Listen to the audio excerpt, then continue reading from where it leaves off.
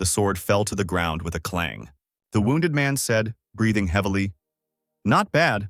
I never thought anyone could defeat the descendant of dragons, Carls, the Knight of Light." Carls, his armor spattered with blood, towered over him, swinging his sword. The wounded man in black continued, "But you're too late. Even if you kill me, the demons from the continent will arrive here soon. And the whole earth will be washed with blood," he finished, looking angrily at the knight and stretching his hand forward. Laughing, the enraged emperor continued, "Everything will still be as I, Exceltrian, planned." But before he could finish, Carls struck him with his sword. The Knight of Light looked at his fallen enemy and said, "It doesn't matter. No matter what you do to destroy this world, I will still save it." The emperor, covered in blood, lay dead at his feet.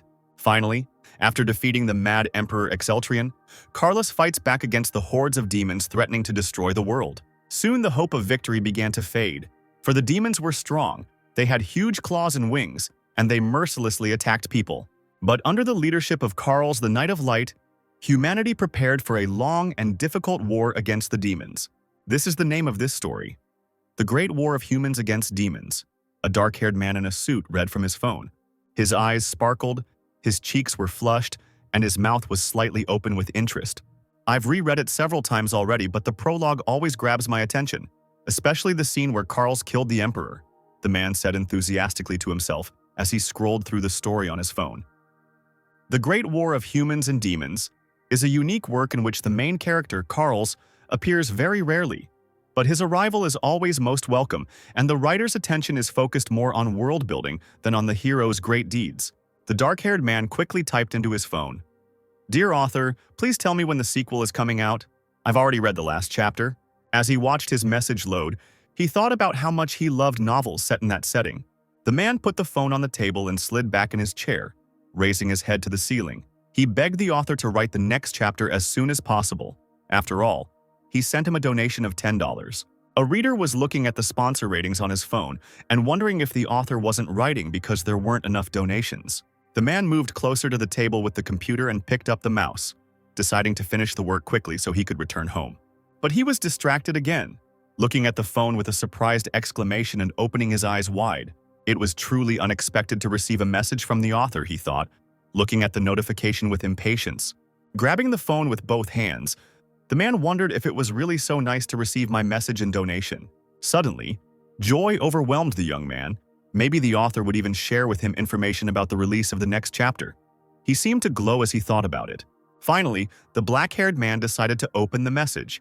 It said that it was dedicated to Bang Kwang-suk, who loved the novel The Great War of Humans Against Demons the most. The man looked at the phone in horror, trying to understand where he got his name from. Then something clicked, and everything around was covered in darkness. Ban turned around trying to understand what had happened. Suddenly the lights went out. His phone lit up brightly, and a voice came from somewhere. "My strength is leaving me, and therefore I will be brief." The story ends. He said that he couldn't stay in this world any longer. His magic was running out, and he had to write with the last of it. Panicked thoughts raced through the man's head about who was speaking and what was wrong with his phone. He tried to point at the screen, but it only glowed brightly. The world around him seemed to split in two, and the phone glowed a brighter purple light. Ban had no idea what was happening, but the voice continued. "That's why I came up with a different way. You know the world of the Great War of Humans Against Demons better than anyone, so I decided to leave the fate of this world in your hands." The voice was saying that he was using the last of his magical powers to cast the mystical reincarnation spell when a wind started to blow around him, and the papers lying on the table flew in all directions. The last sentence in this dialogue is a spell that will reincarnate you. Please do everything in your power to save this world. Ban's hair was completely disheveled. He did not understand why he had to save this world. The voice said that it didn't know who exactly he would be reborn as, but if he saved the world, he would be able to return back. A round seal with strange signs appeared under the man's feet. He tried to shout to the stranger, but it was all useless. Ban pressed the glowing screen of his smartphone randomly, but it didn't respond, and the voice uttered the last words, "May the God of Light bless you." The reader kept trying to find out from the author of the story what he was trying to do to him. The man's face contorted with panic. He decided that maybe if he donated even more, everything would stop, but everything around him went dark. Ban came to his senses in the huge hall to the shouts of the crowd. "Long live the Emperor of the Great Rune! His face was covered in sweat. He couldn't believe what had happened. The people all praised Emperor Exceltrion, but he looked at them in horror.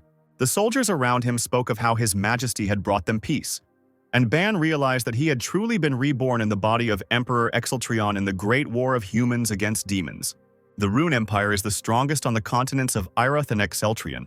Its emperor looked like a handsome man with golden hair and blue eyes, but also the main villain in the novel, the antagonist Khalsa, covered in the blood of his victims. People with dragon blood are rarely born on the continent. They are called descendants of the dragon.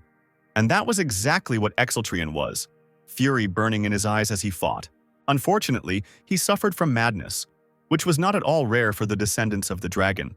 Excel tried to deal with this by often finding himself at the bottom of the bottle. But this did not help to drown out the voices in his head that demanded blood. In the end, his madness prevailed, and he led the entire world to destruction. Fear gripped him as he sat on the throne. Ban was in this body, and his subjects continued to shout gratitude to him.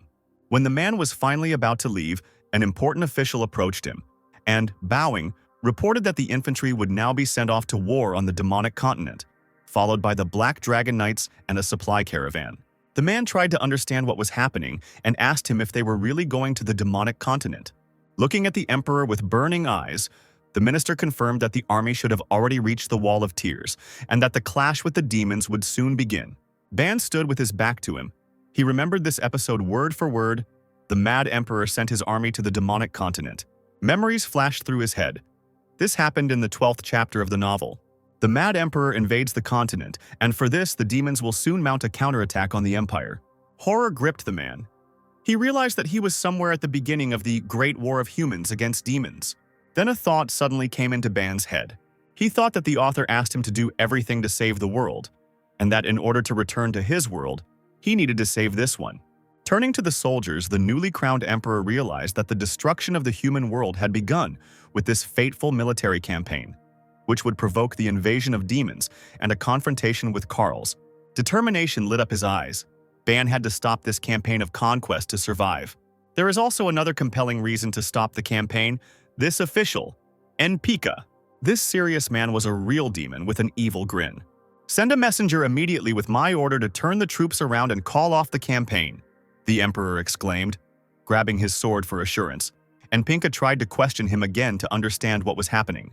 Are you trying to say something? Do you have reason to believe I shouldn't stop the campaign?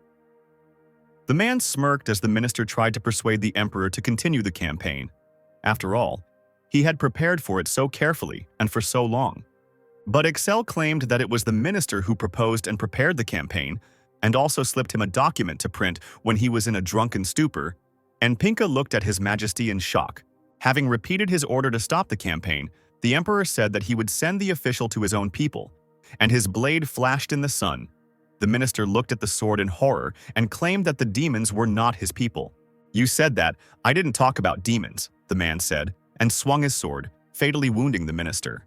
The soldiers watched this massacre with fear, and Pinka fell to his knees, blood flowing from his wound, covering everything around him. Exceltrion looked at his body with a mad and merciless gaze, his sword covered in blood. Inside, Ban couldn't believe what had happened. The thought that he had killed a man horrified him. Streams of blood flowed down the stairs. The man tried to understand how this happened. He just wanted to scare the general. Breathing heavily from what he had experienced, the emperor examined his sword, trying to find an explanation for why his body was not acting as he wanted. The only thought that came to his mind was that he was thinking, but it was Exceltrion who took action. It was as if this body contained more than just Ban's consciousness. Does this mean that Excel's consciousness is still here? While he was thinking about it, dark smoke rose from the spilled blood. A monster with gray skin, huge wings, claws and horns appeared in place of the dead official. It roared and asked the emperor how he knew about it. Ban thought to himself that he was omniscient because he had read the novel. He even wanted to show the phone with the text. But out loud he said, "I am omniscient because I am the emperor," and raised his blade. The demon gnashed his huge fangs in anger. He growled loudly and threatened, stretching out his paw with sharp claws and attacking Excel. The soldiers suddenly rushed to the defense, standing between him and the demon. One of them cut the enemy down, and there was even more blood around. The soldier turned around trying to figure out if His Majesty was hurt and was about to defend him, while the other knight tried to understand how the Prime Minister became a demon. The emperor angrily called his defenders to silence and, pushing them aside, stepped forward. His blue eyes were blazing with anger, and inside Ban was shocked. He just wanted to ask them to leave. And this emperor was saying that he would execute them.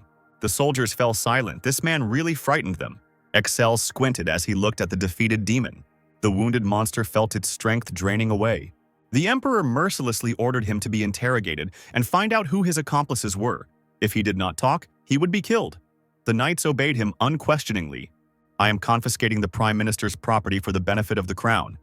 And you go there and search his house. To finish the job, you must execute his entire family, including his parents and children. The man continued to give instructions. The soldier agreed with doubt. Not daring to contradict the emperor, Ban pursed his lips. He couldn't control his speech and spoke as if Exeltrian would speak. His will was strong, but controlling the emperor took a lot of effort. Trying to downplay his cruelty, Ban said that the real prime minister was most likely already dead, and the knights immediately confirmed that contact between him and his family had recently ceased. Then he decided to postpone their execution and keep an eye on them. His subjects were truly glad that they didn't have to kill innocent people. Finally left alone, Ban gave in to his feelings and grabbed his head, completely exhausted. Sitting down on the huge imperial bed, he thought that if he couldn't restrain Exeltrian, the history of the great war of humans against demons would repeat itself. The country will become a real villain and turn into the bloody empire of Rune. And he, the main antagonist, will lead all of this. Ban knew this would indeed be a worst-case scenario. Now, realizing how many problems there were around him, the man screamed in panic that he would like to be reborn as someone other than the Mad Emperor, for example, the Knight of Light Carls, the main character. But it was beyond his power to change anything now. Ban tried to calm down and think that, fortunately, he did not yet feel the mental illness of the dragon's descendants that the Emperor would suffer from. As he thought, he fiddled with his fingers and recalled the whole day. Exeltrian, the demon Enpic. He really got into a novel. Perhaps the author who sent him here was actually a mage from this continent. Ban imagined him wearing a pointed hat, holding a staff, surrounded by the most powerful magic. He kept wondering why the voice was asking him to save this world, since he didn't even know the plot of the novel to the end. The Emperor's face suddenly changed, as if he were a different person, and with an evil smile he said that a book about reincarnation and travel between worlds was in the old Imperial Library. Ban winced, regaining control. Worry evident on his face, he realized he hadn't read it. But the man's gaze became stern again, and he continued to talk about how he had read this book and whether the author had descendants. This didn't last long. Ban became himself again and lowered his head. This scared him a lot. It was truly terrifying to share my consciousness with the Mad Emperor. The only thing that calmed him down was that his consciousness was still stronger. Grabbing his hair in an attempt to come up with a plan to get out of here, he was glad that he had at least stopped the key event, the march to the demon continent. Closing his eyes, Ban realized that he was completely confused by so much information, but one goal was clear: to save this world. A fair-haired man sat in the vast imperial chambers. He was increasingly upset by the memories of the novel. He did not remember the ending, and was in the body of the doomed antagonist. Suddenly, someone disturbed the Emperor, saying that Sir Blumhartz was requesting an audience. He perked up, remembering the hero who was from the Order of the White Dragon. In the novel, the White Dragon Knights are the Emperor's personal guard, and Blumhartz is its leader. Even when everyone turned their backs on the Emperor, Blumhartz remained loyal to him until his last breath and died fighting demons. The man was angry again. For him, this man was a stupid old man who only knew slogans about justice and honor. Axel's face was distorted by an evil grin. He would bury this man if he started bothering him just because he once taught him fencing. When Blumhartz walked in, Ban saw a stern old man with medals on his chest, gray hair down to his shoulders, a beard, and all covered in scars. The knight greeted him, dropping to one knee. "An interesting way to attempt on my life. You want to get rid of me because I'm going crazy," said the Emperor. The old man began to apologize, claiming that he was truly angry about the assassination attempt on the Prime Minister. But Excel reminded him that he had killed him himself, although the Knights of the Black and White Dragons were supposed to do this. Bowing his head, Blumhartz understood that as the commander of the White Dragons, he had no excuses. Ban knew it wasn't his fault, and he looked at the knight with sadness, thinking that he was busy guarding the northern border all year round, where he served impeccably and should have been rewarded. The man really wanted to thank the knight, but the Emperor, gritting his teeth, nevertheless acknowledged Blumhartz's merits, despite his advanced age. The old man was grateful to His Majesty for the praise, and rising from his knees, he admitted that the emperor had changed greatly. "I haven't changed. I just decided this time that I won't let the voices in my head do anything," answered Excel. The knight didn't understand what kind of voices were bothering the emperor. Then His Majesty confessed that he was descended from a dragon race, which incredibly shocked the old commander. He remembered how the emperor, with madness in his eyes, said that he would personally execute those who mentioned the dragon race. Standing over a mountain of dead bodies, Excel threatened that everyone who did not listen to him would become like them. The soldiers could only obey. Blumhardt remembered the horror with which he watched this scene. The mad emperor, covered in blood, angrily shouted at his subjects. Ban grimaced, the memory making him sick. The knight admitted that he had been searching for a cure for this problem for the past 3 years. And lowering his head, he repented that he did not dare to report this, since His Majesty had forbidden raising this topic. "But if they give him a little more time," the captain continued. But then an idea occurred to the emperor. All the scientists of the empire worked on a cure for the emperor's hereditary madness. But, unfortunately, it was all in vain. Ban smiled. But they didn't know about the future of this world. It's still possible. The commander had absolutely no idea what the man was talking about and just looked at him in shock. Exeltrion was the strongest of the dragon descendants of his time.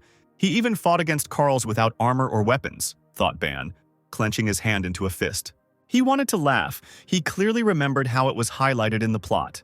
The emperor was filled with joy. Now he knew how to suppress the dragon's heredity and change the course of the romance. Blumhardt tried to understand how His Highness knew this, but Ban could only answer that the night had come at a good hour. And then he asked to call Senator Duran, for whom there were urgent orders. The old man bowed and went to carry out the order. While stretching his hand, the emperor thought about the fact that it was now the year 427, according to the dragon calendar, and that according to the plot, Excel's death would happen in 433. A novel flashed before his mind, the chapter of which was called The Great War of Humans Against Demons, year 433, according to the Imperial Dragon Calendar. He still had about 7 years left in him, Ban thought, taking off his jacket. During this time, he was obliged to gain control over Excel's consciousness and suppress the dragon's heredity in him. It is also important to avoid conflict with Carls, who will eventually expose Excel's plans and turn against him, siding with humanity. During their fight, the emperor asked, "I administer justice by exterminating demons. How do you justify your rebellion against me?" To this, the Knight of Light replied, "You have brought the people to the brink of destruction, and you still dare to call it justice." Carls claimed that he had gone mad because he was the descendant of a dragon, which angered the emperor greatly. His pride was wounded and he rushed into battle shouting threats. And so the end catastrophic event occurred, which destroyed everything. Banu wanted to cry from these memories. As he paced the room, the man thought that he didn't know when or how madness would take over when meeting Carls, and the best option would be to avoid meetings altogether until a way to suppress the dragon inheritance appeared. It is unknown how the plot will change with his rebirth. Having taken up the blade, Ban was worried that he would have to kill demons to prevent the destruction of the world. The Emperor's gaze became firm again. Everything was simple.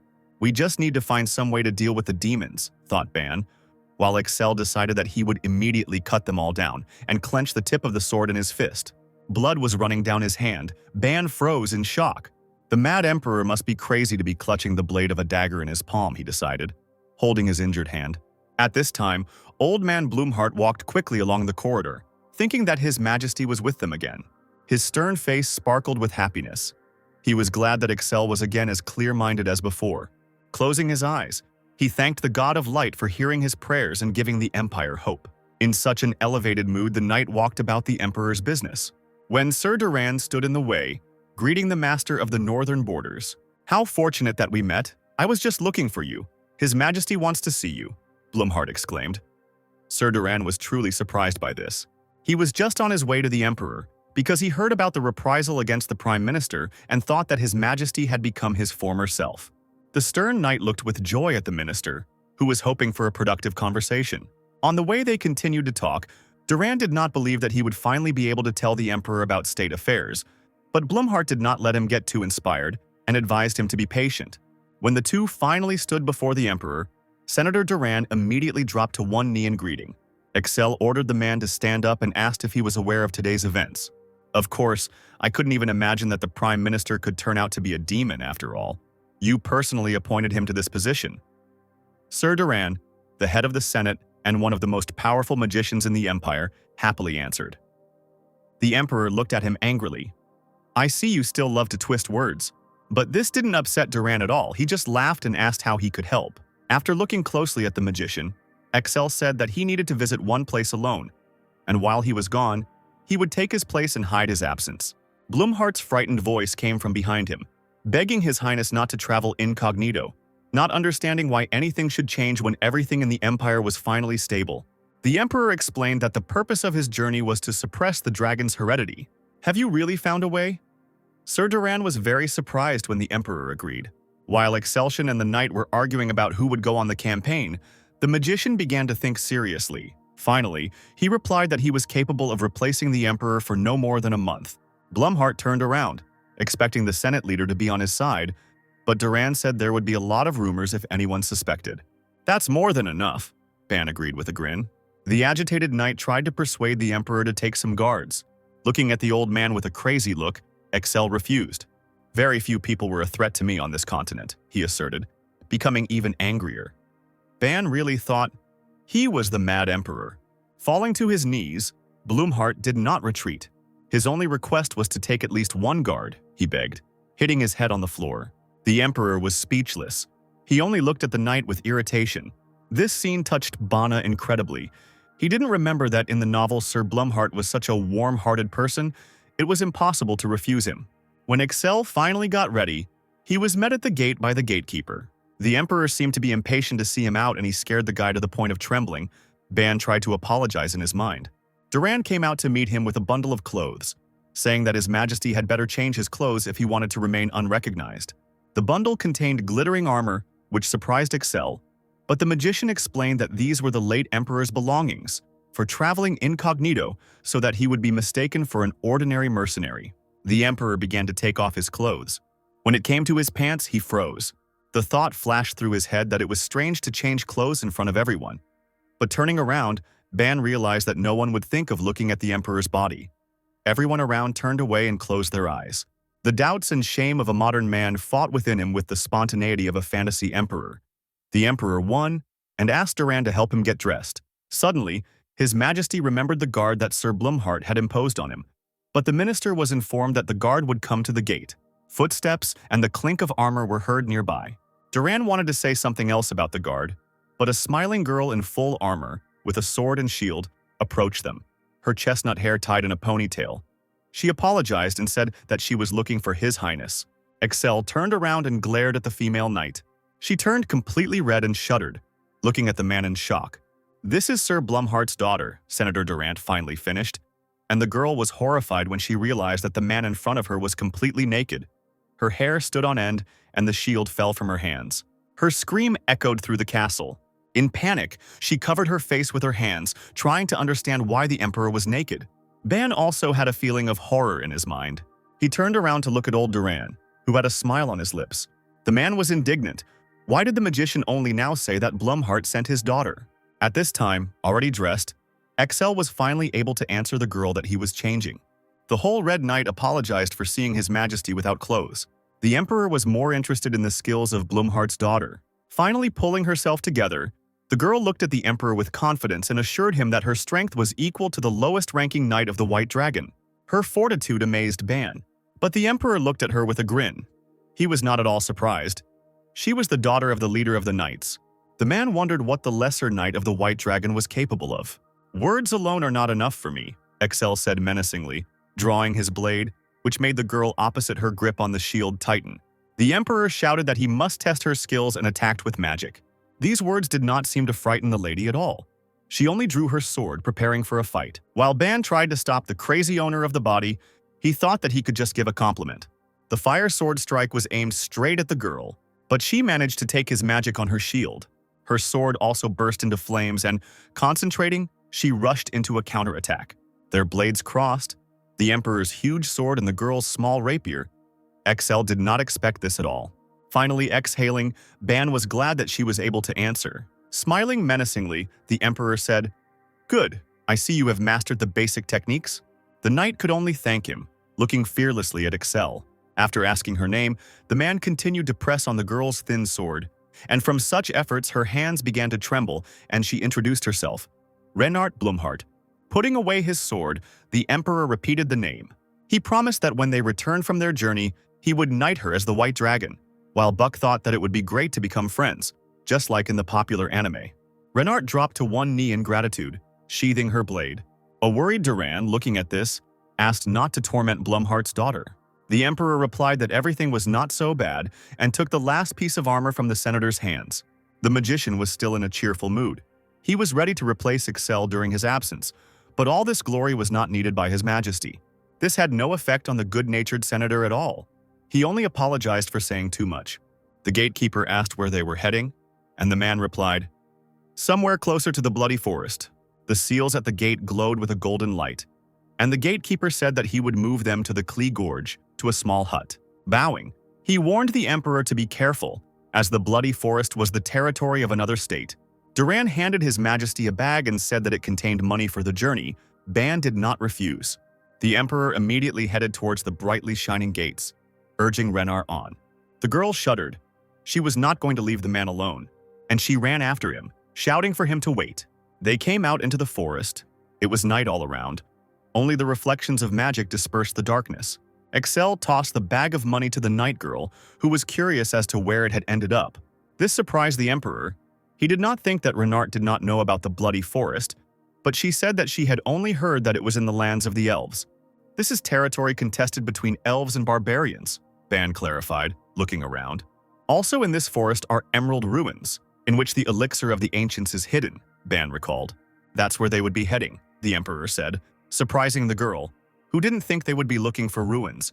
But the man confirmed that it was there that the artifact was located that could suppress the dragon's inheritance. Renard tried to explain that the ruins were usually teeming with monsters and traps, and that the two of them couldn't handle it. Turning away, the Emperor walked forward. He didn't have time to explain everything to the girl. He was going to catch the elf and find out the location of the ruins. Renard has the characteristics of blood energy key, Ban suddenly remembered. Excel didn't like that the girl talked too much, and he ordered her to find an elf, since their family had strong blood key. From the novel, the reader remembered that multicolored key cells are responsible for different abilities, and orange ones gave good searching abilities. The orange key cells were the ones that dominated Renard's power. This color of magic surrounded her and burned in her eyes. However, the girl looked very guilty, and admitted that she had never tracked elves, and the distance was great. This answer angered the Emperor. He was going to burn down the entire forest to find even one elf. A shudder ran through the girl's body. She wondered why her father had sent her with this terrible man. But then the magic suddenly activated, and she stopped His Majesty and screamed that a living creature was rapidly approaching them. A cry for help was heard. Renard and the Emperor looked back. A little elf ran towards them with tears in his eyes, chased by a crowd of huge green orcs. Their eyes glowed in the dark and drool dripped from their huge fangs. Ekel was not at all scared, unlike the girl who recognized the orc barbarians. This scene really shocked Renard. She didn't think that orcs hated elves so much that they even killed children. Magic flowed around the Emperor. He was glad that the elf himself came to them and stepped forward. Clutching his chest, he was completely engulfed in magical light. He had no more strength to restrain himself. His face twisted with anger. The dragon blood was getting out of control. In fear, Renard extended her hand, trying to stop the man. But rushing forward with a mad laugh, he did not hear her at all, and saw only the prey in front of him. The small fair-haired elf boy didn't understand anything at all, and the girl asked Excel not to touch him at least. The Emperor, looking like a wild beast shrouded in bloody magic, shut her up. In just a second, he flashed through the crowd of orcs and beheaded them all. The bloody road stretched behind him, and Excel rushed forward, his eyes flashing. All these bodies and blood made him laugh, enveloped in red magic. The remaining orcs surrounded the man, but his magic only grew stronger. He threatened to leave no trace of them. Axes flashed in the air. Covered in blood, the man didn't even seem to notice them. However, the magic did not allow the weapons to even come close, and they bounced back with a ringing sound. This made Excel laugh, and he rushed forward and growled, "Did you really think you could touch me with such a primitive weapon?" With bloody palms, he grabbed two orcs by the heads. With a mad face, the Emperor slammed their foreheads together with all his might, causing blood to splatter in all directions. With his eyes burning, the man shouted a victory cry. Ban was also screaming in his soul, but this time from horror. Clutching his head, his only thought was why Excel was such a psycho. Remembering the novel, Ban thought of a beautiful day at the Imperial Castle. There on the parade ground, a little boy was diligently learning the art of swordsmanship. Young Blumharts praised the Emperor that he would soon surpass the White Dragon Knights, but the joyful boy could not believe it. The knight laughed, confirming his words. And the Emperor was beaming. He loved to study with Blumhart, and he really enjoyed fencing. In reality, Excel completely lost his temper while fighting with all his enemies. Standing on a mountain of orc corpses, he waved their heads and laughed. Ban considered it a completely senseless cruelty. As a child, Blumhart trained Excel in horizontal techniques and how to fight an opponent who is much larger. So one day the commander-in-chief knighted the young man Excel. All this flashed before Ban's eyes and upset him even more, because now the Emperor did not even remember all these lessons, but chopped up enemies like a butcher. It wasn't just blood that was trickling down the man's chin, but the fresh blood of a brutal murder. Still with the same smile, Excel wiped it away, and Ban realized that he was just a maniac. Tears streamed down the elf boy's scratched face, and he screamed with all his might. He cowered on the ground, trembling, looking at the mad Emperor and calling him a monster. The man froze, remembering the child. But the anger did not leave him. He thought that this was another enemy, and magic sparked in his hand. He tried to grab the elf. Suddenly, Renart stood in his way, covering the boy with her body, urging the Emperor to pull himself together. The man's magic gradually faded, and he spoke her name more calmly. The girl's gaze showed determination to protect the child to the end. A calmed-down Excel looked at her coldly and said, "Don't you understand? I don't want to be recognized. Why did you call me your majesty?" The knight blushed and pressed her hands to her lips, apologizing. Bowing, she continued to apologize, while the man said that it was unknown whether they would be able to use this cub. He didn't know anything. He probably wouldn't even find his way home. Huddled up in a ball, the little elf only repeated that he was afraid. Suddenly someone screamed, "Rondo!" Hearing this, the child froze, and his tear-stained eyes opened wide. Voices were heard in the night forest. It seemed to them that the baby was nearby. The boy's large, tear-stained eyes sparkled. Renard immediately realized that these were most likely his relatives, and Excel said, "He's useful, it turns out." The elven search party looked around. They were already close. The Emperor raised his hand to be seen and called them. The elf looked back and froze in shock. A strange company appeared before him, in the form of a man, a woman, and an elf, and the entire space around them was covered in blood. The rescue team screamed, and then Excel realized that he was also covered in blood. Panic gripped the elves. They thought that Rondo needed to be saved. And finally, the tired elf boy fell fast asleep in the arms of his fellow elf. A group of elves, Renard and the Emperor, sat in a spacious wooden hut. The elves asked for forgiveness for not immediately realizing that the people were sleeping Rondo. The chief elf was genuinely surprised that they killed the orcs with their bare hands, but Excel simply asked for something to wash his face with, which greatly shocked the commander. Angered, he repeated his request. Then the young elf finally heard him and brought a towel. With careful movements, he wiped the blood off himself, and the entire towel immediately turned blood red. Recognition flashed in the elf's eyes when he saw the Emperor's pure face. The Emperor only looked intently at the commander, who called him Magnus. This name shocked Excel, and he asked the elf again. Long-Eared said that he looked like Magnus, only a little younger. Now everything became clear to the Emperor, and he replied, "Magnus was my father's name." Joy lit up the elf's face. "So that's it? You look so much like him," he admired. Excel was surprised that the elf knew his father, to which the commander said that in the old days he had met him several times in this place. The elf recalled that his father sought a cure for a disease he called dragon inheritance, and that he was kind and courteous. Ban was pleased that Magnus was also looking for ways to suppress dragon blood. This gave him a chance to befriend the elves and speak openly about his goals. A smile blossomed on the elf's lips. He remembered that Magnus came in the same clothes as this man. He wanted to know how his father was doing. The Emperor's fist clenched the dirty towel, and he said that his father had died. This upset the long-eared man a little. He looked down and said that Magnus was a wonderful person. Such familiarity infuriated the man. He was already ready for a fight, but Ban cooled his ardor by asking him to listen to his father's friend. His next words shocked everyone sitting nearby, and Ban wanted to scream in panic. With a menacing look, Excel admitted that Magnus was the late Emperor of Rune. But this was not enough, and he continued to tell that he was the current Emperor of Rune, Exceltrian. Inside, Ban clutched his head in horror. He had lost control again. "Know your place, plebeian. It's better to take me to gospel. I have business with the great elven oracle," said the Emperor, which caused Renard to look surprised. She was a little frightened by such pressure, but she could not resist asking, "Your Majesty, weren't you planning to remain incognito?" Excel said that he didn't need it, which really shocked the girl.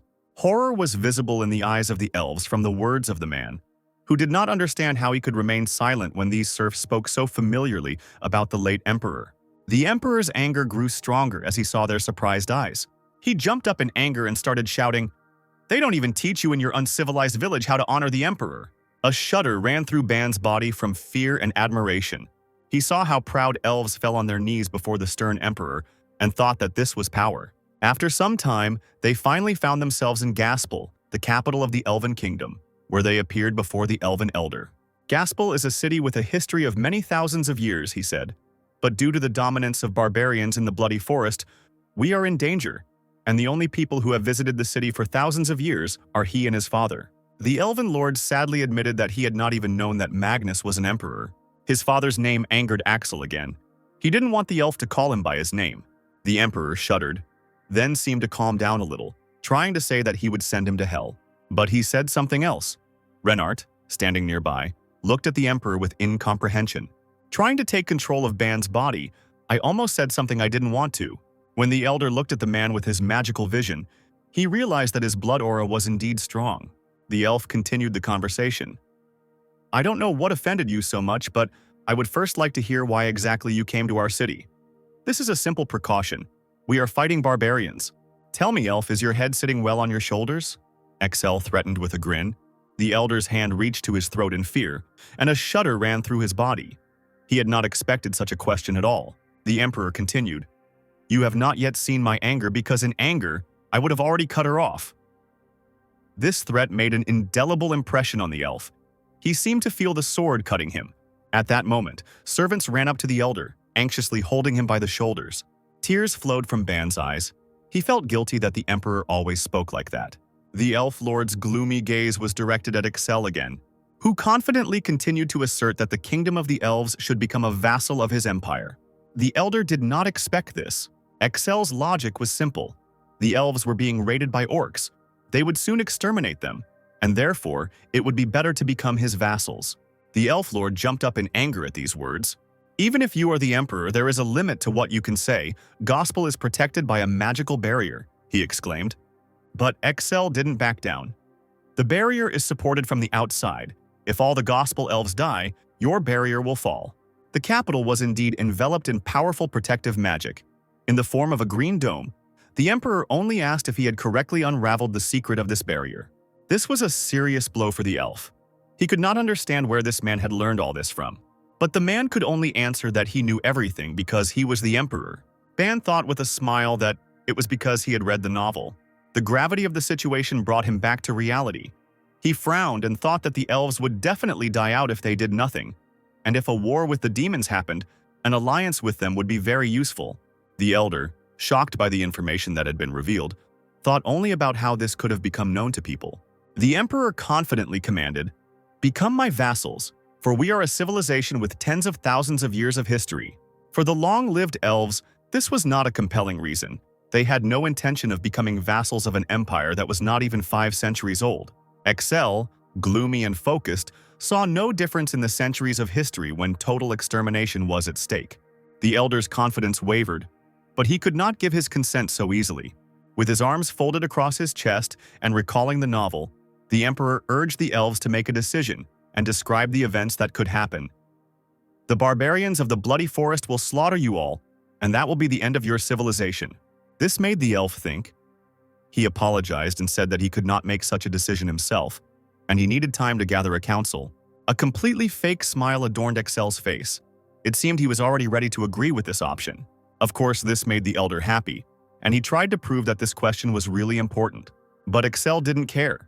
With the same sinister smile, he raised his hand, in which a stream of magical energy lit up.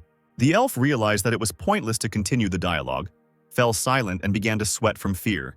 In an attempt to calm the enraged emperor, he raised his trembling hands in a defensive gesture and said that he did not want to start a quarrel.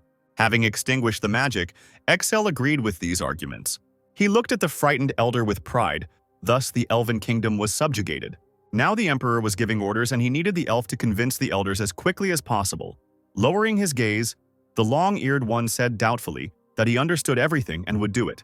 The man was not satisfied with this tone and, looking menacingly, he asked the elder again, The elf understood that he needed to be more respectful. Smiling and beaming, he said, "I hear and obey. I will convince the other elders at all costs. You can count on me, sir."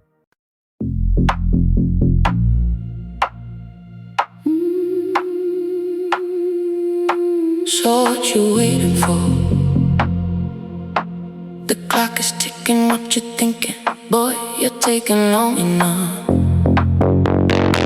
Forget the phone, you gotta get me alone. You should know that I know what you want. Come on, boy, what you waiting for? You got me. Come and get it, boy. What you waiting for? You got me. Come and get it, boy. What you waiting for? You got me. Come and get it, boy. What you waiting for? You got me. Come and get it, babe.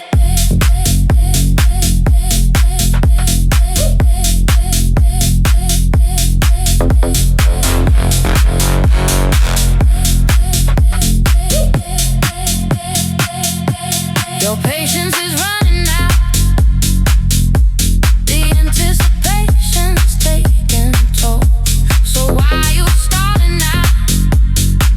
It's getting later. There's no need to be cold. I'm saying it again.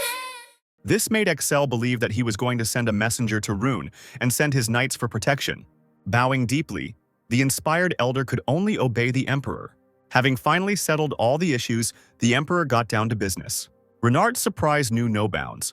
The man was still planning to enter the Emerald Ruins, leaving the girl to convince the elders. Excel's desire to enter the sacred ruins, which had been protected from outsiders for thousands of years, caused the elf to become insanely angry. A mad fire lit up the emperor's eyes. He asked again, was the elf really against it? The elder was not going to give up so easily, no matter what the emperor did. He would not be able to let him into these ruins. But Excel's lips only touched with a smile, as if he was deep in thought. The emperor, his eyes flashing and burning with fury, said that he was just a little angry.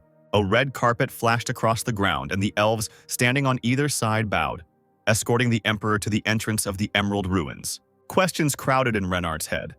Didn't the elves say they wouldn't let strangers in? Why were they suddenly so willing to cooperate? But the emperor brought her out of her reverie. She turned around when she heard her name. His Highness had a letter in his hand. He handed it to the girl, saying that it should go personally to Duran, since the life of the elves and the existence of these ruins are connected with it. Renard's doubts never left her. She was worried that it was dangerous to be alone in the ruins. The entrance really did give off a creepy feeling, and the girl claimed that she knew these ruins well, as she had been told about them since childhood. Bowing, she asked the emperor to take her with him despite all the dangers. The wind swayed the trees around him, and Excel replied that he understood everything. Pure and faithful, like her father, the girl made a huge impression on Ban with her sincere care. The emperor smiled. He knew he had to go alone to find a cure for the dragon inheritance. Raising her head, Renard looked at Excel with hope. But her hope quickly evaporated when he said that if he was ready to die, then please do. The setting sun illuminated the smiling face of the emperor. "Those who oppose his will must die," he said. The frightened girl tried to prove to Excel that she only wanted the best for him. The arrogant emperor did not agree with her at all, because only he knows what is good for him. He finished, "You think you would have entered the ruins without weighing the risks?" These words helped Renard understand his mistake. The man's attentive gaze pierced the girl. He said that he was giving her a unique opportunity. The girl looked at the emperor, not understanding what he was talking about. Renard clutched the message to her chest like a precious treasure. His Majesty commanded her to return to the rune and carry out his orders, then she would receive his forgiveness. Excel raised his hand, threatening the girl. The man moved his hand as if separating her head from her body, showing what would happen if he got angry. The girl froze, not daring to move. Bowing to the ground, she obeyed and immediately set out to carry out all orders. The emperor's gaze was calm and commanding. He looked at the girl bowing before him and said, "It finally dawned on you." This conversation upset Bana. In his head, he apologized to her, shedding tears. It seemed to him that the orcish blood had provoked Excel, and he had become much more arrogant and hot-tempered. The sun penetrated through the treetops into the clearing where the emperor stood. and the entrance to the cave was no longer so scary. An elder approached him. Excel asked him about the treasures hidden in these ruins. The elf, of course, knew about it. He told a legend that in the depths there was hidden a miraculous elixir for all diseases. That's how it was in the story, Ban recalled. With the help of this elixir, it will be possible to cure the dragon's heredity. Having decided to prepare everything for his return, the emperor ordered to convince the elders and continue his father's research with the elven oracle. The elder did not argue with Excel, specifying when to expect him. This made Ban think. He remembered that the hero had spent a little less than a week in the ruins. That's how he answered, turning to the elf, who was concerned about what the emperor would eat and drink. But the man did not answer this, and the elder did not dare to insist. My warriors will arrive in a couple of days. I sent an order to protect your territory around the barrier, so you can sleep peacefully. Excel gave his final instructions, and the elf could only thank him with a bow. In conclusion, the emperor ordered that no one be allowed into the ruins. An unusual wind touched Excel's feet from the half-open gate. He stepped forward, heading towards the unknown danger. The walls and ceiling of the cave were all covered with a layer of bright green moss. Transparent, sparkling crystal scatterings greeted the man in the cave. The moss was unusually bright and gave off a strange smell. But Excel's hand reached out to him, and he grabbed the nearest lump. He immediately swallowed it, trying not to smell it. The emperor's face twisted and he covered his mouth. The moss tasted simply awful. Shaking all over from the disgusting taste, Ban swallowed the moss, thinking that he would never have eaten such a thing if it hadn't been in the plot. He remembered the company of adventurers from Carl's and his henchmen, who quickly realized by the smell that it was poison. The emerald ruins were full of poisonous fumes. After rummaging through her bag, the girl realized that they were running out of antidote. Carl's looked at his companions with concern. One of them, named Scripps, fell trembling to the ground, unable to withstand the toxic effects. The smell throughout the cave seemed to become even stronger. Having stopped, Carl's became interested in the moss, which was not afraid of the toxic fumes. Chewing the moss with all his might, Ban tried to suppress his nausea. If he vomited, he might get poisoned. That left him no choice. Suddenly, a strange roar was heard. The cave shook. Excel concentrated. He saw giants made of stone in front of him. They were emerald soldiers. The emperor frowned. It was impossible to kill them because the pieces would immediately grow back. Now, knowing all this, a smile blossomed on the man's lips, and his eyes lit up with a crazy light. He was going to test what these giants were capable of. Ban smiled in his soul. According to the plot, Carl's was clearing the cave. He was interested to see who was stronger. Excel's quick jerk almost made the man sick, but all he could say was for the emperor to slow down. At this time, the sun was shining over the demon castle. On the huge throne in the main hall sat the demon general, listening to a report about Clune, whom he had sent to the imperial palace under the guise of the prime minister. His subject, bowing, said that the emperor of Rune had beheaded Clun. This information shocked the general. He knew that Clun was an unrivaled werewolf. Unfortunately, the demon knew nothing about this, but he heard that it was simply the emperor's personal dislike for the prime minister. Now everything became clear to the general. He had heard a lot about the emperor's madness. All that remained was to send another werewolf. Now we must focus on the prophecy about the chosen messenger of light. This person will be the strongest antagonist of the demons, the general reasoned. He also ordered the redeployment of all werewolves of the Rune Empire to the temple of the God of Light, something his subject did not expect at all. The divine light just at this time touched Carl's. While still an ordinary boy, he already saw the beginning of his path. But the demons had already started hunting him. The stone blocks that were golems easily flew apart in the air, gradually disintegrating into small pieces, until only the sparkling central stone remains. Exil laughed madly as he mocked Carl E. Air currents swirling around him. He shouted that he would destroy them all, confidently standing in the path of the stone giants.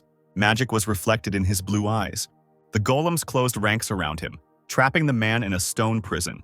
But a bright light illuminated the vaults of the cave, and a huge explosion blew the giants to pieces. Only stones fell to the ground, through the smoke. This didn't help either. The stones crashed back together. The emperor just scratched his head. He didn't like fighting the orcs so much because they died too quickly. For Excel, this was a real holiday. He was happy that the golems would recover no matter how many times he killed them. Ban, not expecting this, was delighted by this scene. The emperor stood in the middle of the cave and watched as the boulders turned into monsters again. A ball of wind was being formed in the emperor's hand with the help of magic, and he was shouting that he had not played enough yet. Ban, overwhelmed with emotion, clenched his teeth and tried to pull himself together. It was becoming increasingly difficult for him to control Excel. Out of fear, the man felt as if he was in the mouth of a huge beast, and thoughts flashed through his head that if they got stuck here, the dragon's blood would rage. Ban's hand trembled, as if he had become accustomed to the Emperor's cruelty. He recalled that one of Karl's assistants had figured out how to hit the golems with their mana cores. While the broken giants were gathering, Karl's heard her. In the center of the golems' chests, there was a shining stone. Enveloped in magic, Excel flew up into the vaults of the cave. Now he knew what to do. After the battle ended, the Emperor, enveloped in a magical wind, froze with his eyes closed. A real storm was dying down around him. The man exhaled. He had to be careful or his dragon heritage would make him possessed. Having rested, the Emperor stepped further to the next entrance. Inside there was a huge poisonous pink lake in which some kind of animal was swimming. In order to cross this lake, Ban knew a clue. He had to saddle this beast, the bone eel, and hold on until it took him there. Excel managed to do it with ease. He didn't even have to hold on. The next hall was a swamp, inhabited by strange creatures, mudmen. Ban remembered which mud boilers did not sink when stepped on, and with this help they easily crossed the swamp. Now they found themselves in a huge hall with columns, the gatekeeper's hall. The Emperor was impatient to go deeper. He stopped at the stairs leading down. In the previous halls, everything was simple, but here he became wary. In the dark depths lived monsters that even caused a lot of trouble for Karl's. An unusual mechanism was moving down the stairs from the darkness. The worried man immediately took out his sword. The metal blades rustled. A humanoid robot appeared before them. It was a complete surprise to Ban. He didn't know what it was. The huge lens where the head should have been lit up. The robot was analyzing its target, the son of the dragon, and in a mechanical voice it said, Dragon blood activity 25.8%. S. Rank blood aura user. The Emperor's frowning gaze fell on this creature. He did not understand his words at all. Future man, I greet you. I am the guardian of Zeta 0729. I guard this gate. The robot introduced himself. His name was unusual for Excel. Ban didn't remember that name from the book, but the mechanism continued to tell, Guardian Zeta 0729 has a service life of 714 days, about 2 years. I recorded the movement and rose. Finally, I can complete the task. A shudder ran through the man's body. This robot was in the book, but it was lying broken and smashed in the corner, and the travelers couldn't figure out what it was. When they examined it, they realized that it was not working and was not moving. Before anything happened, they quickly moved on. Everything came together in Ban's head. It really was the same robot. It's just that Karl's got there 2 years later and the guard had already stopped working. The lens in the robot's head sparkled as he analyzed his opponent. I see that you have resistance to poison, man of the future. I will begin the task. Excel asked what the robot's task was. Starting task gatekeeper, the robot said, its lens glowing red. The gatekeeper had no intention of letting strangers in, his mechanical body filled with power. I knew this wouldn't end well, Ban thought with a frustrated feeling. In order to go further, it was necessary to overcome him, the guard clarified. This only made the Emperor smile. Everything became clear to him. A huge sword glowed blue in the robot's hand. Excel had never seen anything like this before, and he prepared for battle. Swinging its light blade, the mechanism jumped up, aiming at the man. The Emperor concentrated and blocked the attack. This shook the man. There was a lot of strength in the guard. Looking into the glowing red lens, similar to an eye, the man understood that this was a dangerous opponent. Retreating, Excel jumped away from the robot. From this attack, the gatekeeper was able to assess his strength, fighting ability, and the increased level of dragon blood activity. The Emperor's sword became coated with magic, and his opponent realized that it was dangerous. The man was overwhelmed with power. Ban had only seen such moves in fantasy. Excel had no other choice. He had to use all his magic to prevent the battle from dragging on. With a scream, he sent a huge wave towards the robot, sweeping away everything in its path. Light enveloped the guard and the blow struck him. From such a force, cracks appeared on the walls of the room. Now it was clear that the mechanism was covered with protection. By putting his hands forward, he blocked the blow. But the most powerful magic still made a hole in his defense. The robot was covered in scratches but still stood. The Emperor, who had spent half of his blood aura, looked at his sword. This blow had taken a lot of strength. All scratched up, the guard smoked and sparked, counting the damage that proved fatal, which led to the completion of the work. The robot's body was holding on with its last strength. Excel asked if he had any last words. There was a red ball lying on the palm of the mechanism. He held it out, asking her to take it. And then the gatekeeper fell to the ground, and the ball rolled along the ground. His last words were heard, "There is a secret door in these ruins. My eye will lead you there. In the very depths of the ruins there is a secret door behind which you will find the elixir of the ancients." The man looked up, the robot's voice gradually fading. When he disconnected, he only asked to find something and finish it. Ban couldn't figure out what was going on. He knew there was no hidden door in the plot. After the victory, the Emperor moved on, down the long staircase. Below he was met by another dark passage. Strange smoke was pouring out of there, and Excel even had to cover his eyes with his hand. In this hall of the sand cloud, there lived a giant worm, a very powerful monster. Moving under the sand, he suddenly attacked Carls and his companions. The round hall filled with sand was huge, and the exit on the other side was about 3 kilometers away. Magic flashed red on the Emperor's blade. He raised his sword, at the tip of which sparkled the destructive blood aura jade. The blow flew sharply straight into the sand, causing a huge explosion. Clouds of sand and dust rose up. There was a grinding sound, and a huge monster with terrible fangs appeared from the sand. It was a giant worm. Running to the side, Excel sent out another explosion. The Emperor moved forward, driving away the monster with explosions. His tactics were simple. He just needed to get to the entrance because the worm couldn't get out of the hall. Without much effort, Excel quickly ran to the exit. Out of breath, the Emperor decided to catch his breath before the next door. He was filled with excitement before the last hall. Having calmed down, the man opened the door. There, on a small elevation, stood a green bottle, all sparkling and covered with precious stones. Excel slowly approached her. He grabbed the bottle and shook it, wondering if it really was the elixir, but then a sound echoed throughout the room.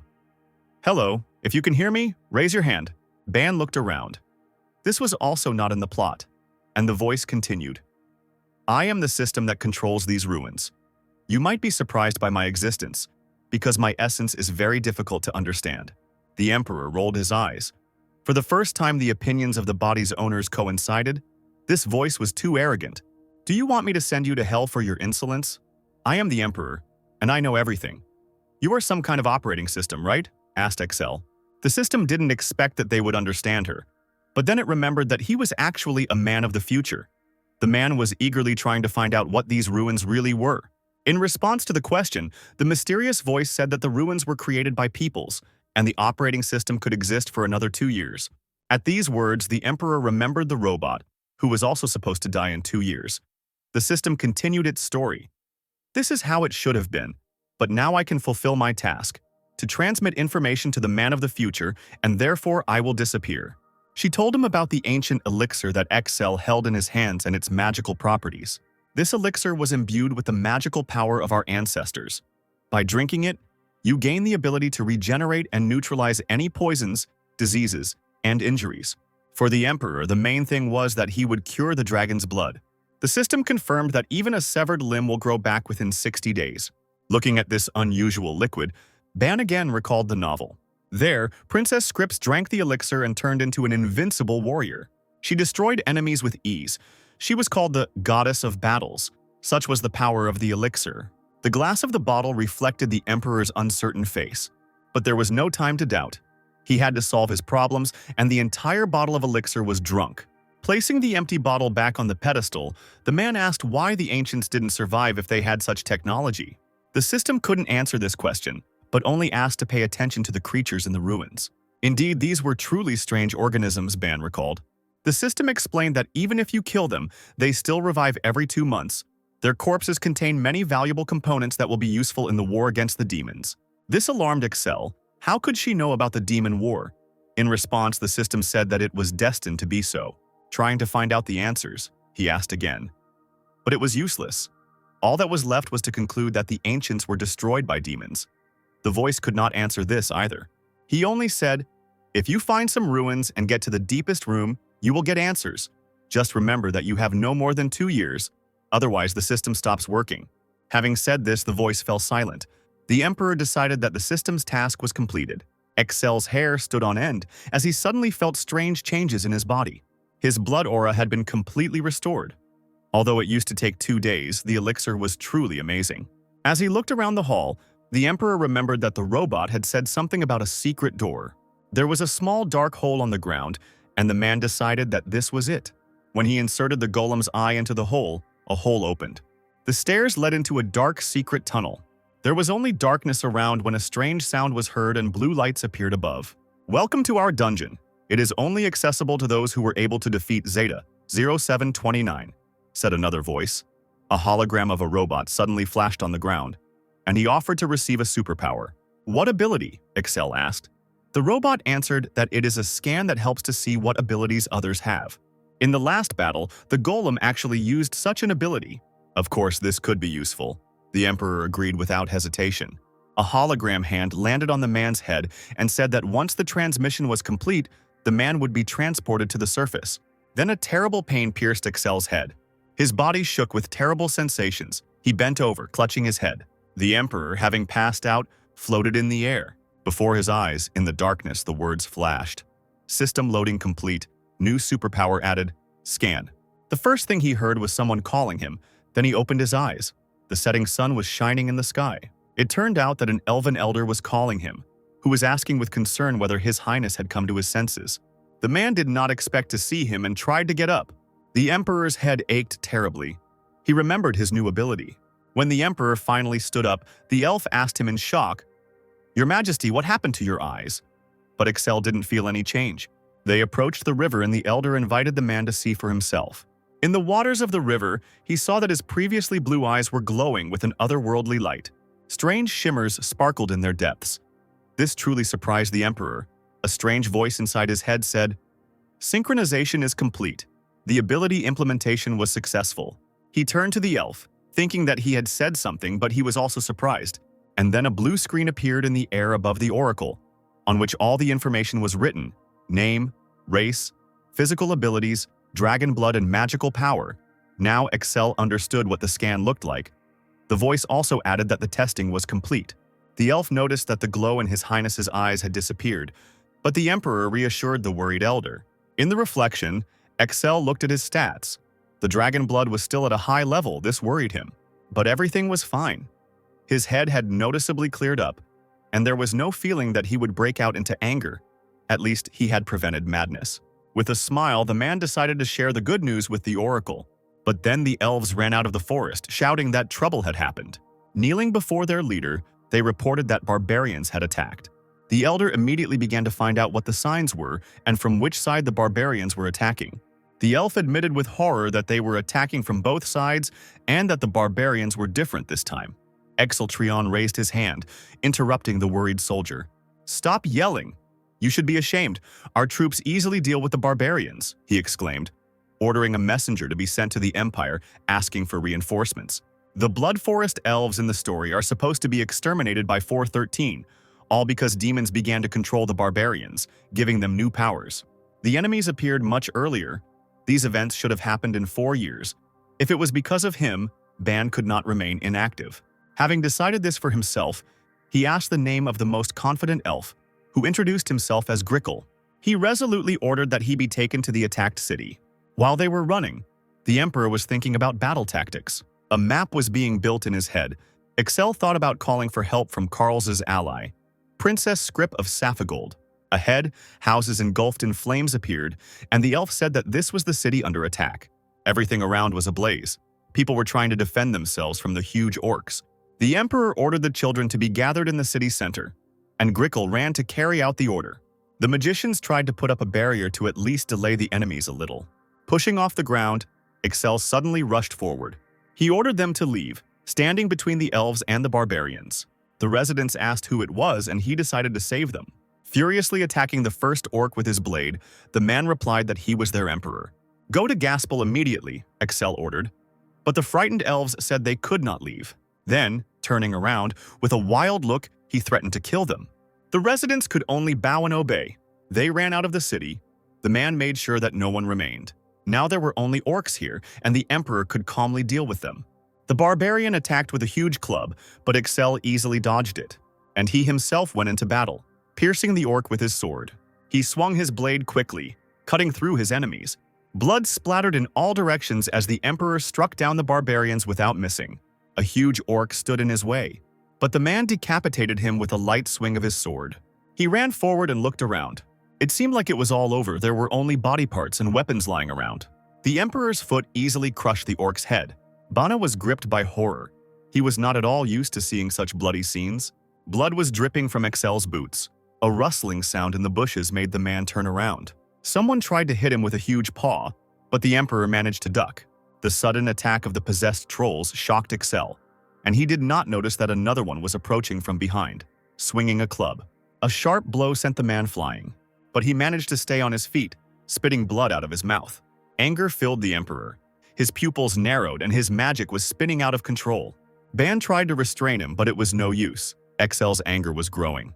But then something in my heart seemed to glow with a soft green light. Calmness slowly spread through his veins. Ban realized that the elixir was suppressing the fury of his blood. But this did not heal him completely. The Emperor could still barely stand on his feet. The pain was really annoying to Excel. He still had a lot to do. And the number of orcs and trolls grew. The man realized that he could not fight in this state and that he needed to run, but his legs suddenly stopped moving. The Emperor had no intention of turning his back on the enemy. He looked forward with a stern gaze. Trolls and orcs attacked him, and Banu could only scream in his head. A spear filled with blood magic flew out of somewhere. It lay down and pierced the attacking orc, raising a fountain of blood and stopping the attack. The spear, stuck into the ground, emitted powerful magic. Here, 3 people landed in front of Excel. These are the Knights of the White Dragon. Renard, Ingress, and Sizz came to the rescue. The Emperor immediately ordered Ingress to take on the enemies from one side. He sent Sizz and Renard to Maple Leaf City with orders to protect the elves. Instantly, they set out to carry out Excel's will. Ingress's face showed admiration for the Emperor. Now he resembled his father. The club that they were going to hit the knight with broke into pieces.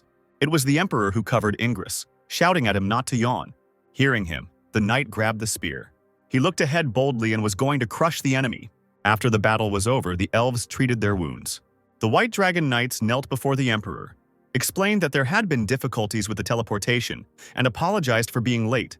The angry Emperor asked who was issuing permission to use the teleport in his absence. The Knights admitted that it was usually the Prime Minister, but the Emperor had killed him, and someone had to take his place. Ingress admitted that it was Sir Bios. In Ban's memories, he was a confident, fair-haired, middle-aged man. He had extensive connections. He was also interested in science, and he was a talented leader, president of the greatest academy in the Empire. In the book, he left the Empire by sacrificing his title, but this time he must become a loyal servant, Ban chuckled. He did not get angry with the Knights, for which they were very grateful. Looking through their characteristics with the help of his new ability, the man realized that they were very good. A serious Ingress asked if His Highness had been in the ruins. The Emperor said that he had been there and drunk the elixir of the ancients, and this information delighted his subjects. Excel also ordered them to stay and protect the elves. Turning around, he was about to return to the palace. A magical teleportation seal lit up in front of the man. The golden light of magic consumed him and transported him back to Rune. Immediately upon his return, the Emperor went to eat and at the same time invited Sir Bios to chat. The man offered some food, and the minister thanked him. He began to carefully eat the exquisite imperial dishes. Watching him, Ban thought that he needed to be made his own man at any cost. Bios was tormented by doubts, and he decided to ask whether he was worthy of such a position as Prime Minister. It was important to Excel that he deal with state affairs, but this seemed to surprise the minister. He argued that politics must have a specific vector, what to focus on, and who to support. But for the Emperor, these were stupid questions, and he appointed a prime minister to answer them. Bion bowed his head in agreement. Then Excel began to tell the latest news, that the elves had accepted the Empire's citizenship and the Emerald Ruins were now part of them. He ordered the monsters from the ruins to be used in preparation for war, to which the minister, surprised, asked what kind of war awaited them. In response, the Emperor told about the war with demons and that there was 1 year left before it began. Bion was shocked by such confidence. Of course, Ban couldn't say that he had read the novel many times, and he just said that he knows everything because he is the Emperor. Perhaps you have spies among the demons, the minister decided to ask, but Excel did not answer and left everything to Bion's imagination. The Emperor was not at all what the official thought. The man chuckled at this, getting up from the table and asked, "Did you also believe that I was crazy?" Sir Bion admitted with the utmost honesty that he truly believed this. But now, having bent his knee and was going to serve faithfully and truly for the good of the Empire, this softened the Emperor, and he decided not to punish the minister. The Saphigold Empire will soon send its ambassador, since the Blood Forest is their territory, said Bion, who was going to take over diplomacy. Only Excel decided to do it himself. The worried minister was not against it, but thought that it could be a declaration of war. Ban stated with confidence that there would be no war. Soon the ambassador of the Sapphire Empire arrived at the castle walls. This was a crucial moment. The man must not let Beyond down and start a war. The door to the chambers swung open with a sharp kick.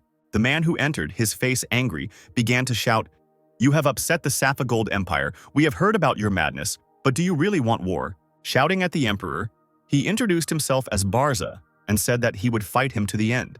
That name, Ban's memories stirred, was the name of the 5th demon general. In the future, he will betray humanity and side with the demons. Excel grabbed the blade, intending to kill him. Rising from the throne, he easily cut down the ambassador.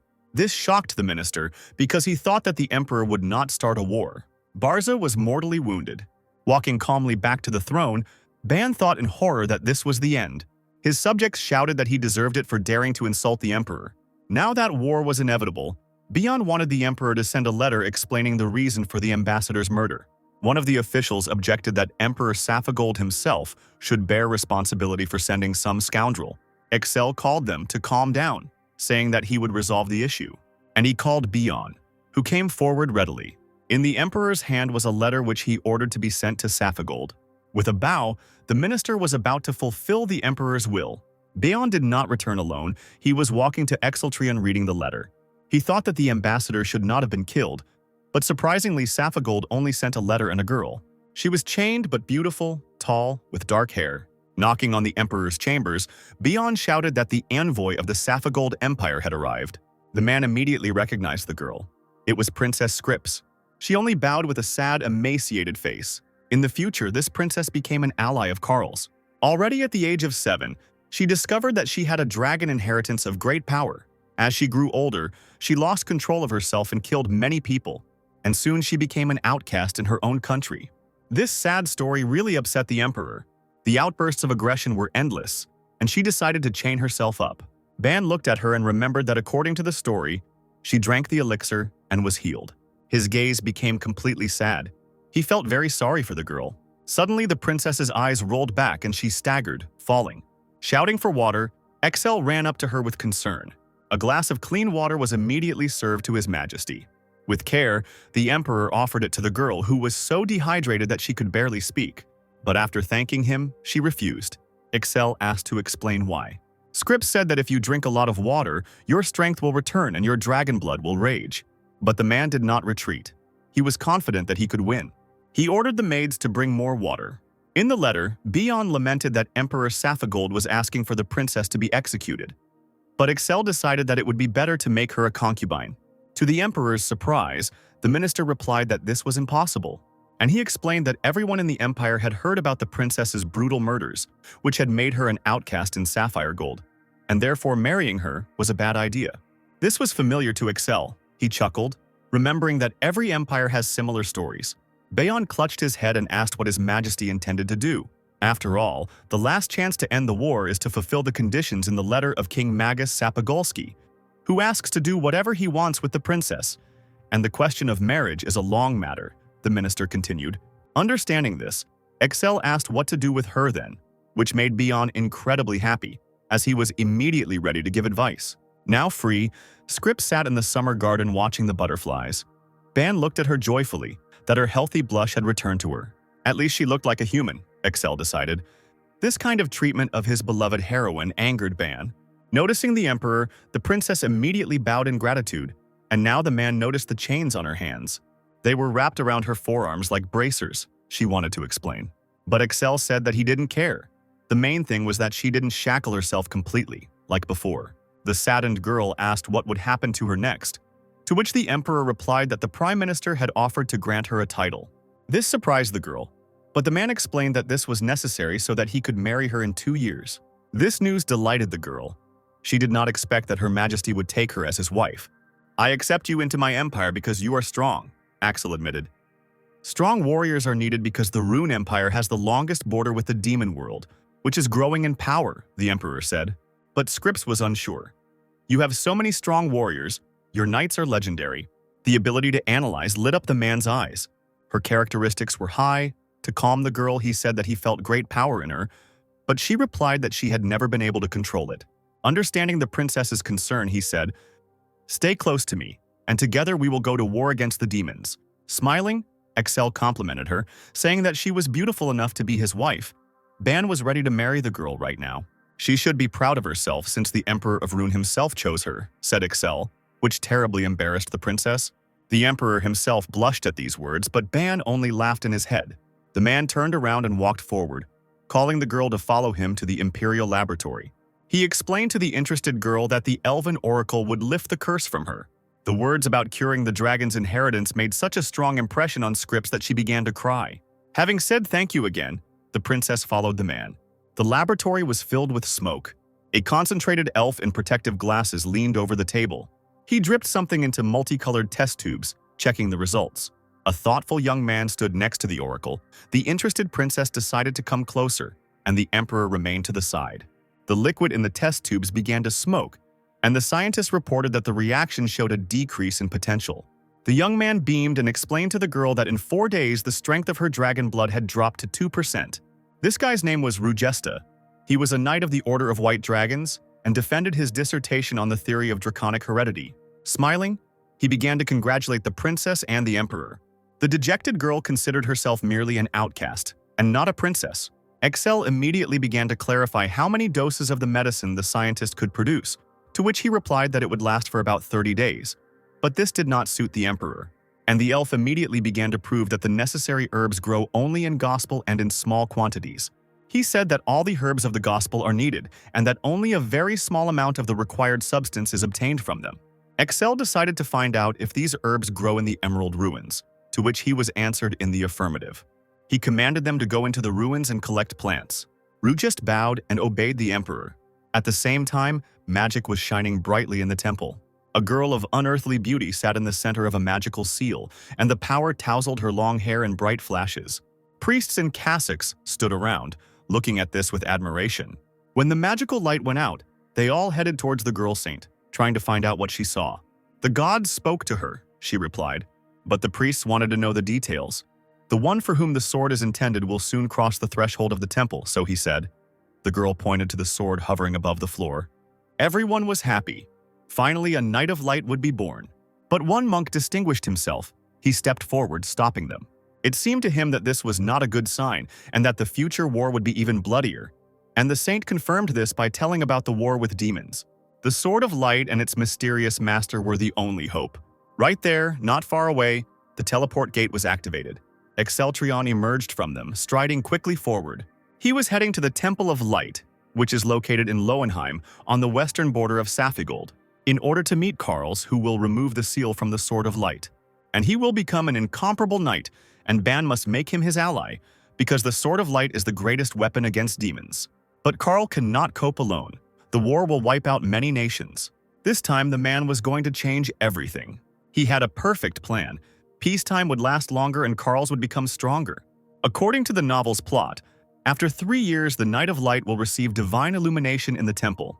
He is only 13 years old now, so if we start training him now, he will grow up much stronger. All these plans worried Ban. He knew that he couldn't cope alone. To find out everything, it was necessary to find the temple. But then there was a terrible roar, and the earth trembled. Smoke rose into the sky, and the man realized that it was all coming from the direction of the temple. Buildings were burning, people were running away screaming. However, the emperor fled towards danger. Rivers of blood flowed on the ground. The city was engulfed in flames. Excel froze in the middle of the street. A strange feeling came over him.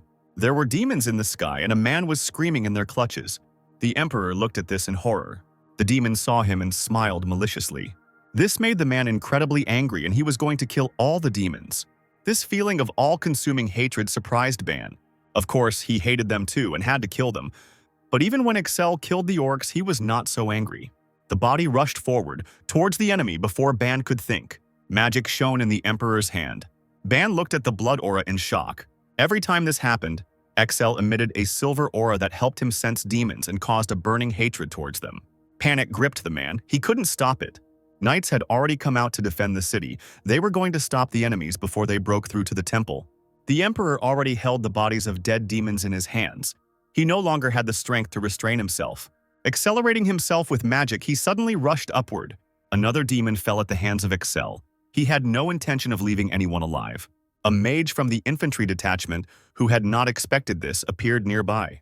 After scanning it, the Emperor realized that it was also a werewolf. The man had already met with them more than once, and the next meeting infuriated him. Cutting down the demon, he ran towards him. A silver aura followed the Emperor. The werewolf did not expect this. He thought that the city had been checked for the presence of carriers of this power. Holding the blade to the demon's throat, XL asked, "Which of the people in the Empire here has the strongest silver aura?" The werewolf grinned and was not going to answer. The demon standing next to him answered for him, trembling. He admitted that on the entire continent there was only one such person. Rune Emperor Exceltrian said the demon as the man cut him in half. With blazing eyes and a sinister smile, the Emperor admitted that it was he. The man waved his blade and explained that the demon recognized him and was instantly killed. In fear, the werewolf Actus ordered the death of Excel, and the demons went on the attack. But the Emperor, swinging his sword with ease, did not even let them get close to him. He slashed at demons non-stop.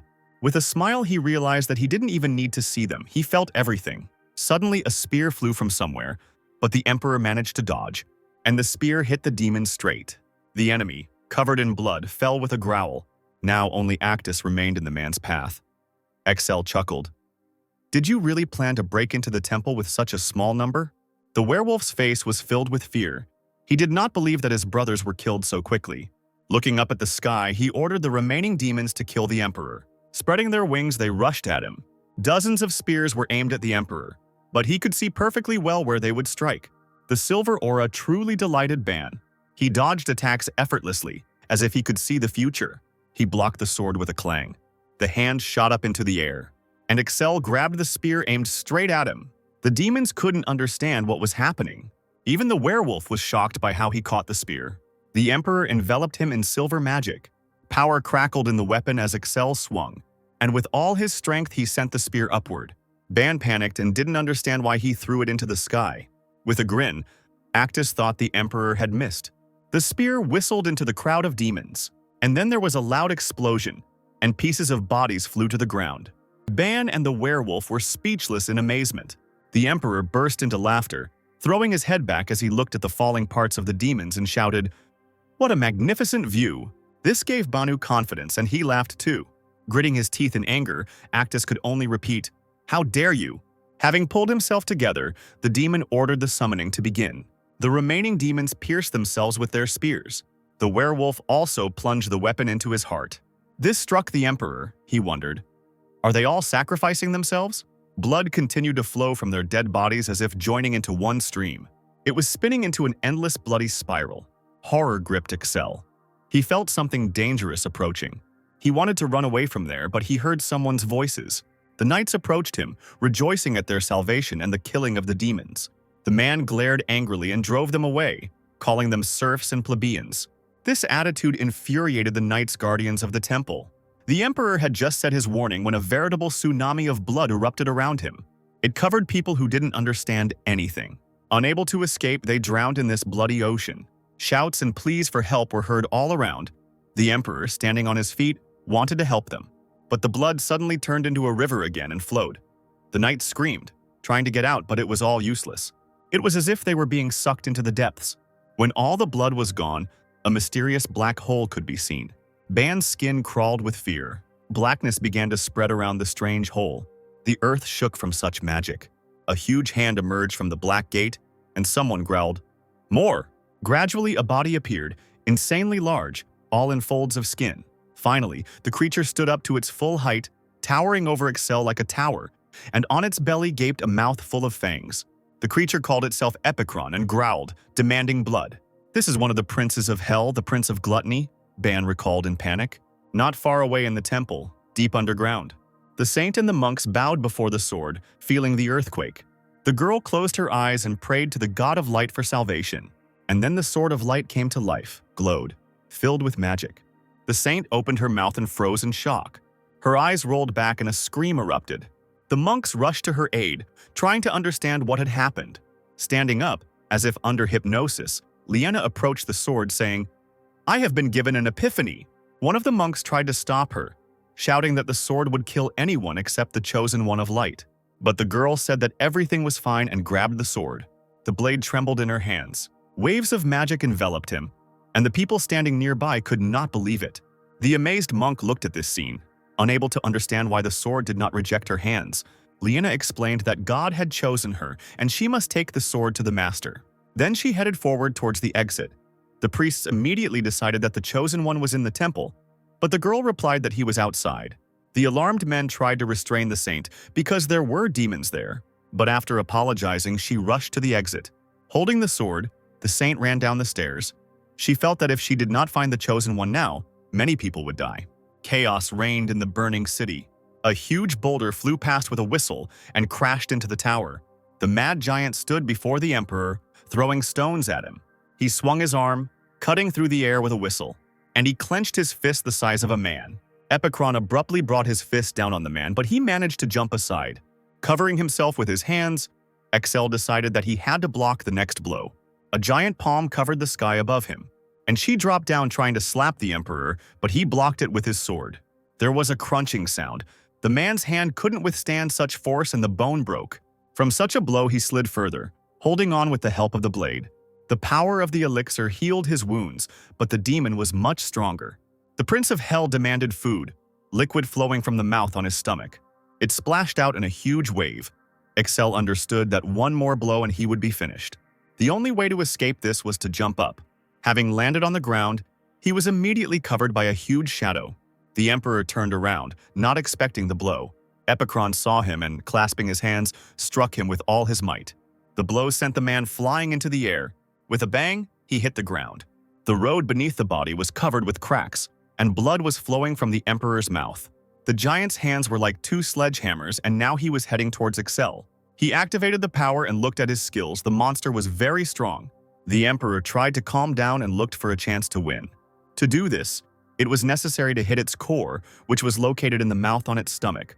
The knights came running, trying to protect the Temple of Light. They thought it was a huge fat ogre. The monster who turned around was really angry at such words. Blood gushed from his stomach. With screams, the soldiers drowned in it. They were sucked into the monster's huge bottomless mouth. The emperor sat down and gathered his strength until he felt it was time to act. The man pushed off the ground with force. Realizing that the monster was distracted, he aimed at the back of its head. Then a girl's voice was heard. "Catch it," she shouted, and threw the sword at Axel.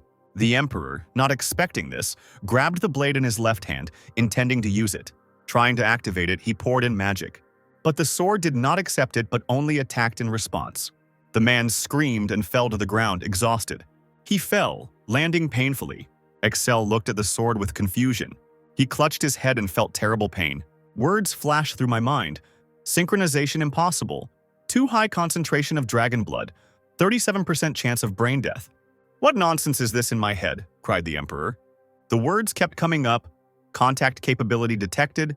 Neural connections 14% synchronization. Neural connections partially severed. The elixir is part of the blood. The possibility of brain death is 9%. The man's head was bursting with pain.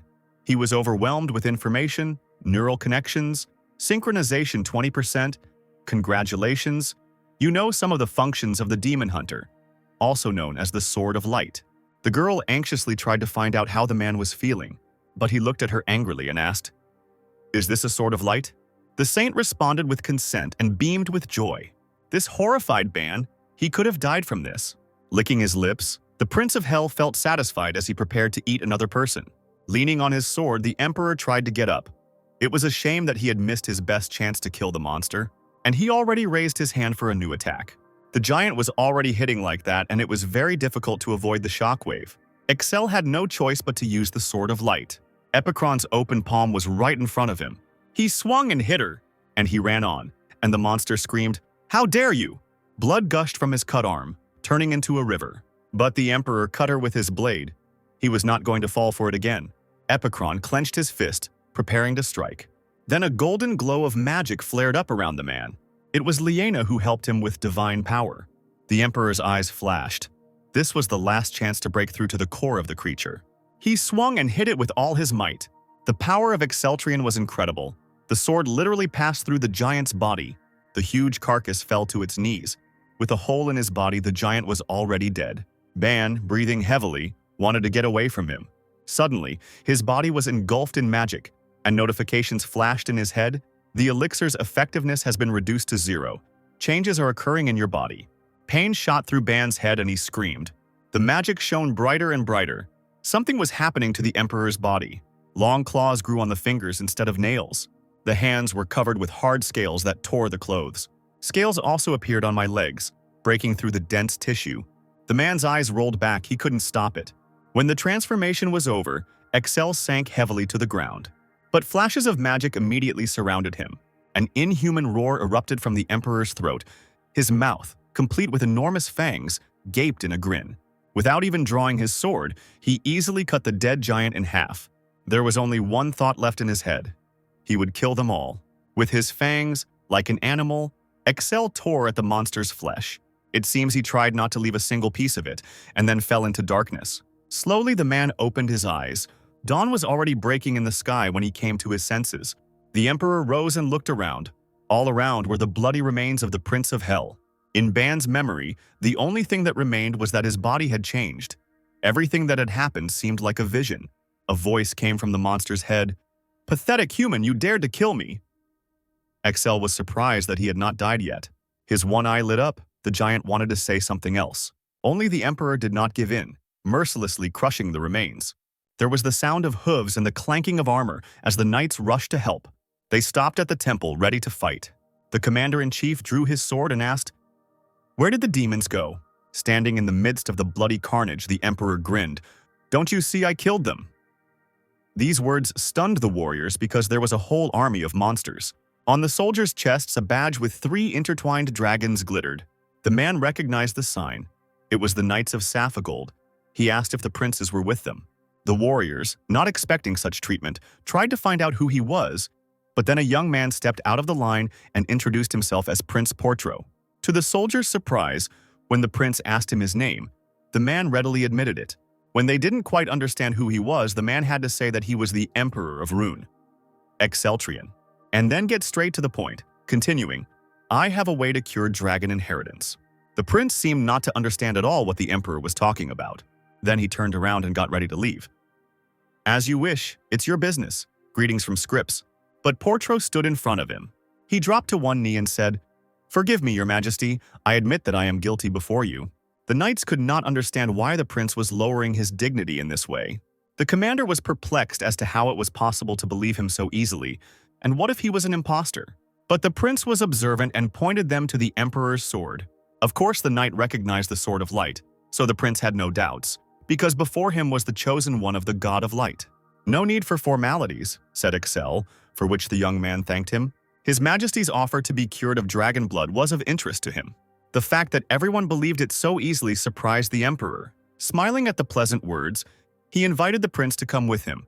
But before returning to Runa, he had to finish his business here. Servants in white robes emerged from the temple, and the same girl who had helped Excel was hiding behind one of them.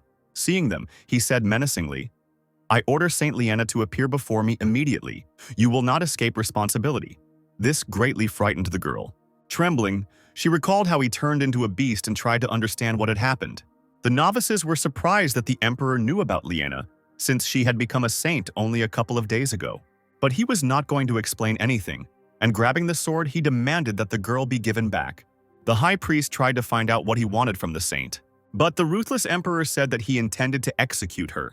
And in response to the question for what, he said, "For an attempt on the life of the Emperor," but the priest shouted that this was impossible.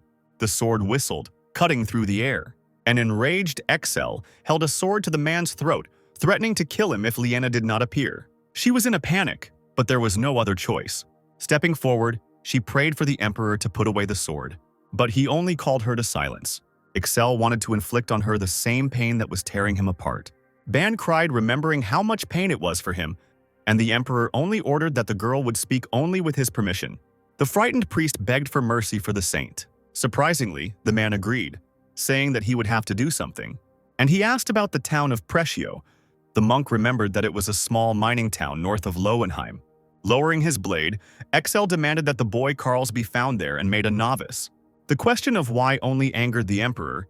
He was going to count to 5 so that the priest would make a decision, and he quickly agreed. The man assigned Prince Portro to guard Leanna.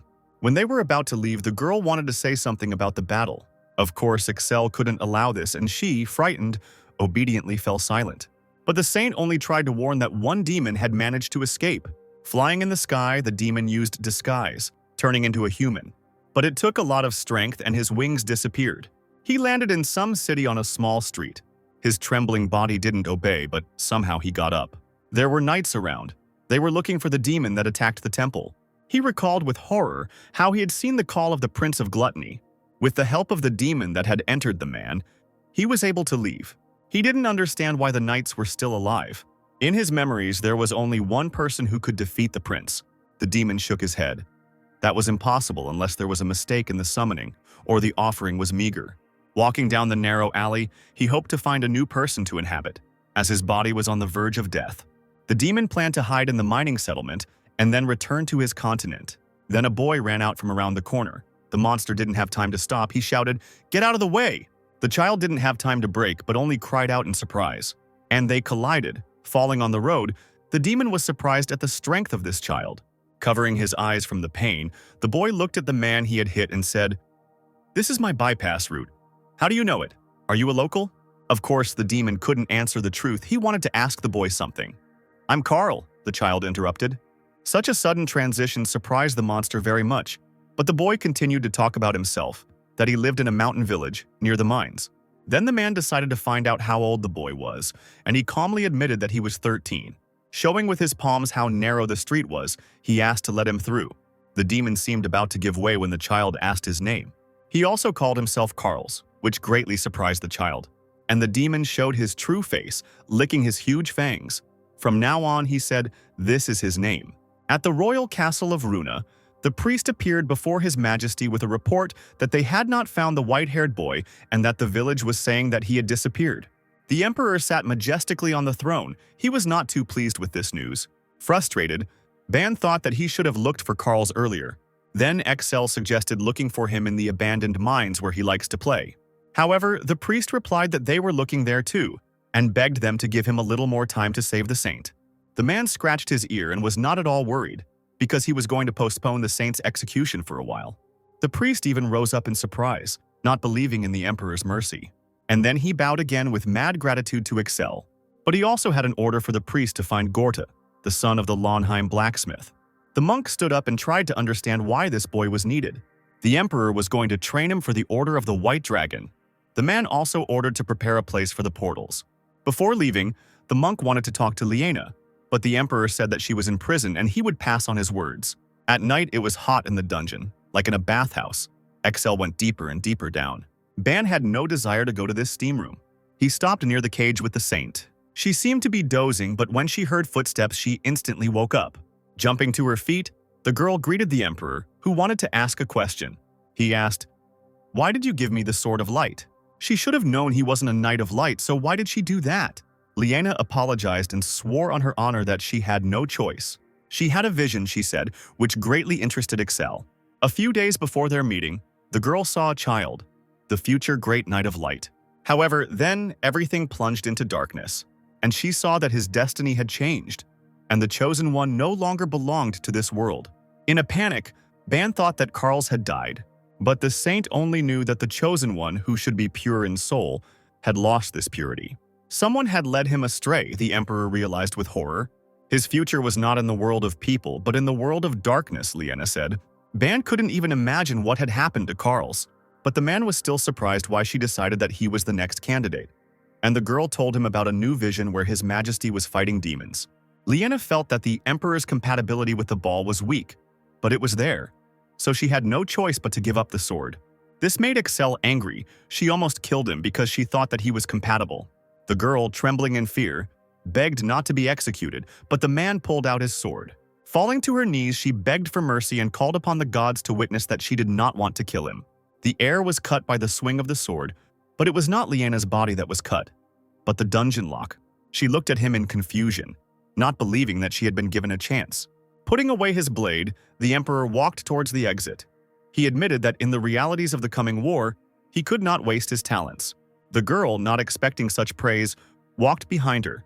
Excel was going to use her abilities. Feeling insecure, she said that she was completely inexperienced in magic, and yet she intended to serve the empire unquestioningly.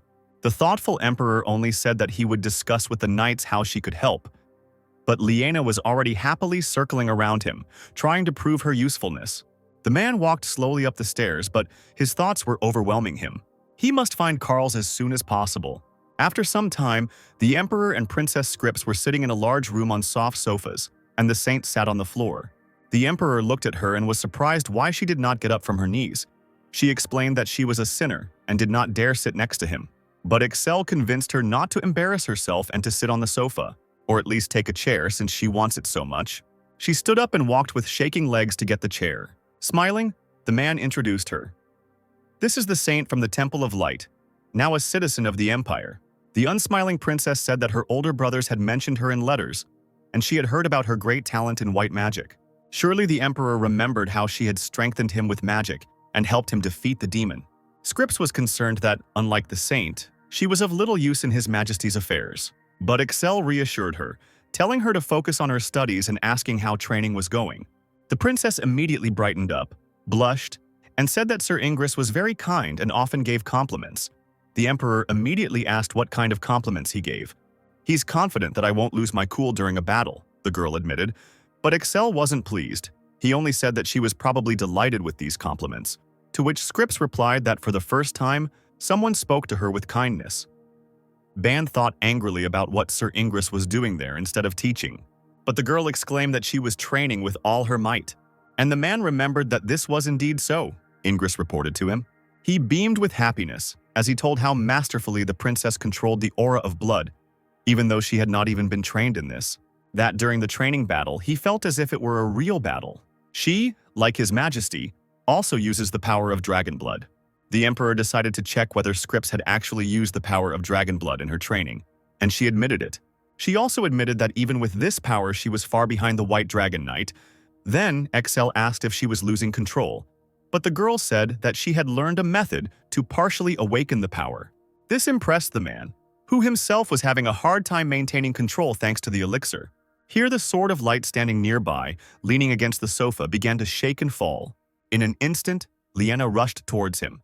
She grabbed it and handed it to the emperor, who said, "And you are always on guard of the sword, I see. Just don't throw it next time." Liana noted that protecting the sword is the meaning of her life. Pulling out the blade, he looked at his reflection, activating the scanning ability. In addition to the usual inscriptions about his powers, a new, incomprehensible line appeared, which he saw in the Prince of Gluttony, Transcendence. There was a strange hyphen at the end that Ban decided to click on. Additional information has been revealed. Characteristics of the Transcendence attribute: Chaos, rank 7%, skills, spatial distortion, gluttony. While reading, Ban tried to understand what it was all about, but the system itself gave him a hint. Transcendence is a unique skill that violates all the laws of the universe. The man, surprised, exclaimed out loud in question, which shocked the girl sitting next to him. He explained that someone had spoken to him. Liana remembered that there were legends that the Sword of Light spoke to its owner, and other people could not hear it. Having demanded silence, the emperor concentrated, closing his eyes. "Can you hear me?" he asked, and immediately received the answer. "Yes, I am connected to your consciousness." Ban immediately thought that the sword could read minds, and it confirmed it. Many images of what had happened appeared before the man. The sword showed his past. Such power amazed Ban, and he decided to check if the sword really showed everything. He then showed how the man dropped it, laughing. Ban apologized. He became interested in finding out why Transcendence appeared. Many images flashed around Ban. Sword replied that according to the data, this appeared because he managed to defeat a creature with such an ability. What does it give? Ban wondered. But what he was told was, the effectiveness of these abilities will depend on their level. But he was still curious about their effects. They answered him in the same detail. Space distortion. Moves objects in space and can be used as a shockwave. The man remembered that the Prince of Gluttony did this. This kind of use of space distortion is only possible after reaching a certain level, the sword admitted. But Ban was unclear how he could then use the ability. In response, he heard, "You can try it right now. Stretch out your hand and imagine that you are distorting space." The man immediately followed the advice, extending his hand. The space in reality seemed to spin and crumple. Scripps jumped up in horror, screaming to His Majesty. The saint also froze, realizing that space was being distorted. Excel calmed them down by pointing his finger. "Nothing special," he said, stretching his hand after such magic. Windows. With information about transcendence flashed around, the sword was going to notify the Emperor about the status of transcendence, the aura of blood and the content of the elixir. Carefully looking through the information, the Emperor wondered if Karl had seen it too, and that was why his abilities had increased so much, but the sword did not understand the question. Then the Emperor remembered that he was not acquainted with Charles and knew nothing about him. The windows kept popping up. I am an integrated system for weapons against demons. 80% of my functionality is blocked. To get access to 100%, you need to go through one more ruin, the system explained. The man remembered the terrible pain he experienced during his first sanitization. Having calculated everything, he realized that since 20% had opened in the first ruins, he needed to go through 4 more. Lost in thought, Excel forgot that he was still not alone in the room. The girls looked at him in surprise, not understanding who he was talking to. Feeling their gaze, the Emperor came to his senses. Scratching his head, he admitted, "I hope I don't look like a crazy person." Hearing this, Ban thought that it was only thanks to him that no one had yet realized that he was crazy. Liena decided to clarify whether he would go to the ruins alone, and the Emperor said that he was going to the ruins of the White Heliotrope. The girl wanted to help because she knew a priest who often went there. Then the man decided to invite her with him.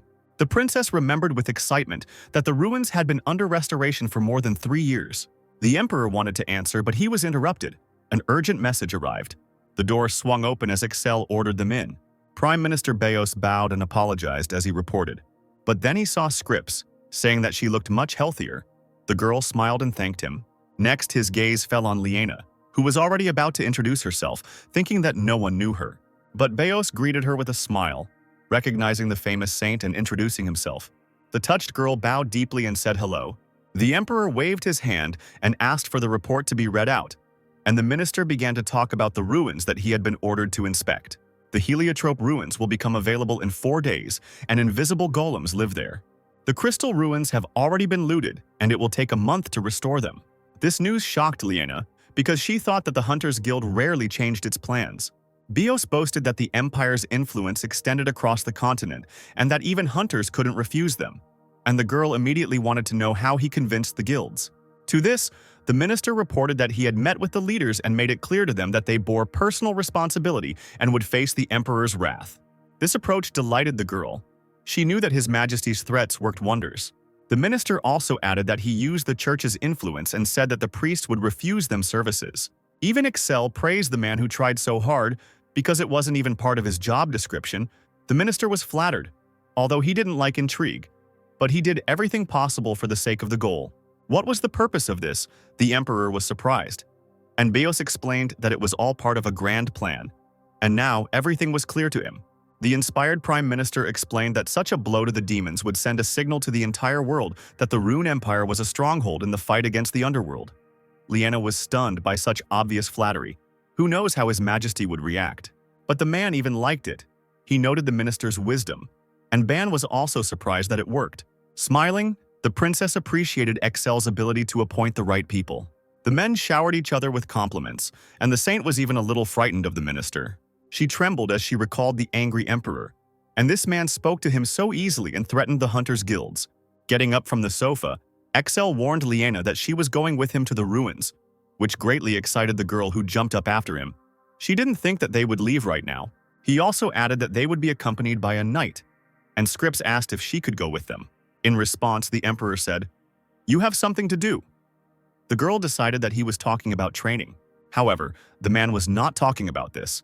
He was instructing her to resolve disputes with the Sapphire Empire. The princess was saddened by this. She did not really want to meet with her relatives, but she could not disobey. With a mad grin, Excel turned to Liena and threatened, "It's your turn to prove yourself, get ready." The girl was horrified by this. At the same time, in the Demon Kingdom, which was once inhabited by people.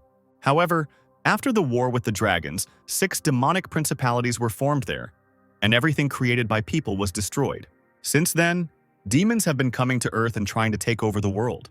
But the Rune Empire always thwarted their plans, but the demons did not give up. They called upon the general and he turned the demonic state into a military stronghold and began to seize lands. Before the throne of the general, who was surprised that his subject had returned alone, a trembling Diklu bowed deeply. "Everyone was destroyed. You summoned the Prince of Hell and you don't even know what happened next." The general continued to get angry, to which the demon tried to justify himself. However, this only further angered the commander-in-chief, who shouted about the destroyed core, which they had obtained with such difficulty. He even jumped up from the throne from such emotions, shouting, "There is not even a response left from him. You know what this means." The destruction of the Prince of Hell struck Dekel. Someone broke his avatar's core, the demon said. He explained that if the core were saved, they could summon the prince again, but now this was impossible. Dekel tried to justify himself because the real body was still in hell. But the general became angry. How could the demon not know? Because now the prince would not be able to incarnate on Earth. His eyes flashed. He was truly angry. The Prince of Gluttony is one of the few who has a good relationship with the earthly demons. What should I tell him now? Go back to hell and ask for another core. Trembling, Dekel muttered that he wouldn't dare. "It takes 100 years to make a new core," exclaimed the general, which left his subject incredibly stunned. Approaching the trembling body, he said, "You could have collected the core and delivered its fragments. It was your duty." The demon jumped up in horror, trying to say something in his own defense. As huge fangs flashed right before his eyes, they dug right into the neck. Dekel began to deny it, saying that he was not alone. But the general drank more and more blood as he clung to him. Having thrown down the demon's body, the drunk emperor said, "I adore human blood. You took the body of a man, but there is no use in saving him." Clutching his wounded neck, Dekel reported the attack of the mad emperor. This information really infuriated the general. Grabbing the demon by the chest, he demanded to know if Exeltrian was there, but he had already passed out. Walking around the room, the demon wondered why the emperor was near the temple. Did he know their plan? Another demon entered the room and tried to calm the lord. "We cannot be sure, but we have lost a large number of scouts." A new source of information was needed, he said, and the general agreed, intending to use a spy in sapphire gold. He admitted that he had indeed rushed and lost his patience after the failure in the bloody forest. Irritated by these failures on behalf of the emperor, the general decided to go into battle himself, and the subject could not argue with him when suddenly groans were heard. The child's body, occupied by the demon, came to life. His fingers trembled slightly, magic flared, and part of the boy's light hair turned black. The commander-in-chief grabbed him by the shirt and tried to find out where Exeltrian was. Dark stripes appeared on one side of the man's face. He opened his eye, which was glowing with a scarlet light. The ruler looked at him, stunned. The boy became his blood relative. The demon standing nearby could not believe how the werewolf became a vampire and tried to understand what had happened. And the general said that the child regained control of his body and was transformed by a vampire bite. The boy was breathing heavily, holding his throat, and the demon was surprised how the man had driven the werewolf out of his body. Then the milord explained that his soul was crystal clear. Carl's red eyes widened as he tried to find out where he was. The general bared his teeth in a smile, and he greeted the boy, calling him brother. Looking at his changed body, the child did not understand at all how he ended up in this place. The demon looked at him and asked if he had lost his memory. In Carl's memories, he was in Lowenheim. The general extended his hand and placed it on the boy's face. The magic penetrated his memory. The demon said, "You don't remember anything. Now you are a vampire." He asked his name, and the boy, no longer understanding anything, answered that his name was Carl's. Introducing himself to Dekel, the vampire lord said that he was now his master. The hypnotized child only asked what he should do. "You will fight and conquer with us," the monster admitted, to which Carl said, "That's interesting." Night had fallen in the forest when 3 people stood frozen at the entrance to the ruins. These were the majestic ruins of White Heliotrope. On the continent of Iroth, these are the very first ruins discovered by man. Many hunters have tried to explore them, but in vain, because invisible golems live there. You can't enter them in a large group because the ruins are so deep that provisions run out towards the end. But attempts are still being made to this day, because there are many heliotropes hidden in these ruins. These stones are used to decorate weapons and armor to make magical items. It is a rare and valuable stone. But the most valuable thing in these ruins, Ban said with a confident look. "It's not hard for you," the emperor interrupted, which angered Ban. But the tall girl next to him replied that it was not at all difficult. Then Excel asked her, "Aren't you surprised that I use you, the Knight of the White Dragon, as a porter?"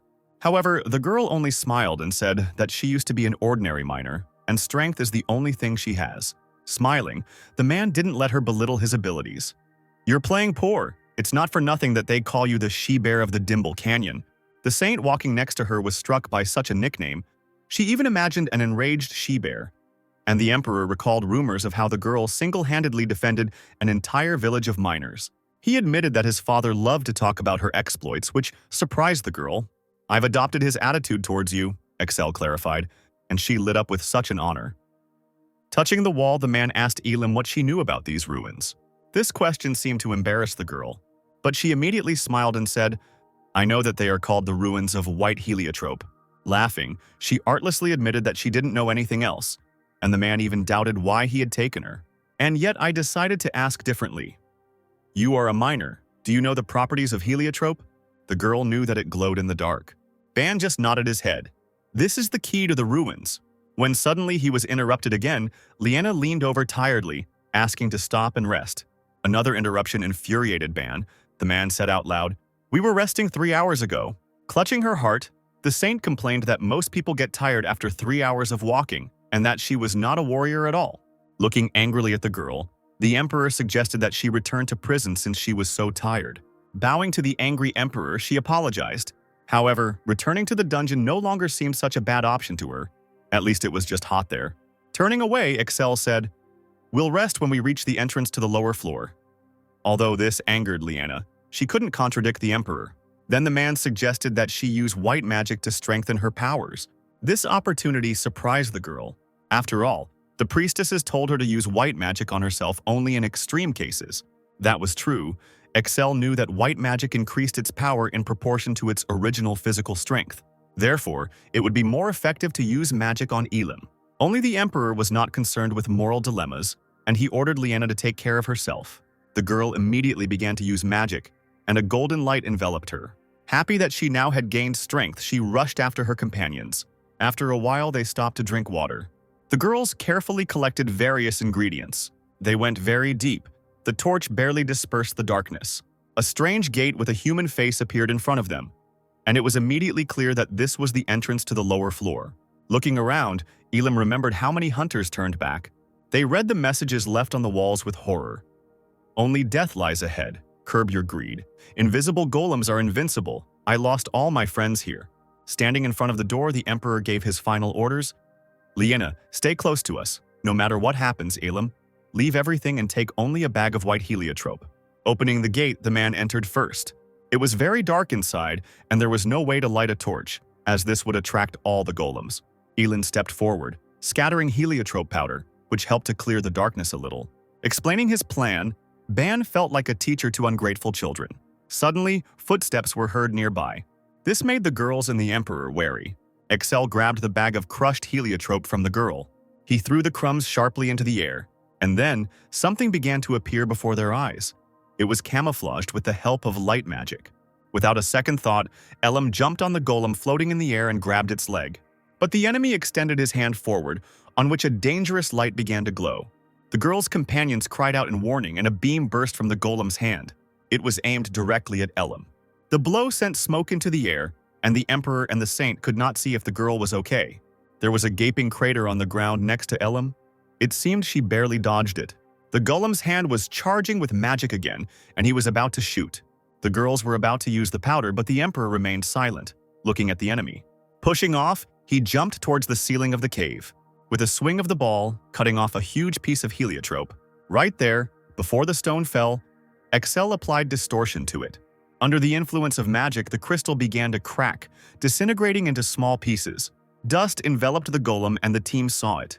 The emperor easily jumped along the walls, heading towards the enemy. But he was already prepared to attack. The shot hit the man precisely, and the girls screamed with alarm. But Excel was also strong. He broke the beam with his sword, and he cut the golem in half. So he broke through without any difficulty. When the emperor landed, fragments of the golem and heliotrope flew from above. Worried about his majesty, the girls were already running to him. Having calmed them down, Excel said that he was safe. The moon shone above the castle in the demon world. A boy stood by a huge mirror with gargoyles. He looked at his changed body in panic. Until now, the boy could not understand what was happening, how the monster did not eat him. The memory of it gave him goosebumps. Calming down, Carls tried to remember what happened next, but he only remembered how he woke up and turned into a vampire. His heart no longer beat. The eyes became red with a vertical pupil. It seems like all strength has left the body. Carls walked in circles near the mirror. thinking that this was all definitely because of Diclerin. Until now, his influence has been very strongly felt. The boy walked up to the torch, bending his face over it. Flames engulfed his body. Carls was not going to blindly obey the demon in everything. It seemed the vampire's words had no effect on the boy. He laughed joyfully, realizing that the demon had easily told him everything, believing that he could control him. Remembering the situation where everyone on the way bowed to Diclerin, one could guess that he was the leader of the demons. The most powerful demons did not dare raise their heads when they saw him. He crouched down, imagining how difficult it would be to escape. Carls thought sadly that he should not have gone to Lowenheim to explore the mine, but then he remembered why he did it at all. It was as if someone was calling him from there. In his loneliness, it seemed to him as if the gargoyle on the mirror had spoken to him. The boy even shouted at her, trying to figure out what to do if his pretense was discovered. Having threatened the statue, he decided to speak about himself for safety, and the statue seemed to be asking if he could leave. But Carls couldn't because he didn't even know where he was. And even if Dickless escaped, he could track representatives of his race, so he would find him immediately. Besides, the vampire is incredibly strong, and someone stronger was needed for protection. Carls knew that in order to be freed, he had to find such a person. At this time, crystal fragments continued to flash under the vaults of the cave. Elim was surprised that there was a flying golem here. The Emperor was sitting on the ground looking at the remains of the monster. He also did not know that it would fly. He had encountered a golem before in other ruins, but this one wasn't a guardian. The man did not go into more detail, but only ordered them to leave before the other golems arrived. On the way, they encountered another monster but managed to escape from it. Then they came across a fork in the road and had to choose the darkest road. Finally, they came out to a huge room with columns. Everything around was shining, and in the center there was a pedestal. As they walked forward, they realized that this seemed to be the end of the dungeon. When Elim took another step, a strange sound was heard. Everything around shook and the sound grew louder. A column of light shot from the pedestal into the sky. In the center, it was as if something was opening up. Out of nowhere, a translucent door appeared in the midst of this light. An excited Elim stepped forward, shielding the Emperor, while Liana trembled and asked what it was. Only Excel walked around her, advising her to move away further. Drawing his sword, he stood before the huge translucent golem that had appeared, intending to handle it himself. Pointing a sword at him, the man asked who he was. The monster introduced itself as the Guardian, Seda, 03 to 17. Now that it became clear that the girls were not in any danger, they came closer. Liana touched the golem in surprise and did not feel the body. "I have never stopped moving and turning off to help you, my descendants," the creature said. But the Emperor hurried him because he had already heard it. The golem immediately warned that he would soon stop moving. This puzzled the Emperor, because this had not happened last time.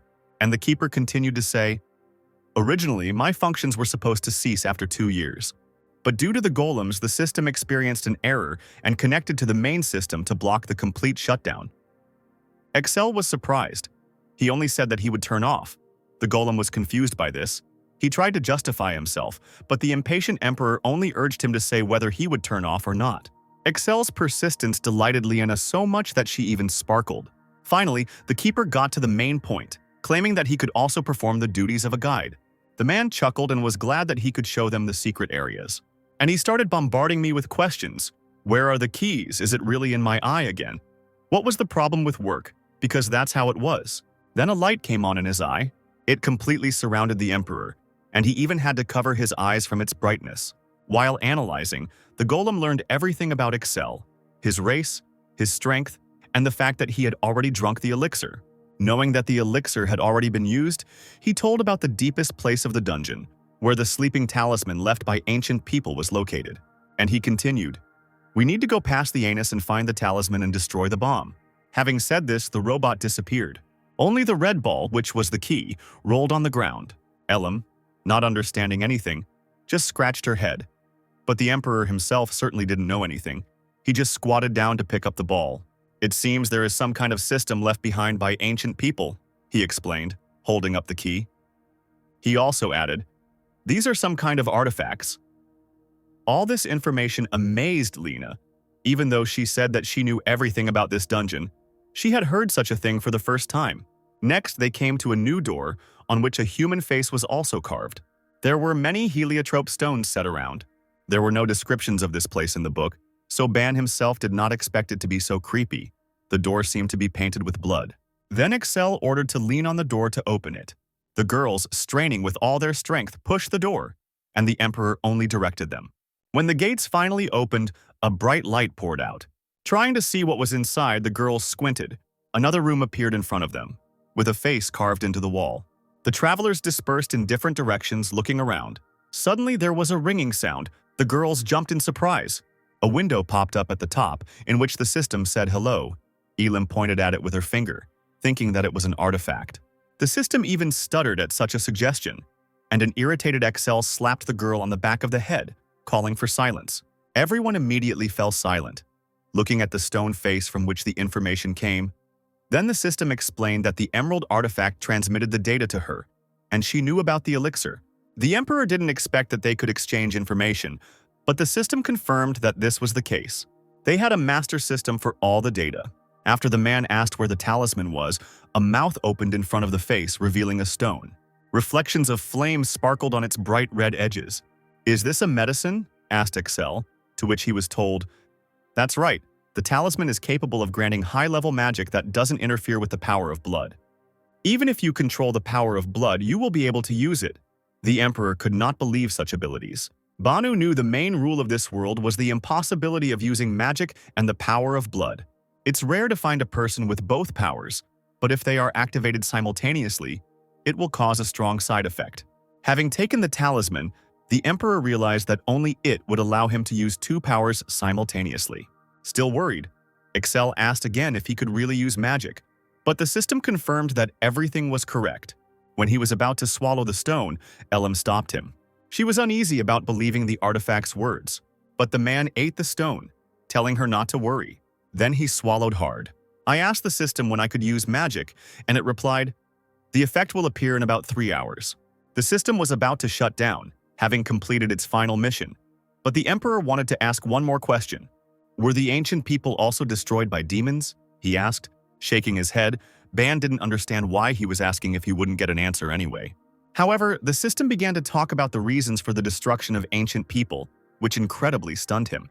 Definitely, one of the reasons was the demons, the system said, touching the statue. Excel was surprised that those who possessed unrivaled skills were destroyed, but the system could not give a clear answer, and suggested listening to the system of the next artifact. An angry Ban cursed the system. He knew he wouldn't hear the whole truth. Turning to the girls, the Emperor ordered them to look for a hole for the key. They were looking closely at the floor and walls when Liana looked up.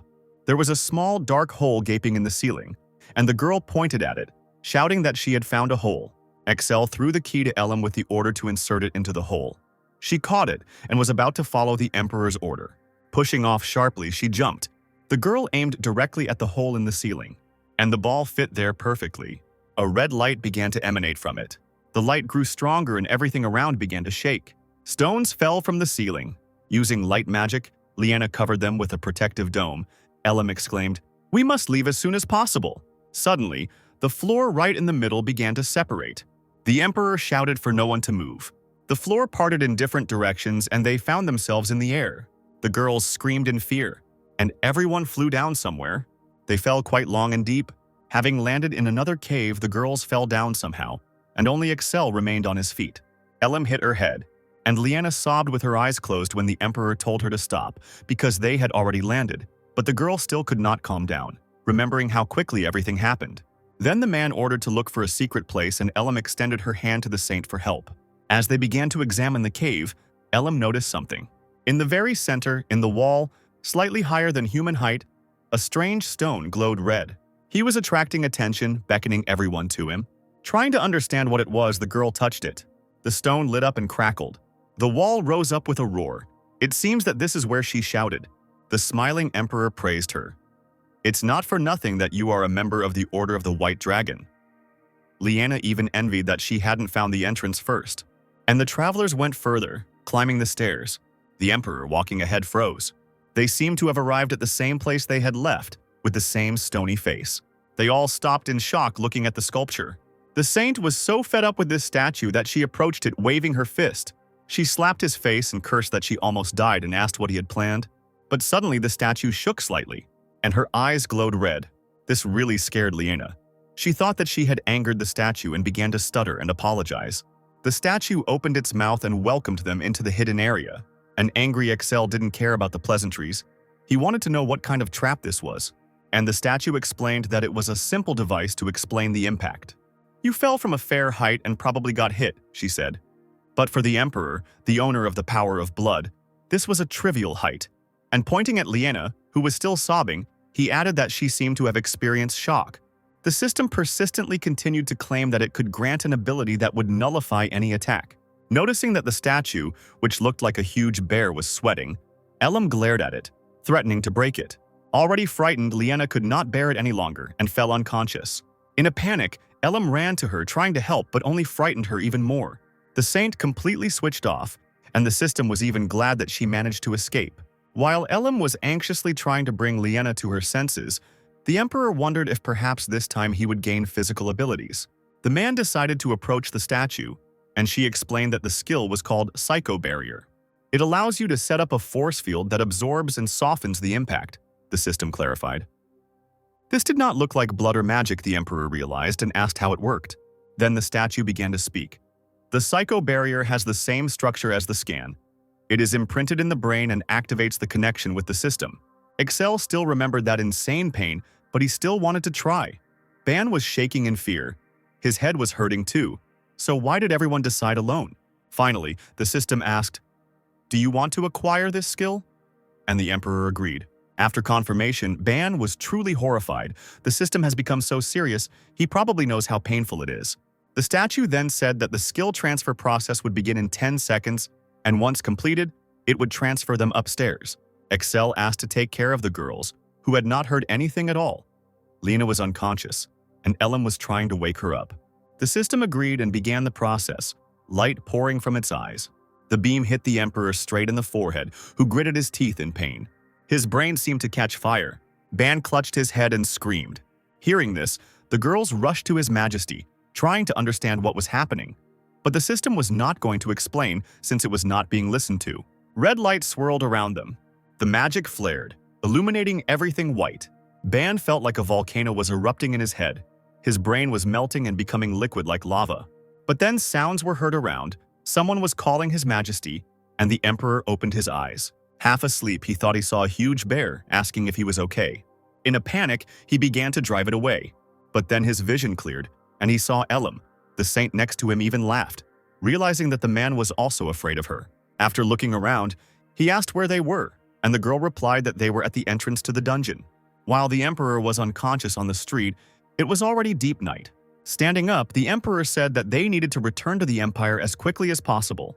He angrily threatened Liena. "If you laugh again, I'll send you to prison."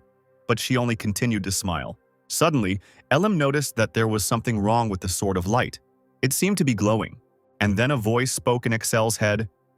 "You were unconscious. In order to heal the consequences, a large amount of elixir was used. Currently, the elixir filling rate is 14%. It is restored by 25% daily." The man grabbed his head from such a flood of information and asked the system to speak more slowly, since he was not planning to fight now, to which the system replied that it would monitor the subsequent danger. When the Emperor agreed with this, she began to literally squeeze out the words. The disgruntled man immediately hurried her, and the girls standing nearby were surprised by his shout. Liena even thought that he was out of his mind. During the skill transfer process, you acquired an additional part of the neural network. "If you wish, I can synchronize it," the system said. Of course, Excel wanted to use up to 40% of his abilities in order to begin synchronization. It was as if something was beginning to change in his brain. The system was gradually establishing a connection. When it was all over, the Emperor exhaled heavily. Ban also sighed, glad that everything was finally over. He looked at his palms in surprise, feeling as if something had become different. The girls even became worried that something was hurting him. He spent so long looking at his hands. But Excel admitted that nothing hurt. Elam looked at him and exclaimed, "Your Majesty, your eyes are shining." This had happened before, the Emperor remembered, and said that it would soon pass. Then the system said, "Connection complete. Testing is being activated. Raise your right hand." The Emperor obeyed and raised his hand. Immediately, a blue, glowing barrier surrounded the palm. He looked like pieces of a polygon, the man realized. Liena was surprised when she heard him. She didn't even know what a polygon was, but he ordered her not to think about it. Excel thought that this was a psychological barrier, and the system confirmed that everything was correct. She also added, "This skill can be transferred to any part of the body, but its use may be limited in a confined space surrounded by metal or underground." Looking at the sword, the Emperor thought about using the skill without it. The blade shook completely and stuttered that the transfer was possible. Then there was no need to protect it with a barrier, the man decided, to which the sword lit up, trying to prove its usefulness. He even shouted, "With my help you can reduce your blood consumption." Axel had to cover his ears from the volume, and Ban just shrugged his shoulders and thought that the sword's irritation looked suspicious. The Emperor spread his arms with a grin, but the blade continued to shake, expressing his indignation. Liena was no longer frightened by such a smile. She only thought that His Majesty was intimidating someone again. Suddenly, Elam remembered that Sir Duran had asked her to pass something on to him when they got outside. Very excited about the event that was about to take place, he asked to bring Excel to the Empire immediately after leaving the dungeon. Ban immediately guessed that he was talking about the Zhelong Festival. Facts about it floated into his head. It is the biggest holiday in the Empire. It is held annually. However, the Emperor interrupted him, saying that there was nothing special about it. This attitude towards his efforts and ignoring him angered Ban, but Excel was already getting ready to return to the Empire. When the travelers approached the teleportation gate, the man even felt like someone sighed with joy that they didn't have to listen to his tirade. And then the light of the teleporter flashed in the Imperial Palace. They finally returned home. The next moment, Sir Duran ran out to the Emperor in a panic, because the Zhelong Festival was already tomorrow. Excel was surprised at how long they had waited for him, but the minister was genuinely worried that His Majesty would not make it in time. The man waved it off and was about to go eat and rest. He praised the happy girls and ordered them to rest too. Duran turned to Elam. "I told you to bring him as quickly as possible," to which the girl only apologized, saying, "We're not late." Approaching the stairs, the Emperor was about to go up to his chambers. But the minister wouldn't leave him alone. Talking about the festival and the fact that the ministers weren't happy with his long absence, the tired man was irritated by all this chatter. What difference does it make to them? Lately all they've done is drink. It's better to go out somewhere than sit here, said Excel. Sir Duran responded by explaining that the situation was different now, and he asked to think about his health and state affairs. Raising his head, the minister realized that His Majesty was no longer nearby. The Emperor had almost reached the end of the stairs, leaving Duran behind. He rushed after him, shouting, "You heard what I said!" Stopping, Excel turned around and said the man's name, which made him freeze abruptly. Looking menacingly at the minister, he said, "I have entrusted state affairs to the Chancellor. Do you think I can handle politics better than Beos?" "Of course not," Duran replied, instantly becoming serious. This answer upset Ban a little. The minister admitted that the new Chancellor was doing a good job, which pleased the Emperor, and he said that Beos should then engage in politics. However, Duran added that there were many ministers who were unhappy about this, but Excel only chuckled at the suggestion to adapt to the ministers. Walking behind the Emperor, the minister suggested treating his subordinates without singling anyone out, to which the man replied, "I don't singling anyone out. They just feel superior." The minister also asked to pay more attention to the palace events, and Excel promised to come to the festival. But Ban didn't like the fact that Duran was following him around. And then the minister remembered last year's Zhelong Festival, when the Emperor got drunk and was dragged by the elders. But Excel just waved it off and said that he didn't remember anything. But Ban now understood Duran and why he was following him. Sighing, the minister hoped that everything would go smoothly this year, and Ban said to trust him. In Excel's memories, the Zhelong Festival was the last place he visited with the previous Emperor. They were then standing near the dragon statue and talking. Excel looked at his father, who was saying something. He remembered well his voice at the end when he said, "Holding the ceremony at the festival is the Emperor's duty. It must be held every year." Approaching the door to his chambers, the Emperor froze. He asked Duran to organize tomorrow's ceremony, and the minister, of course, was going to do it.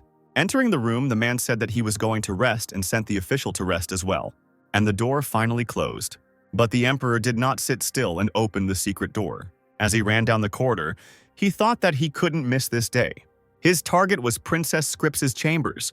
He then gave instructions to the maid to call Elam and Liena. At this time, Duran was walking to his room, confident that everything would go smoothly this time. A chandelier was burning brightly in the large room. The girls and the Emperor gathered around a huge table with treats and wine. They laughed and drank. Ban really wanted to celebrate the end of this day. When Duran decided to check what was going on, he froze in shock on the threshold, watching as Excel got drunker and drunker. He felt like a complete fool for believing the Emperor. Joyful cries echoed throughout the palace all night long. And only towards morning did everything become quiet. On unsteady legs in a terrible state, the emperor left the room. With a feeling of nausea, a disheveled Ban realized that he had drunk too much. Looking around, he wondered if there was anything here to cure his hangover. And then a dish with a shining golden liquid appeared in front of him. She was so beautiful that Ban wondered if it was magic. But it was Sir Duran who brought honey water with herbs. The angry minister asked how much the emperor had drunk yesterday, and he grabbed the cup with the drink, trying to remember. While Excel drank honey water, Duran kept trying to figure out whether the emperor hadn't said yesterday that he wanted to rest, since the situation had been no better last year. Having thrown the cup to the minister, the emperor ordered that preparations begin immediately in order to be on time. In the chambers, the man began to put on his clothes. When the servants knocked on the door, he let them in. The maids helped Excel put on a long red robe. He adjusted the sword of light on his belt. When the emperor was finally ready, he and Sir Duran descended into the teleportation room, and we went to the festival site. The founder of the Rune Empire was Emperor Zikarin. He was half-dragon, with human and dragon blood mixed in his veins, and also a hero of the war with the dragons, after which the entire continent was destroyed. This war began because of the appearance of the mad dragon Yogg-Knight, and even those dragons who lived in peace with people fell into madness and destroyed everything around them. Cities were destroyed and many people died. The one who saved the continent from this nightmare was Zikarin. After the end of the war, the people called him a hero. He united the destroyed lands into one state and took the place of emperor. This is how the Rune Empire was formed. This is the truth that the world knows, but Ban knew that there was probably still some life left in the corpse of the dead Yogg-Knight. His body is kept secret from everyone. In the dungeon of Cranmar, the capital of the Rune Empire, accompanied by the senior staff, the emperor and the prime minister were just heading there. Exil froze and thought that he hadn't been here for a long time. Before him loomed a tall castle, the palace of the Red Dragon, the Tower of Zakarin. It was built so high to show everyone the grandeur of the Rune Empire, but in reality, it was to distract attention from the dungeon where the body was hidden. The guard at the gate bowed and greeted His Majesty. "Long time no see, Rubens," Excel greeted, and the knight asked how he had been. The emperor tried to remember whether they had seen each other last year, and Duran explained with resentment, "That's because you got very drunk last year." Clearing his throat in embarrassment, Excel praised Rubens, to which he bowed gratefully and replied, "As the senior guard, I will guard this place so that nothing happens during the festival." Looking at the knee of the aged knight, Ban understood that this was the type of worker who did not allow personal emotions to show, and he did not really like them. But Rubens was not one to be ignored. The position of Chief of the Guard in the Red Dragon Palace is entrusted to the one who possesses the strongest fighting power among the knights. Even if the entire palace is on fire, Rubens will not leave his post and will stand until the end, and fight countless demons. However, even such a strong warrior was exhausted by the onslaught of the demons. He died bleeding from the sword of the traitor, Varza. These memories filled the emperor with sadness. Duran, who was standing nearby, advised Excel to go back inside, but the emperor wanted to say something to the chief of the guard. He asked the knight to stand up and was going to talk to him on the way. Rubens raised his head and was surprised because he had to guard the entrance. But pointing his finger at the guards who came with him, the emperor said, "Today they will guard the entrance." Turning to the knights, the man asked if they considered this an impossible task, but the guards were going to sacrifice their lives to protect this place. "Get up quickly, Rubens, unless you doubt their abilities," the emperor ordered, and the knight immediately stood up. And he followed Excel and the minister to the palace. As he descended the stairs, the emperor lamented that keeping Rubens in such a place was a great loss for the empire. The guard responded by trying to prove how honorable the palace guard was. But Excel puzzled him. "Do you really think that standing here is an honor? Don't you want to fight demons? Don't you want the whole world to know your name?" Hearing these words, the knight fell silent. Duran, who was walking behind them, was becoming increasingly worried that they might not make it to the ceremony. After thinking it over, Rubens raised his serious gaze and replied, "As you said, I would like to leave this place and fight the demons." Knowing that this would be the case, the emperor calmed the knight and said that the palace would be guarded by elves and people from the Temple of Light. Duran grew increasingly angry, not intending to leave the emperor's actions unpunished. And so, they reached their goal. Looking at the huge skeleton of the dragon, Excel always gave him a strange feeling. A shocked Rubens approached the skeleton, the white dragon Yogg-Knight. He couldn't believe that this was the same Yogg-Knight. Approaching the skull, the emperor asked, "You have guarded the castle for so many years, but this is the first time you see it?" The knight admitted that he was indeed here for the first time and was very impressed by the preservation of the bones. Touching the skeleton, Excel calmed the man and said that he was indeed dead. The emperor stroked the huge skull and confessed, "Its magical power is still present here. The dragon was truly gigantic. The skull and horns alone were striking to the imagination. Even the claws on his wing were preserved. That's why we were able to preserve the skeleton in such a state," Excel finished. Duran also added that demons are hunting for his remains. That's why the Empire keeps a close eye on them. It was time to begin the ceremony. The minister approached the emperor holding something in his hands. Excel was going to finish everything as quickly as possible. Duran found himself holding a shining dagger in his hands. The emperor decided to take him. The ceremony itself was very simple, requiring a dagger to be used to cut the skin, and then spill blood from the wound onto Yog Knight's skull. To some extent, the ceremony was a formality, but the shedding of strong dragon blood during the repeated performance of the ritual prevented the awakening of the dragon spirit. Examining the dragon's skeleton, Duran reported that everything had worked out and the signs of Yog Knight's soul activity had disappeared. He handed Excel a towel and admired the effect of his blood. Wiping his hands, the emperor turned to Rubens. "Well, what do you think? This is the ceremony of the Zhelong festival." The knight bowed and replied, "It is a great honor for me to be present at such an important event. I will remember it all my life." And then he decided to find out why they showed him such mercy. With a grin, Excel replied, "Because you are a strong warrior." This assessment delighted Rubens. He couldn't even believe it. But the emperor, by throwing the dagger to the minister, only confirmed that strong warriors deserved appropriate treatment. He was already heading towards the exit and talking about the upcoming battle on the battlefield. The delighted knight pressed his hand to his heart, and kneeling down he said, "Whatever enemy dares to become an obstacle in your path, I will do everything possible to clear the way from this enemy." At this, Excel smiled and said that he was looking forward to it. Having finally finished all the business in the basement, they headed for the exit. The sun was shining brightly outside. As soon as His Majesty left the castle, Renard was already running towards him. The girl stopped in front of him, breathing heavily. The emperor did not expect to meet her here. "What happened?" he asked. Renard handed him a letter with urgent news from the chancellor. Taking the scroll, Excel unrolled it, not knowing what to expect. It read, "Your Majesty, news came from the Wailing Wall at dawn today. Demons are unrest outside the fortress. I have sent part of the Black Dragon Order there. I am reporting on the actions taken so as not to interfere with the holiday.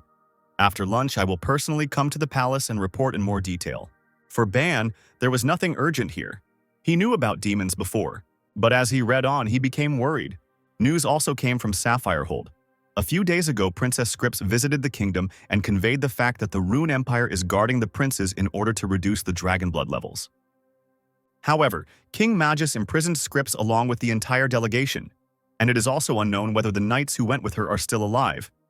After the ceremony, please pay a visit to the chancellor. Ban was shocked and angry after reading the letter. Out of anger, he tore it apart. Both Ban and Excel were equally angry. While the emperor was tearing up the letter, the minister tried to calm him down. Frightened by the emperor's anger, Renard reported that the ministers were awaiting his visit. Raising her head, she thought, the emperor should go there first.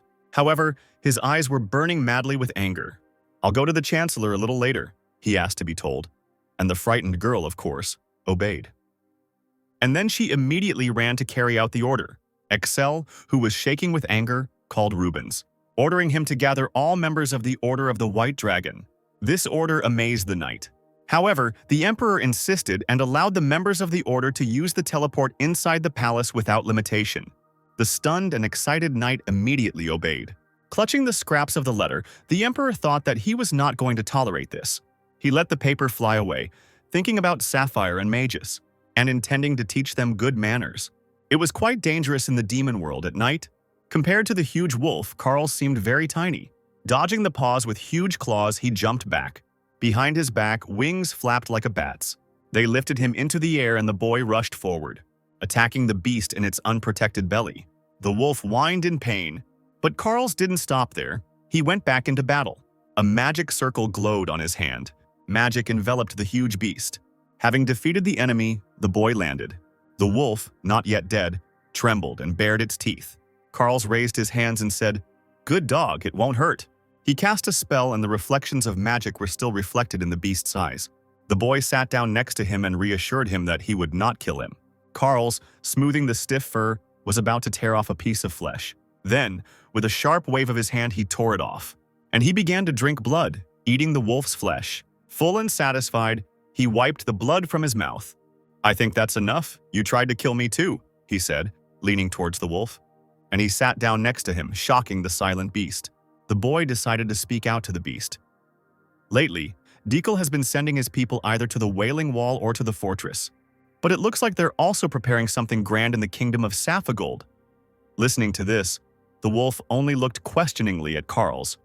He didn't understand why he was telling all this. Then the boy began to remember how Dekel had asked him yesterday where he wanted to go this time. Carls really wanted to go to Saphigold, but in the end he said he didn't know and pretended to be a devoted fool. However, Dekel sent him to Saphigold. This luck made the boy extremely happy. Finally, he had a chance to escape from this terrible lair. But the wolf did not share his joy. He himself would have gladly run away from Carls. Poking his finger at the wolf, the boy demanded an answer from him. But he still continued to explain why this was such a good chance. Because there were many strong people in Saphigold who could protect him from Dekel. The beast remained silent in response, only thinking about revenge when it could move. Looking into the distance, he decided that even though there was no detachment of the White Dragon from the Rune Empire here, but there are certainly many strong knights and magicians, you just have to ask them. In Carl's mind, he will approach the guards and try to prove that he is a human being, and his knowledge about the demon army could come in handy. But the boy understood that people would hardly believe him, especially since he didn't look his best now and didn't look like a human being. Listening to him, the wolf thought that he also didn't look normal with a torn piece of flesh and the guy really was a monster. Carl's really did have many differences from humans. The skin on his face became dark on one side. Fangs appeared in the mouth and the taste for food changed. And Dekel gave strange clothes. Standing up, he cried out at the top of his voice that he was a man and not a demon, and only the wolf heard him, but he didn't care. Meanwhile, a teleporter began to glow in the palace. An irritated emperor emerged from it, immediately ordering Duran and Rubens to begin preparations. Still insanely angry, he ordered Bios to report the situation. Bios said, "King Magus believes the princes were kidnapped by the Rune Empire, so he detained our envoys." This made Excel even more excited, as he had cured their dragon blood. Bios also suggested that the emperor should go there personally to return the ambassadors. Stamping irritably up the steps, he understood that since he had been called, he had to go. His anger was strong and he was going to show his full power to Magus. The prime minister was eager to tell his majesty not to start a war. However, the emperor exclaimed, "Sapphire has already declared war," and he asked whether it would be right to avoid military action. Bios, who couldn't even think of such a thing, looked at Excel in shock. Having bowed, he was about to follow the emperor's decision, and he wished him to return in full health. Looking at the minister, Excel ordered that the demons on the Wailing Wall be dealt with, although he added that it would not be necessary. Not understanding what was wrong, the minister raised his head. They met the emperor's gaze, and Bios understood the connection between the kingdom of Saphigold and the demons. Lost in thought, Ban felt that this was the perfect moment. Just as the demons were attacking, his people were arrested. Then Renard appeared at the stairs. She bowed when she saw His Majesty. She was wearing white dragon armor and happily shared that she had been transferred to the Order of the White Dragon. As the Emperor passed by, he advised her to concentrate, as the real battle would soon begin, and Renard turned around in surprise. He told about the beginning of the war with Sapphire Gold, and the entry into battle of the Order of the White Dragon. Meanwhile, night fell in Saphigold. But in the huge castle, no one was sleeping yet. In the dungeon, King Magus spoke to his captive. "I didn't think things would go this far, Scripps. I was going to weaken the position of the Rune Empire a little." The tied-up girl was completely exhausted, and she called on His Majesty to come to his senses. But this only angered the king. For him, everything was decided as soon as Barge was executed. He stepped towards the captive, and he raised her head, not intending to tolerate his subjects being killed. Trembling, Scripps insisted that the emperor was different and could not be defeated. These words enraged Magus, and he hit the girl in the face with all his strength. She lowered her head, exhausted. Then the door opened slightly and someone entered, trying to calm the king. The man turned around, looking at the person who entered. It was General Barge who had returned. He told Magus that he had prepared everything and returned. And the king confessed, "Now I can trust only you. Your brother was mercilessly killed by the Emperor of Rune," he added. And also how he endured it all this time. A malicious smile appeared on Magus's face. This time he would not avoid war. Thanks to His Majesty, Barge knelt down, reporting the completion of the preparation of the armed golems. Joyfully, the king ordered them to be summoned. At once, Barza clapped his hands, and somewhere on the street there was a sound of footsteps. The metal feet walked quickly with a clanking sound. Huge hordes of armor-like golems appeared before them. The emperor looked at them with admiration and could not believe that these were armed golems. He praised Barge for making such soldiers, and the general told about the research that his brother had secretly conducted before he died. It was in a forest ablaze with flames. There in the laboratory, a man was conducting experiments on people. When Birzu found him, he couldn't believe what his brother was doing. Covered in blood with a scalpel in his hands, he said he was almost finished. Running up to his brother, Birzu tried to stop him, but his brother pushed him away, shouting, "If I don't do this, our clan won't survive." And again he returned to the body on the table. His hands were covered in blood up to his shoulders. The exchange looked at this in horror. He was overcome with anger at the thought that he had done this for his family and then been killed.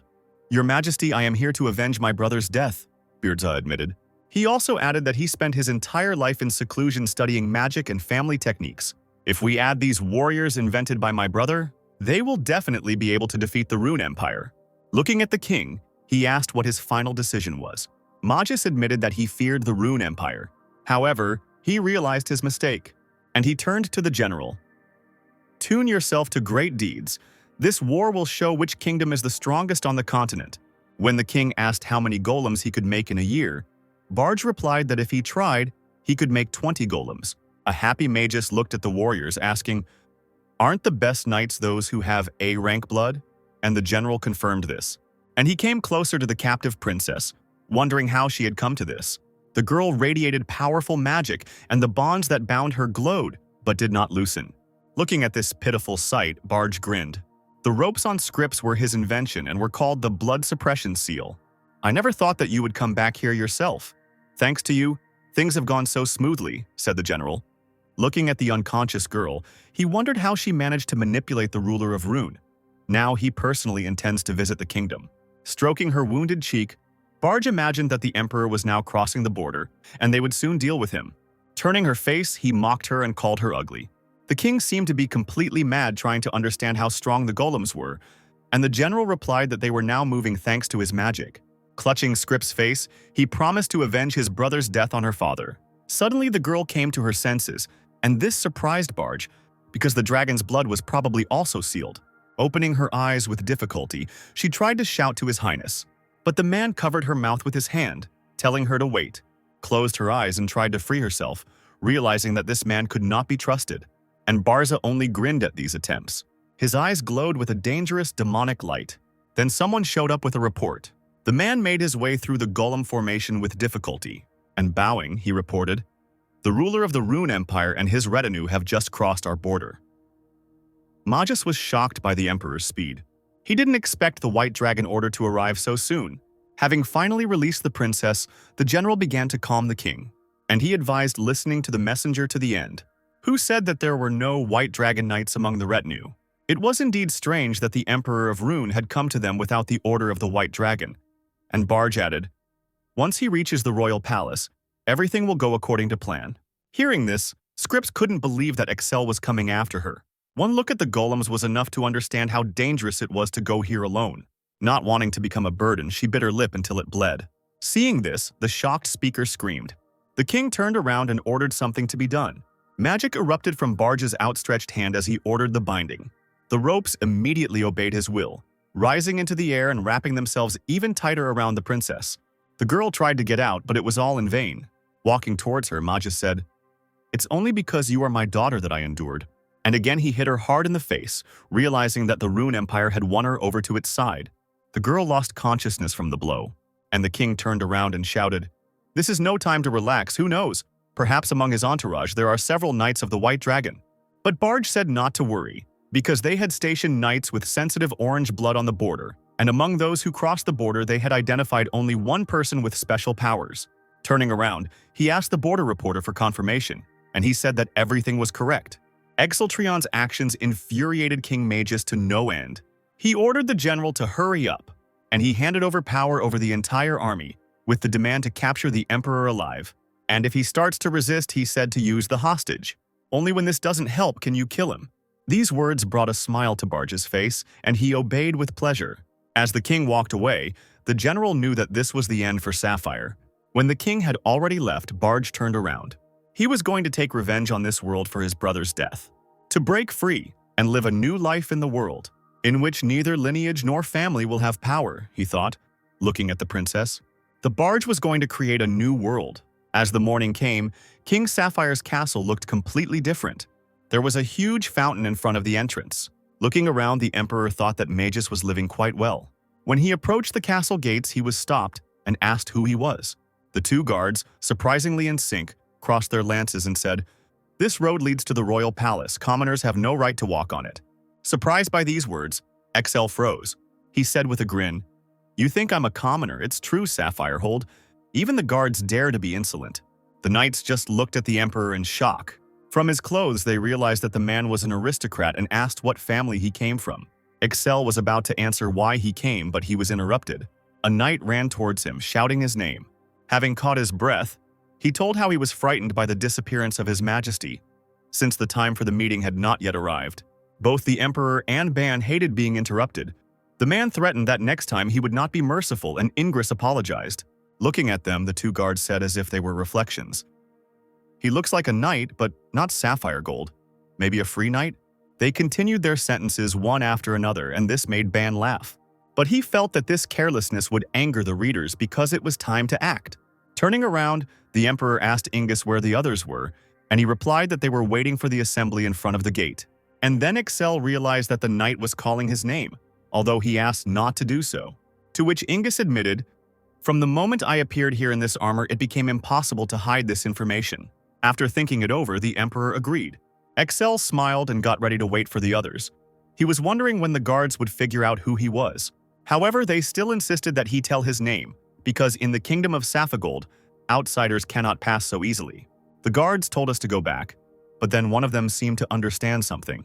They looked at the strange strangers in horror. Then their opinions diverged, each telling the other to go for help. In the end, they couldn't agree on who would go for help. The guards raised dust and began to curse and accuse each other. Listening to their quarrel, Excel became more and more irritated. Finally, his forehead wrinkled with anger, and he was going to kill the one of them who remained. The emperor rubbed his hands eagerly, getting ready to get down to business. In a panic, the two gatekeepers completely forgot about their quarrel and hugged each other. Shouting, they ran to the palace to report to the king. "It seems they ran for help. Should we stop them?" Ingus asked. But the emperor told them to leave and asked them to tell him where the rest were. However, before he could answer, the girls approached and Ellum was already running to meet him. She began to apologize and justify herself by saying that they were late because of the Holy Virgin's slowness. Liena approached and tried to stop the knight from revealing the secret. Ellum covered her mouth and was frightened. "Well, I just let it slip that you are a sacred maiden." But Liena meant the title of emperor. This surprised the girl. She wondered what was wrong with His Majesty. An angry Excel kicked the girl and said, "Are you really going to tell everyone that the ruler of the Rune Empire has appeared here?" Rubbing her butt, which was burning from the kick, Ellum apologized and admitted that she had forgotten about it. The emperor ordered her to simply stand silently nearby and wait, and the girl obeyed. Liena immediately worried about her injury, but Ellum was fine. Seeing her pale face, the Holy Emperor thought that something was wrong with her. Wiping away the sweat, the girl reassured him, "Nothing special. I just felt dizzy on the road." When he asked her not to strain herself, Liena thought with irritation that she had already strained herself, since she hadn't rested at all after the dungeon. Finally, Excel met with all the knights accompanying him.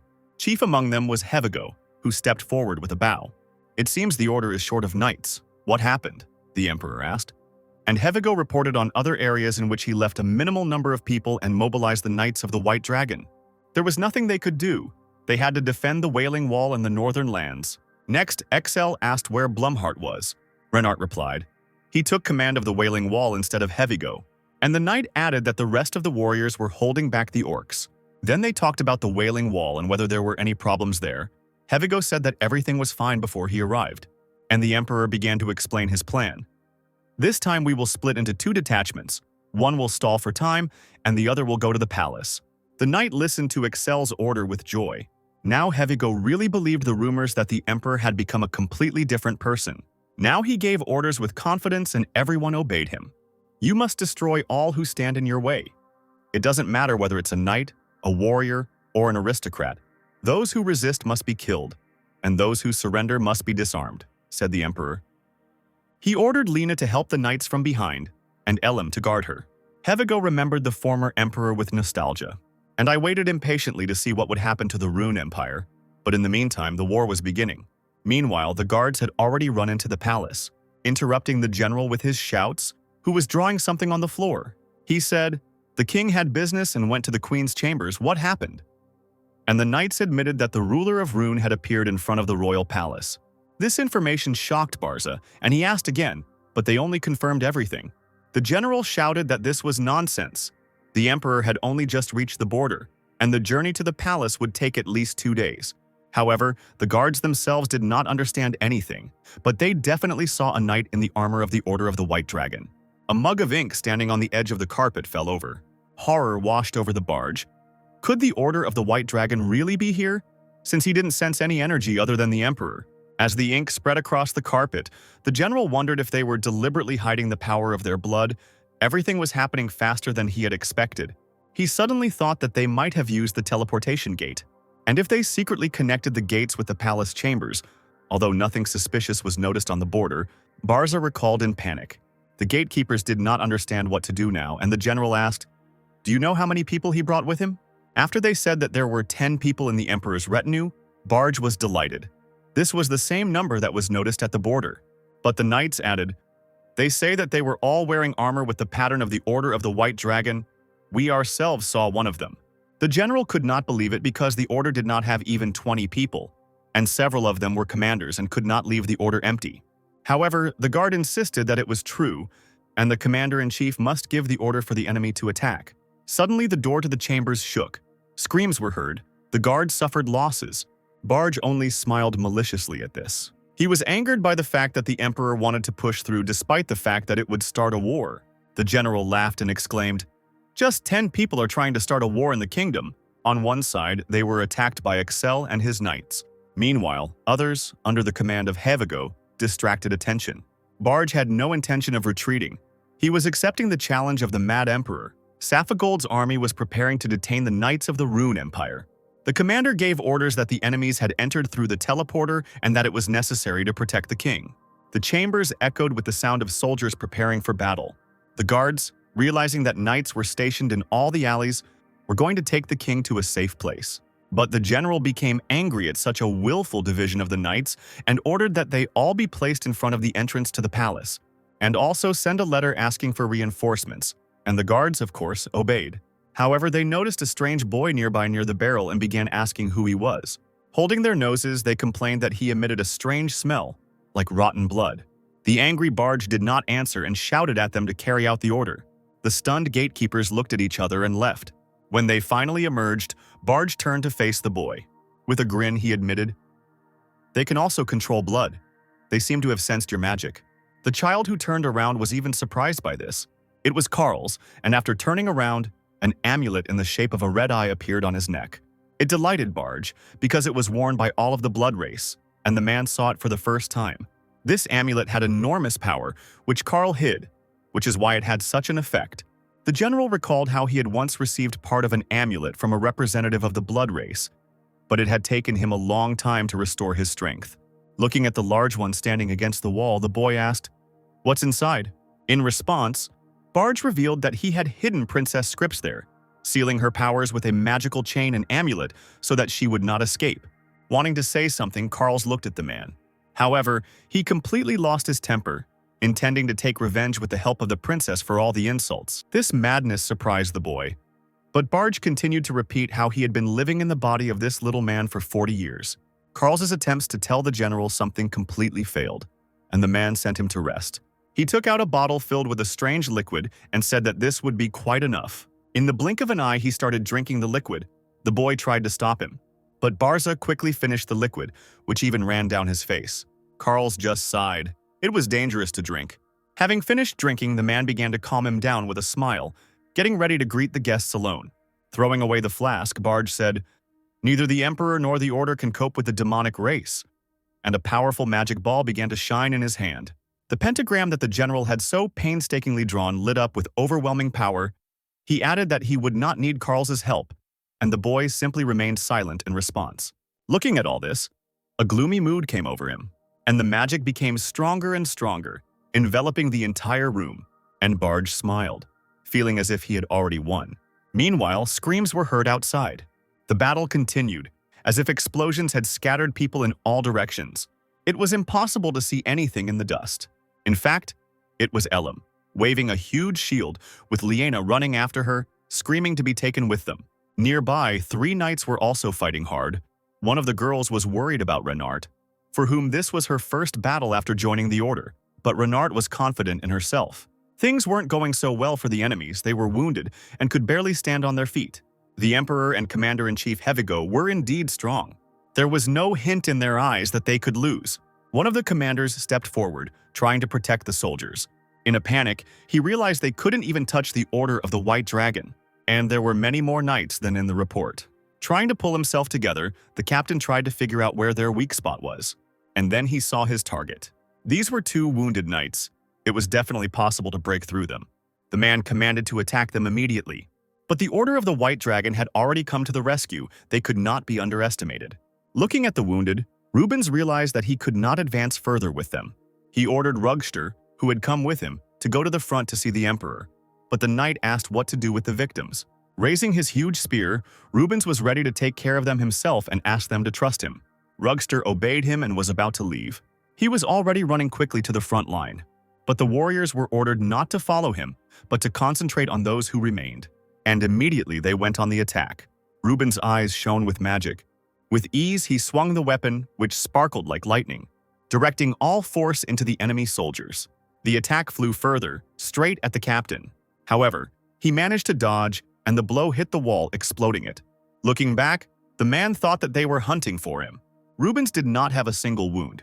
He stood confidently on his feet. The captain cried out in horror. "Stop them!" Smoke poured out of the chimney, surrounding the palace. Reinforcements were already rushing towards the enemy. 3 knights fought in the very center. The warriors were going to block their passage.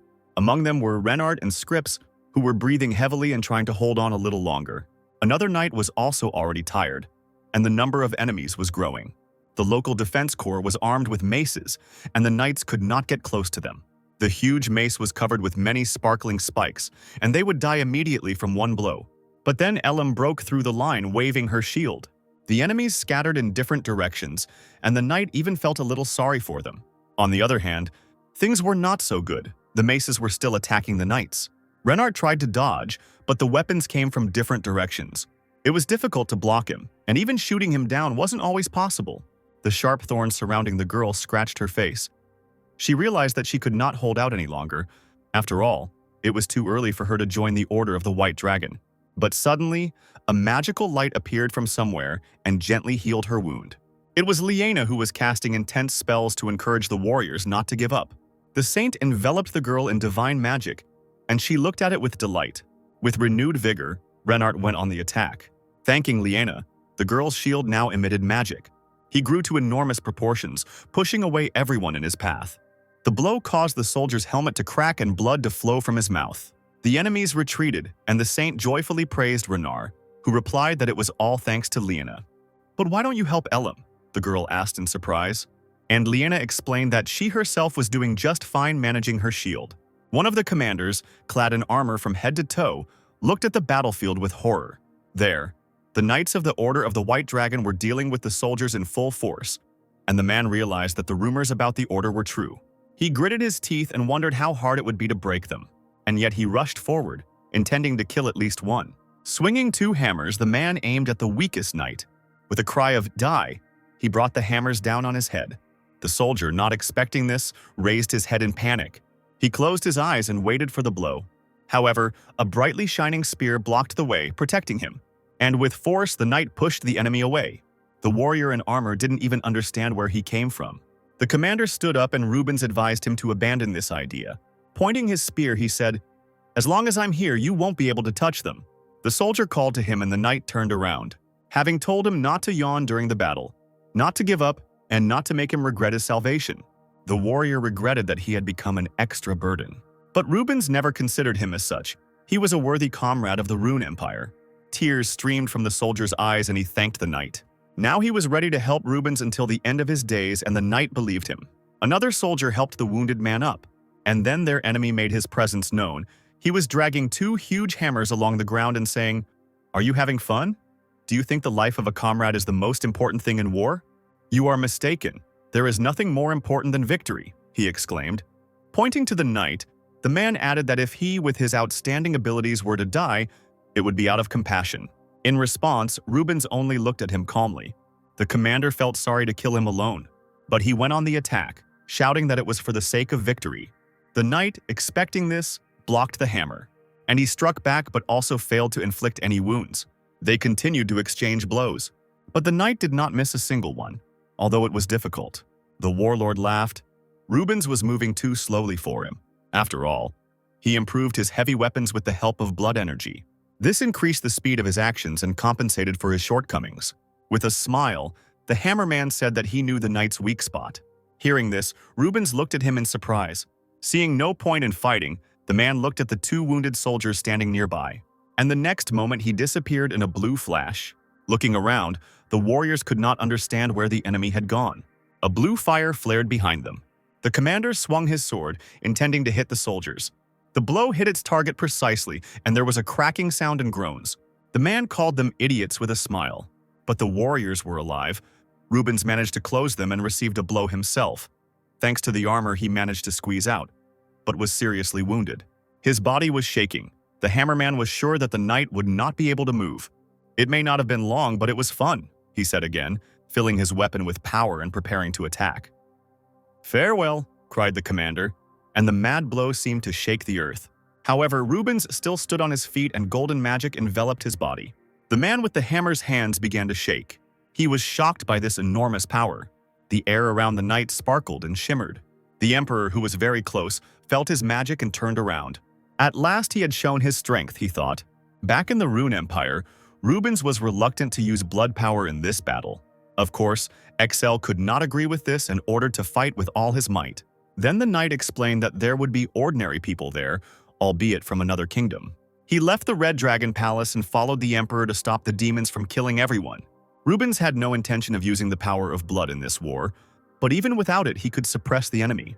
Without arguing with him, Excel allowed him to act as he wanted, but he reminded that such an action could lead to losses.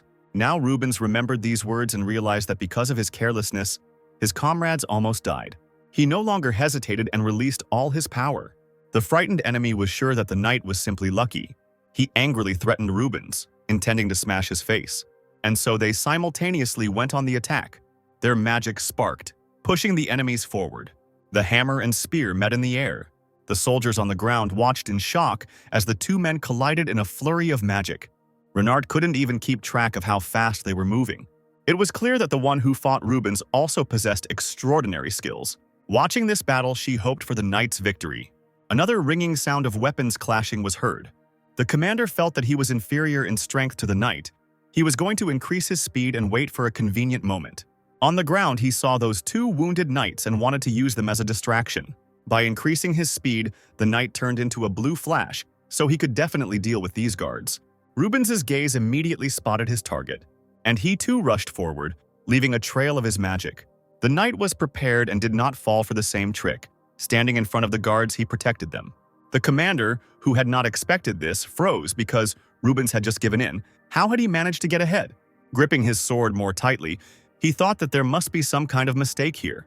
And I decided to try to use maximum force again. The two clashed again using all their magic. Bright flashes of magic filled the entire sky, and the guards could only watch. Meanwhile, the knight felt that he could not win. He had difficulty defending himself from the knight's spear. The hammerman rolled back from the blow, shouting, "Why can't I throw him back when I'm faster thanks to the power of my blood?" Rubens was even surprised that he considered his blood power to be stronger. He admitted that he had never used the power of the golden blood before. These words shocked the military leader beyond measure. He remembered with horror how he had fought off his blows without using the power of blood. The knight, gritting his teeth, could not believe it. After all, he knew that all the owners of the power of golden blood died in the war with the dragon. There was to be no one left on the mainland with golden blood. Then the knight said, "I am the last descendant to possess this power." He remembered how Sir Blumhart had helped him survive, carrying him out of a fire as a child. Power enveloped Rubens, and he said, "You tried to kill my comrades who could no longer fight." Raising his spear, he attacked, shouting that he would lose this battle because of his cavity. The angry captain tried to prove that in battle there is nothing more important than victory. By unleashing all his power, he could not lose to someone who did not take war seriously. Releasing all their strength, they went on the attack. And then a scream was heard. Hammers and blood flashed in the air. The soldier remained standing, but he no longer had a weapon or one arm. The soldiers looked at the fallen deputy commander in panic. Realizing that he could no longer defend himself, they rushed to help. One of the soldiers ordered to cover him and broke through the enemy formation. Rubens was already ready to kill the deputy, who was shaking in fear on the ground. Closing his eyes, the knight was ready to face death. But then there was a clang. The surviving deputy captain watched in shock as the soldier blocked the spear and said, "Run from here. I will hold him off." The unexpected defender stunned him, and he wanted to ask something. However, he said that they would not survive without him and ordered them to flee. The pike clanged and rose, not continuing the attack. This sacrificial act of the subordinate aroused Rubens' admiration. To the surprise of the soldiers, he decided to leave them alive if they would no longer interfere in the war. Turning around, the knight advised them to leave here. As he left, he didn't even look back at his enemies. Finally, the warriors and the wounded commander came to the camp of their troops. Feeling incredible pain in his severed hand, he understood how the course of the war would change because of him. The commander bit his lip, filled with pity. Meanwhile, Renard was already running towards Sir Rubens, admiring his abilities. She seemed to be glowing with the honor of seeing that very golden blood that she had heard so much about. Closing his eyes, the knight calmed his magic. He didn't see anything special in what had happened, because something else was more important now. Indeed, the two knights fought off the enemy attack. The girl knight shouted, "Renarda, what are you standing there for? Are you planning on being distracted by the war?" Having apologized, the girl immediately ran to help. And so, Saphigold's soldiers began to retreat. The Emperor and Hevigo, skillfully wielding their blades, quickly advanced forward. Looking back, Excel ordered that the path to the royal palace be cleared. There was only a short distance left to the coveted entrance, but the entire road was filled with enemies. He only had to get there and he would see Magus and the princess, the Emperor thought. Right next to him, Rubens was smashing enemies, and Excel realized that this was his chance while everyone was busy with the knight. He easily pushed off the helmet of the nearest enemy, and so he moved on, advancing on the soldiers who did not understand anything. He quickly bypassed all the enemies and almost reached the door. One of the commanders shouted out an order to stop the Emperor, fearing that he would reach the royal palace. But Excel still hurried forward, stepping on the head of another warrior.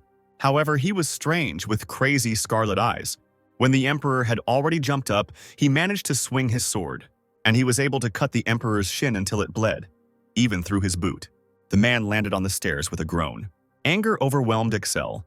How could he suffer from some warrior? Ban also couldn't understand what happened. It was a small fish. However, he suddenly felt something behind his back. It was a huge, incomprehensible force. At first, the Emperor thought that these were demons, but he realized that the sensations were a little different. At this point, the gates to the royal palace suddenly swung open. From there came out a whole army of golems overflowing with power. Behind them stood an old man with a beard who gave commands. Attack! Defend the royal palace at all costs. Using the scanning skill on him, Excel found out that his name was Ruth Island, a person with strong dragon blood energy. With the order to crush the Emperor, one of the robots rushed towards him, intending to kill him. But then someone repeated Excel's path, jumping over the heads of the soldiers. "How dare you raise your hand against the Emperor?" Hevigo exclaimed, blocking the golem's hands with his blade. But he clasped his fingers and pressed harder on the sword, causing sparks to fly. With some effort, the robot pushed the knight away. But even after this, Hevigo managed to stay on his feet. The magician solemnly introduced, "Look, these are the knights of the royal palace of Saphigold, armed golems."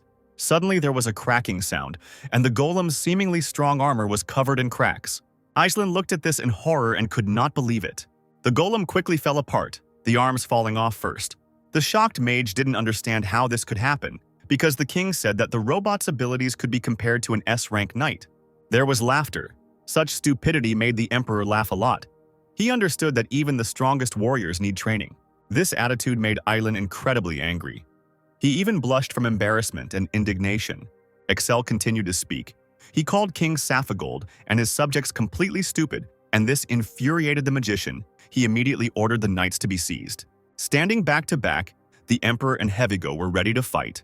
Excel began to fill the blade with his magic. Red flashes of power also sparkled around the knight. Even surrounded by enemies, they had no intention of losing. With incredible speed, the Emperor and his knight rushed forward. Beautiful golden sparks glittered on Excel's sword, and Hevigo's power burned with a bloody red fire.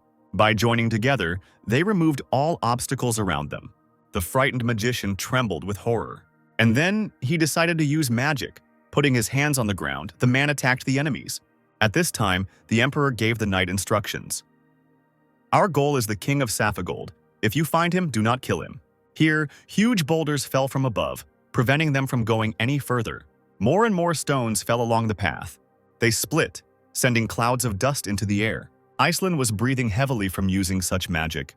Everything around was covered in dust, preventing him from seeing what had happened to the enemies, because after that they could not have remained whole. When the fog cleared a little, the magician saw the Emperor shaking his hair and asking, "Is that all?" Pointing a shaking finger at the man, Island couldn't believe how he remained unharmed after being attacked with blood energy. Maybe the other one sacrificed himself, he thought. But Excel only chuckled at this suggestion, and raising his hand, he silently pointed his finger upward. Looking at this, the magician could not understand anything. However, after thinking about it, he decided that the Emperor was pointing at something from above, and he looked up. In the sky, blocking the sun, there was a knight about to attack. Not having time to dodge, Island froze in panic, and gritting his teeth, he activated his magic. Enormous stone pillars shot up into the sky, blocking the magician's view. An incredible force emanated from Island's hand, which was pressed to the ground. Obeying him, the stones grew and connected with each other, and so they closed over the magician's head, forming a dome. Hevigo's blow landed right on him, but he couldn't break through. Only a few stones bounced off. Using all his strength, the knight tried to destroy the dome. But Island couldn't allow him to do this using his blood power. It was perfect for defense. He thought the knight would never be able to penetrate it. But the Emperor, standing nearby, believed that he was very much mistaken. Smiling, he thought about the blood of a mage that could not protect him from everything. After all, the energy of blood also varies, both in color and in strength. With his golden energy, there was no way he could overcome Hevigo's red energy, and indeed cracks were already appearing across the dome. After all, the knight's strength enhanced the effect of the weapon, and now it destroyed any defense. Once again, the astonished magician did not believe what had happened. But before he could even think about it, he was already pierced by a sword. Island's mouth began to bleed, and he couldn't wrap his head around what had happened. How could he lose when he had the highest level of blood energy in the kingdom? Hevigo decided to answer his question. The strength of energy can be the same. However, in all other respects I am far superior to you, he added, drawing his blade. The magician's body, losing blood, fell to the ground. Looking at it using Excel analysis, I really saw how much higher the Hevigo's characteristics were. After all, they finally found themselves at the entrance to the royal chambers, and the knight invited the Emperor to come in. He agreed, but first decided to ask Hevigo if he was injured. "We are at war, after all. Such scratches are mere trifles," replied the knight. Believing him, Excel added that he felt the aura of demons here. This surprised Hevigo, and the Emperor wondered if it might be Magus. First, he ordered the door to be broken down to see what was going on there. Obeying the order, the knight swung his sword filled with the power of blood. A few red, glittering strokes flashed by. The door fell apart, and strange purple smoke billowed out from behind it. It gave off a pungent smell, and the soldiers had to cover their faces. Even Ban closed his mouth in horror, unable to bear such a stench. Standing in front, Hevigo called out to His Majesty, who looked forward in shock. Through the smoke, one could see huge horns. A little lower down, a mouthful of sharp teeth was visible. It was a huge monster, with glowing red eyes and hooves instead of feet, and it could say, "Finally you have decided to appear, Emperor." He was puzzled as to why it took Excel so long, and said that it turned out that the Mad Emperor and the White Dragon Order were nothing serious. The knight immediately raised his blade, ready to deal with the monster, but the Emperor ordered him to step back. Excel was surprised that he was recognized. It seemed to him as if he had already seen this creature. And the demon explained, "I am the messenger of Saphigold, whom you mercilessly killed." His name was Oscar Barge. He was the younger brother of Eric Barge. Hearing the name Ban instantly remembered what he looked like, and was surprised that Barge had a brother. According to the plot, Barge, who hated people, took into his body a part of one of the 7 dukes of the Devil's World. 40% of people died because of such contracts with demons. 50% lost their minds and turned into monsters. But Barge did not die and did not lose his mind. His strong hatred for people made him a real demon. Thus, the fifth demon Barge appeared. He was very cruel and took the lives of many people. After thinking it over, Ban came to the conclusion that it seemed like his brother had become a demon this time. In a panic, the man wondered if it was because of him that the plot of the book had changed again. With a grin, the demon said, "I didn't think you would recognize me. It seems like you were still a little tormented by your conscience for killing my brother." However, the emperor responded by saying that he simply remembered the face of that creature that had become a demon. The enraged demon couldn't believe it, because his brother had never met demons. "It's a matter of time, he'll still switch to their side, just like you," answered Excel. Enraged by his brother's insult, the monster struck the ceiling with his paw, which instantly became covered in cracks. Pieces of the ceiling fell down, and the sky appeared from the hole, while the demon growled that he would certainly kill the emperor. The power of analysis showed his abilities. Barge had enormous physical and magical strength, and the blood energy was also above normal. Realizing how dangerous this creature was and how different it was from the others, Hevigo stepped forward, ready to protect the emperor. But the emperor knew all this himself, and having drawn his sword, he was going to fight. The blade of light was enveloped in magic, reacting to the demon's power. Looking up, Excel felt something else. There was an aura of other demons there too, and the power of the demon hiding in the shadows was much greater. This made the emperor frown in irritation. He couldn't figure out what else could be there. Barge immediately realized that the man was not looking at him, and in anger, he rushed forward, lowering his huge horns. Hevigo and Excel watched his movements in horror. The knight was ready to defend the emperor at any cost, but he only shouted for Hevigo to take cover. Thanks to this, the knight was able to dodge the monster rushing forward, sweeping away everything in its path. The emperor also barely managed to jump to the side. There was a loud bang as the demon punched a huge hole in the wall. Stones began to fall and the wall seemed to be swept away in an instant. Such power really scared Hevigo, because if it weren't for the emperor, he would already be dead. Gritting his teeth, Ban understood that physical strength alone would not help him win. The monster would simply crush him. In the war between people and demons, even Kalsu was unable to defeat Barge, who had become a monster. Grabbing the wall, the grinning demon praised his running abilities. Jumping out of his hiding place, he shouted, "You won't escape this time." Excel summoned the silver energy of blood, realizing that without it, even predicting his movements would be difficult. And he was also haunted by this aura hidden in the shadows. Another blow from the monster interrupted his thoughts. After dodging, the emperor said that he would take the demon upon himself and ordered Hevigo to find the owner of the other aura. In response, the knight tried to say something, but Barge interrupted him. He wasn't going to let him go that easily. Frightened, Hevigo raised his sword, trying to defend himself from the demon. But the emperor did not let him take a single step, starting to talk about his brother. He also showed off too much and eventually died. "You will soon follow him," said Excel. Enraged, he turned to the emperor, shutting him up. Shouting at him not to dare insult his brother, the monster attacked Excel. Blood splashed in all directions. The demon's horn entered deep into the emperor's hand. Barge laughed and exclaimed, "A man is a complete non-entity in the eyes of a demon. You should be commended for being able to stop with one hand the fang that contains the power of the 7 great dukes," he added. Excel, not at all taken aback by this, just laughed. Meanwhile, the system warned that the amount of elixir had sharply decreased and the charge remained at 31%. And also the side effects of dragon blood spread throughout the entire neural network, and part of the body underwent changes. Despite the unpleasant news that his body was in danger, the emperor laughed more and more. He had been waiting for such a bloodthirsty battle for a long time. The monster laughed in response too. He liked Excel. He had a hole in his palm, and he continued to bluff. But suddenly the demon realized that something was wrong. No matter how hard he tried, the horn wouldn't come out of his palm. Looking with crazy eyes, the emperor said, "Where are you going? I am right here, right in front of you, and you are going to run away." Having ordered the man to shut up, he was ready to kill him anyway. And then Excel said, "Distortion," and the space around his hand seemed to ripple, including the horn. The monster screamed, and part of its head seemed to disappear along with its horn. Clutching his forehead, he groaned, "What kind of power is this? Stop it right now." And the emperor only wondered where his laudatory power had gone. Screaming in pain, the demon asked to end this torture. Shocked, looking at what was left of his horn, he couldn't believe such power. Barge was sure that it couldn't be that he was the only one who suffered from such an attack. Excel must have suffered too. But the emperor wasn't that stupid. And the system continued to report. The elixir charge is 10%. The barrier capacity is 5%. With their help, it is possible to restore the neural network. Do you want to continue? And Excel just nodded his head, and immediately the wound on his palm healed. I don't rush into a fight without thinking, and I don't fall for obvious provocations like you, said the Emperor, showing his healed hand. Trembling with anger, the demon called him a bastard. Further provoking the monster, the man continued to talk about how he was going to go to his brother. In a mad rage, Barge attacked Excel, but in an instant his horn and hand were cut off. Grabbing his throat, the demon did not understand what happened, but it was Hevigo who activated his blood energy and hit the distracted monster.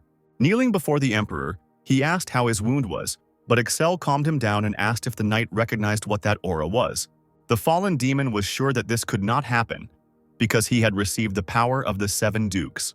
After drinking the pill, Barge gained the power to destroy the king and princess of Saphigold, as well as the Emperor of the Rune. Hearing this, Ban froze in shock. He immediately tried to find out what the monster did to the princess, and he confessed how he devoured the king and princess Saphigold. The Emperor's patience ran out and he swung his sword. Threatening, the man asked again what he had done with the princess. With a grin, the demon repeated his answer. He devoured her. She became food for him. The demon's body began to change strangely. His shoulders rose up and something moved beneath them. The next moment, the system warned, thus the darkness barrier appeared. A cloud of darkness formed around the enemy, and Excel raised his sword, preparing to strike. However, the system detected a strange reaction and the danger level increased to 50%, and the blade suddenly began to glow and vibrate, stunning the Emperor. Hevigo rushed towards him in the hope of helping somehow. But suddenly something incomprehensible happened to the monster's body. The knight and Excel looked at this in horror. Huge mouths emerged from his shoulders, in which bodies were visible. In one was King Magus, his face frozen in a terrible grimace, and in another, Princess Scripps seemed to be simply sleeping. The Emperor could not believe that the princess had been there all this time, and the pain in Ban's chest was growing. He also did not understand what was happening. One word sounded like an alarm in the man's head. Kill. Bent over in pain, he thought he was too tired today. Gradually, his consciousness faded, and he could not think clearly, and the eyes turned scarlet.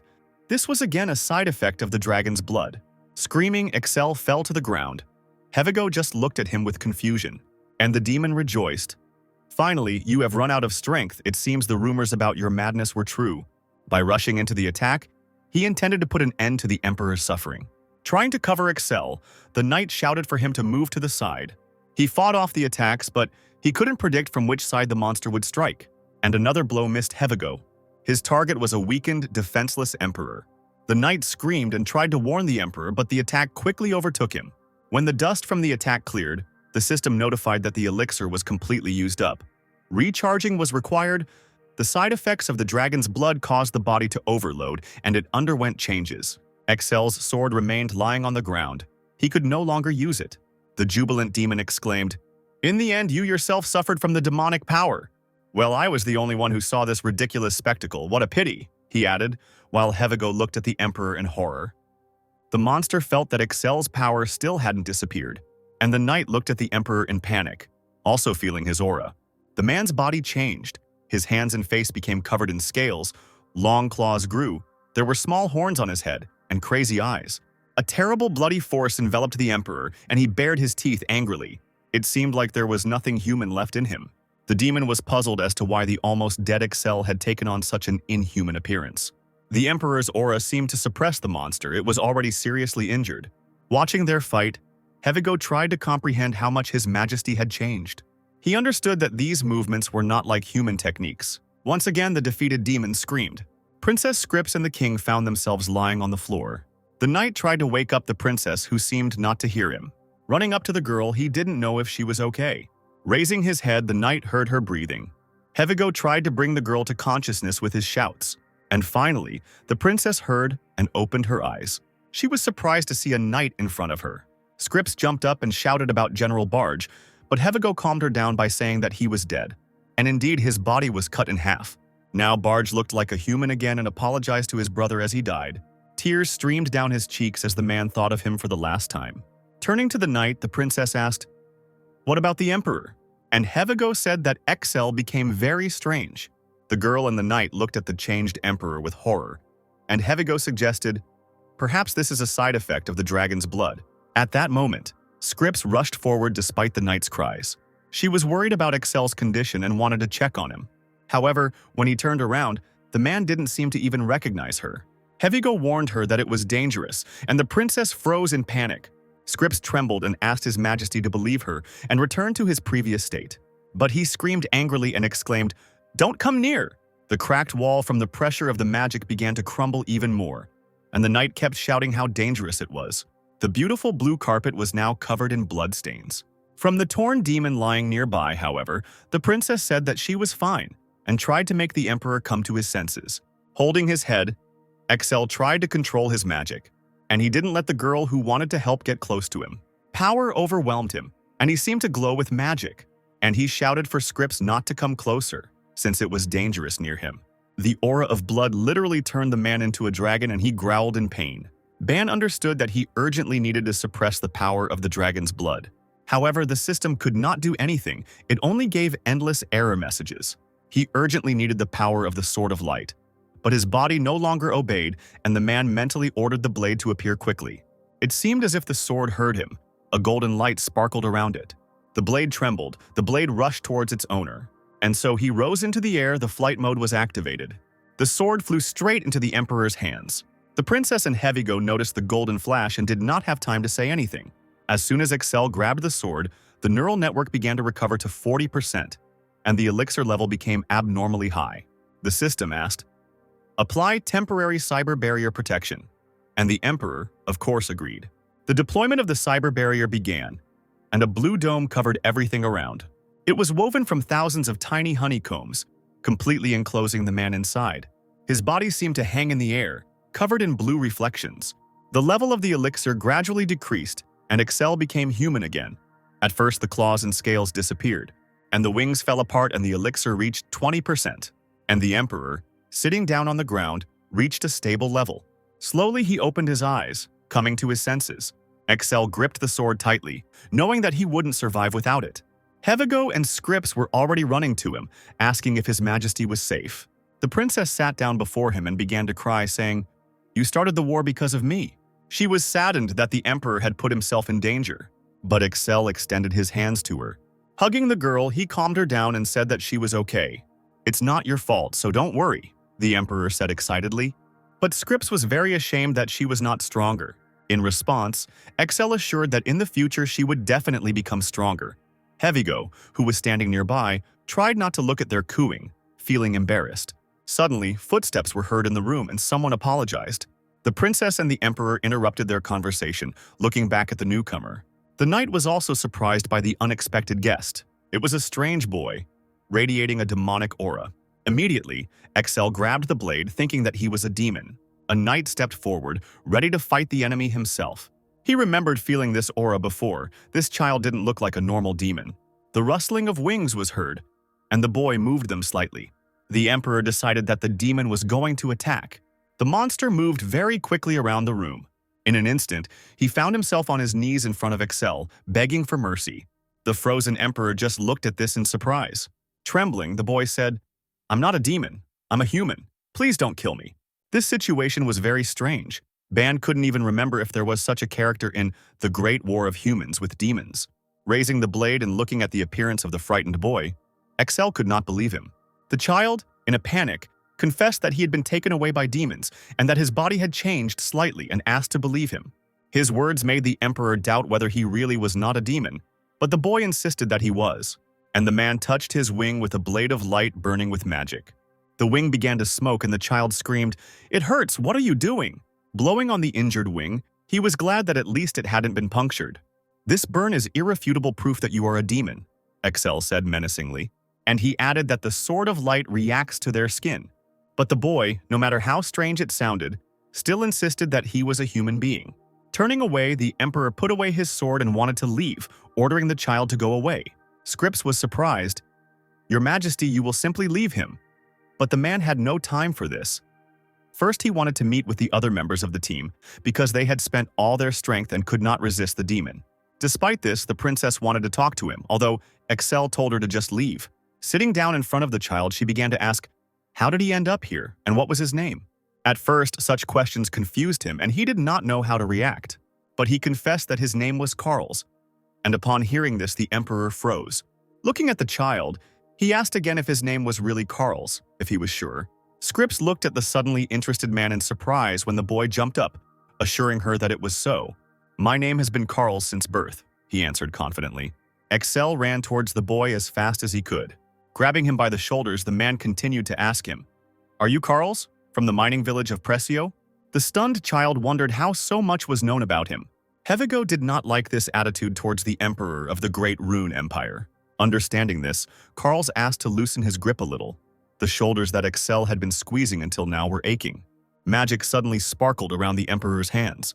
It was the silver energy of the blood that made itself known.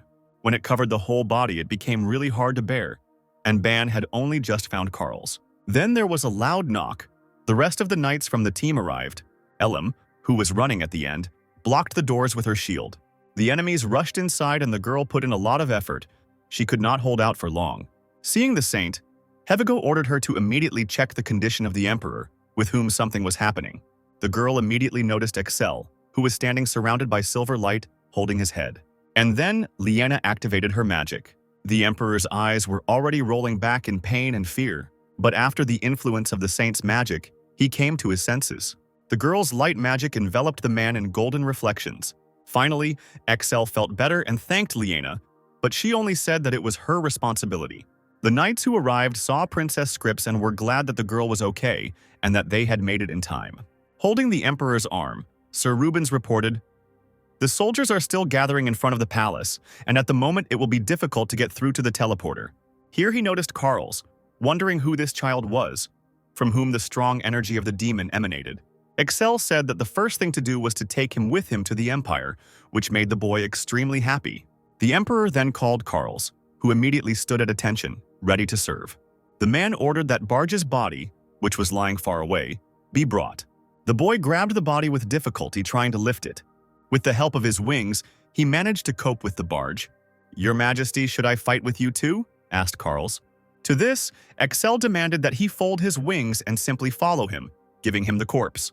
And so the general's body was handed over to the emperor, and Saphagold's troops were still pounding on the door. The knights and Elam could no longer hold them back. The soldiers knocked on the doors so hard that stones fell from the ceiling. To break through, they used a huge battering ram. The chief excitedly gave the command to break down the door faster. Barely able to hold such a colossus, the warriors swung, and the wooden battering ram crashed into the door with force, breaking through it. Soldiers immediately ran into the palace. However, the captain's order to stop made them freeze. Someone was coming out from inside and they did not know what to do. A strange shadow appeared in the doorway. The warriors could not understand who it was. The man said, "You don't need to know this, just accept it," and raised something into the air. When the object hit the ground, the soldiers recoiled in horror, but Excel ordered to take a look. It was the dead body of Barge, and the emperor said that he met such an end because he deceived the king. The soldiers did not believe that General Barza was dead, and the captain felt a demonic aura emanating from him. Threatening with his sword, he shouted, "What have you done to him?" Completely calm, Excel didn't answer, he just looked at him. Suddenly, the king came out of the room with the support of his daughter, and the warriors immediately tried to find out what was going on. Magus replied, "Barge betrayed us by conspiring with the demons." And he told how the general tried to make the kingdom of Sapphire Gold a base for the demon army, and also to get rid of him and the princess. And at the end, the king added that all this was prevented by the emperor of the Great Rune Empire. The shocked soldiers froze, not understanding what to do next. Then Excel gave them 2 roads. Drawing his sword, he said, "First, you and your king are completely subordinate to me. The second is to die immediately by my hand," the emperor finished, waving his blade. Of course, the warriors were surprised to instantly recognize the Sword of Light, and remembered the rumors that had been circulating lately. The king was also shocked by these words. Should he really submit to the Rune Empire? The emperor did not back down from his words.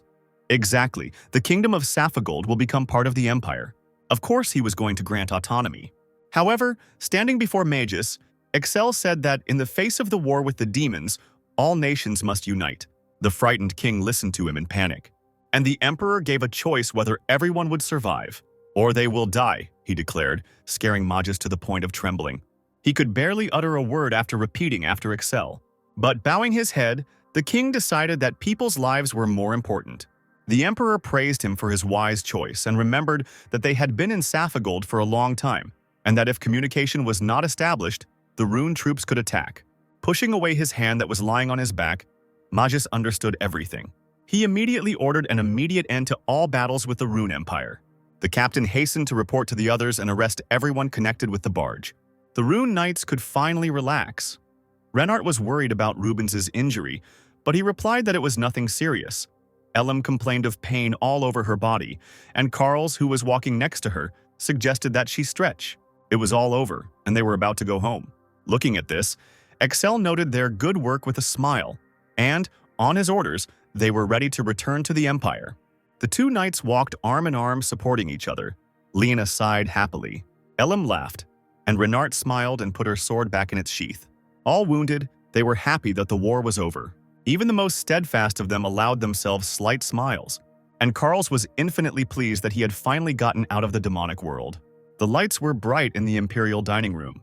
At the head of the table sat Excel enjoying his food, and next to him stood a joyful Carl.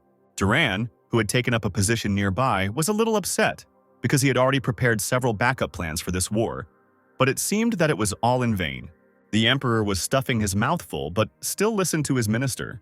The atmosphere at the table was strange. When two people were happy and eating, and one person sat irritably and could not swallow a bite.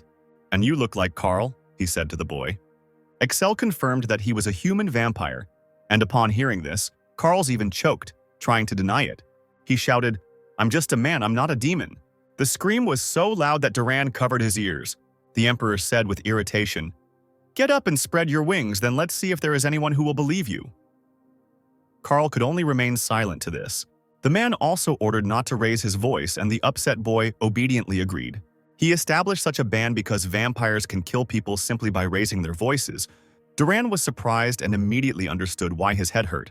"Nothing happened while we were gone?" asked Excel, and the minister replied that the movement of the demon commander Diklu was extremely unusual. Having heard about Dikla, Carls told how it was because of him that he was unable to escape.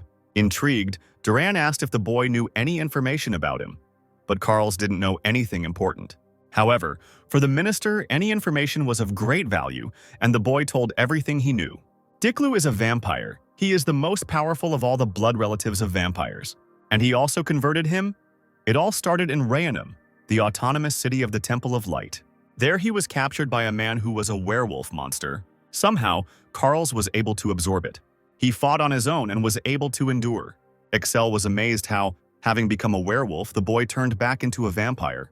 Thinking about it, Carl decided that although it seemed impossible, a miracle had probably happened to him. For Ban, this was not just a miracle, he knew how pure the boy's soul was, not containing dragon blood. Thanks to this, using the Sword of Light, he played an important role in the war between demons and humans. The man understood that no matter how much he was consumed, his soul was pure and in complete control of his body. Having thought it over, he was glad that he had ended up in the Emperor's body. Otherwise, Carls would not have allowed him to stay in his body and would have quickly gotten rid of him. Imagining such an outcome, the Emperor was truly frightened. Duran even asked if everything was okay, but the man reassured him. "Carls, you asked me to protect you from Diklu. Why couldn't you escape?" Axel asked. And the boy explained that related vampires sense each other's location. Touching the pendant, he continued to talk about how he needed help to escape because he could not win on his own. Now the Emperor knew that Carls could sense where the vampire was, and Duran was pleased with such useful information, with which one could predict the movement of demons.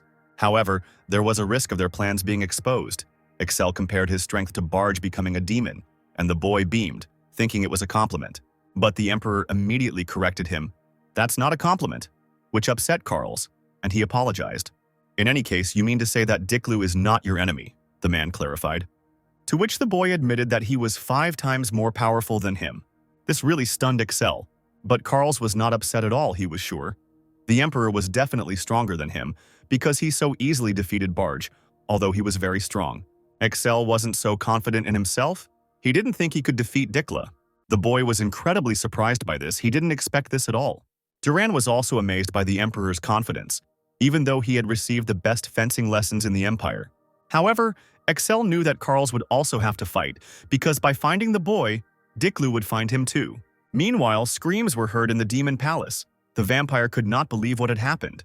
The subject tried to calm him down, but the commander, knocking down the torch in a fit of emotion, sat down next to him. The boy was related to him by blood and could not escape. The fire from the torch grew stronger as the emperor grew angry at such betrayal. Feeling an insane rage, the vampire threw the remains of the torch at the wall. The demon next to him spoke worriedly. "We haven't figured anything out yet. Maybe there was some confusion." But the angry Diklu immediately shut him up. He felt Carl's in the Rune Empire. What other explanation could there be?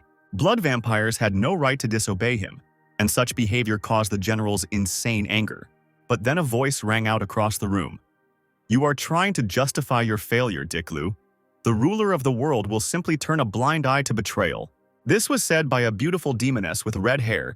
She saw Dikla like this for the first time, and he even attracted her. Turning around, the vampire called her Gremory, and the subject bowed respectfully to the queen of the succubi, who was upset by such a modest meeting. The demon began to justify himself by saying that they had not been informed, but the demoness pointed her finger at his lips, and he immediately fell silent.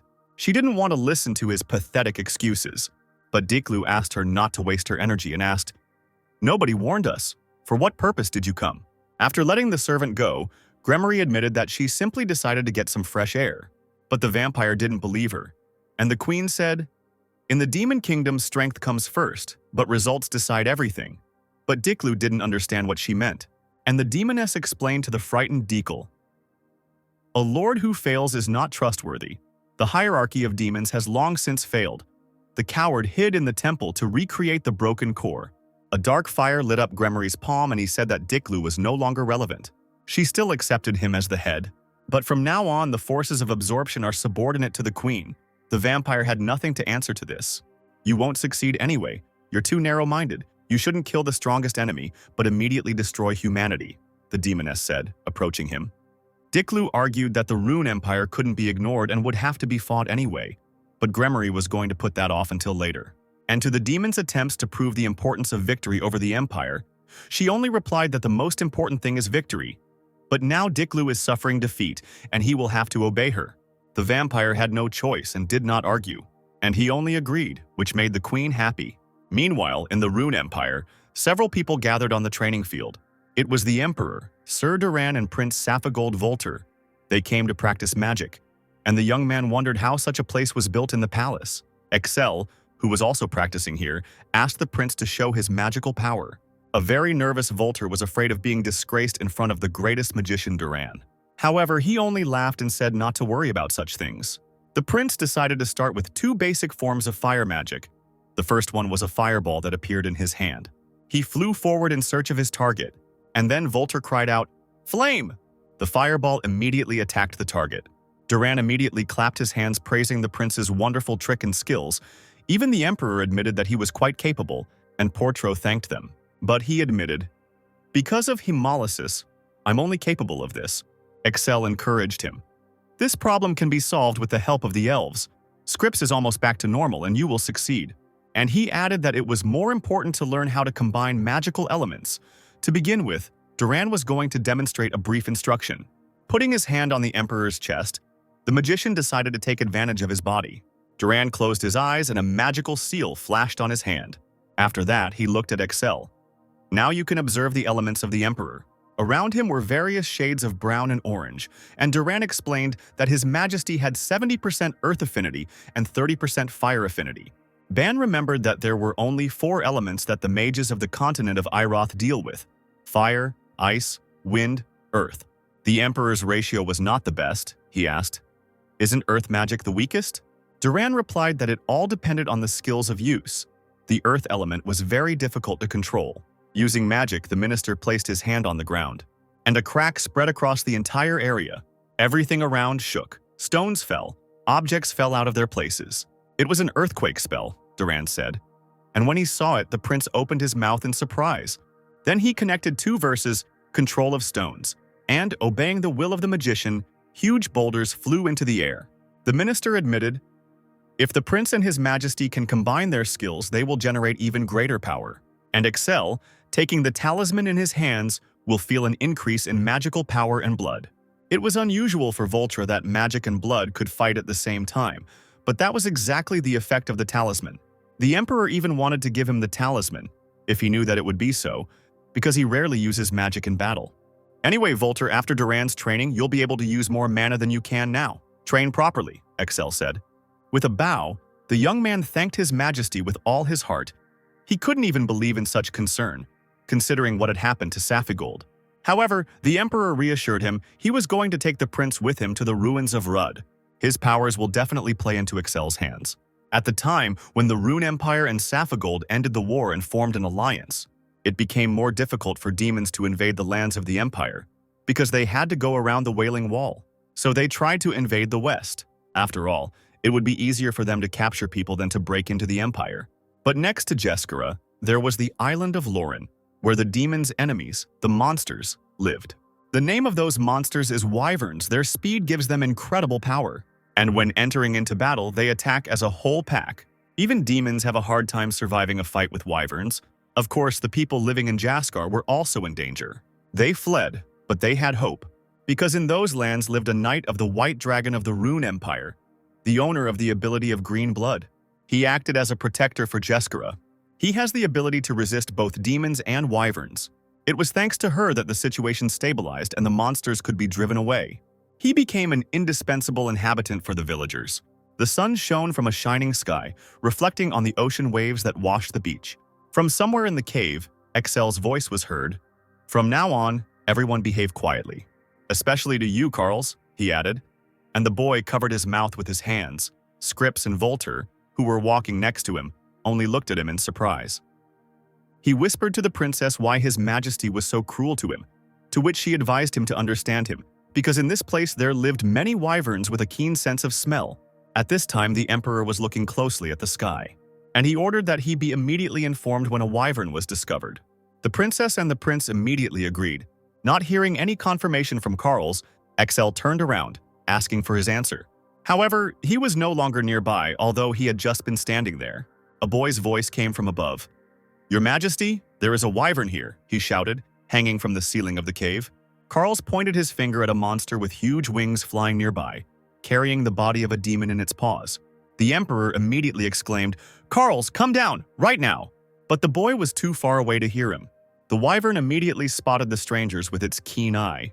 Throwing the demon aside, she flapped her wings and flew after her prey.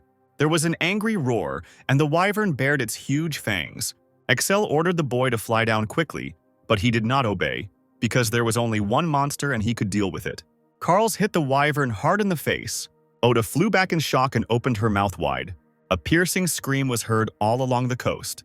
The confident boy said that he would take care of her and come down immediately. The emperor was angry and exclaimed, "Stop all action!" Many shadows with wings appeared on the horizon. Carl froze in shock.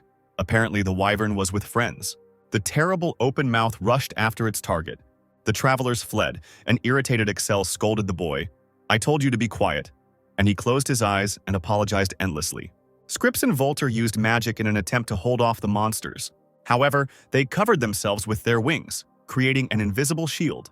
The wyvern's eyes glowed maliciously, and she didn't let anyone near her. The emperor knew that such attacks would not defeat them. To begin with, they were going to hide in the forest. A cave was visible in the thicket, where the fugitives headed. Excel entered first, followed by the prince and princess. Having caught his breath, the man looked to see if everyone had arrived.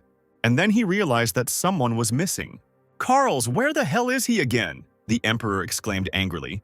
It turns out that he was grabbed by the wing, and the boy tried to get out, assuring that it would happen soon. He pounded on the clawed paw, screaming to be let go.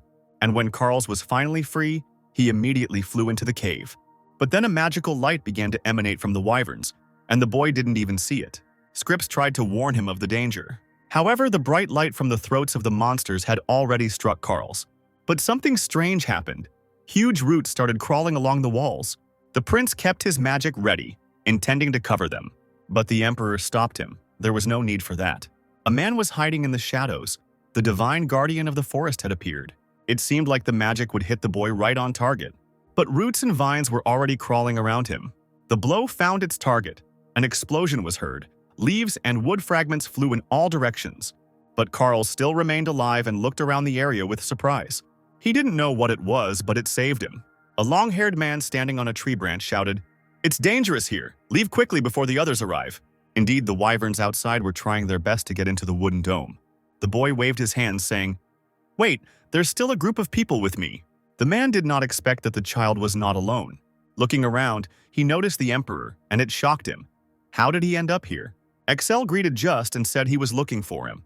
"I have received no information about your arrival," the keeper said. And with the help of a scan, the emperor saw that his indicators were all S rank and greatly exceeded the norm. The wyverns in the sky continued to attack them with magic.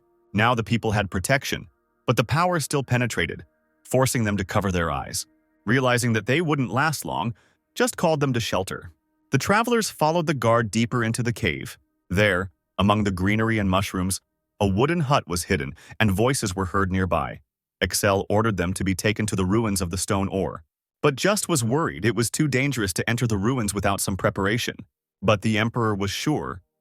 "You have excellent information about this area, and besides, talented people of the empire have arrived with me." Just claimed, "The remains of stone ores contain a lot of light-absorbing element. It is more difficult to find there than in other runes," while Scripps was meanwhile enthusiastically examining Carl's wings. In response, Excel asked Walter to demonstrate his powers. A bright flame lit up on his hands. With its help, the emperor was going to illuminate the ruins. The guardian was still unsure, because maintaining magic required a lot of mana, and he would have to fight monsters in the dark. Then Excel turned to Carl's and asked him to come over. As he approached, he immediately began to ask for forgiveness for his behavior.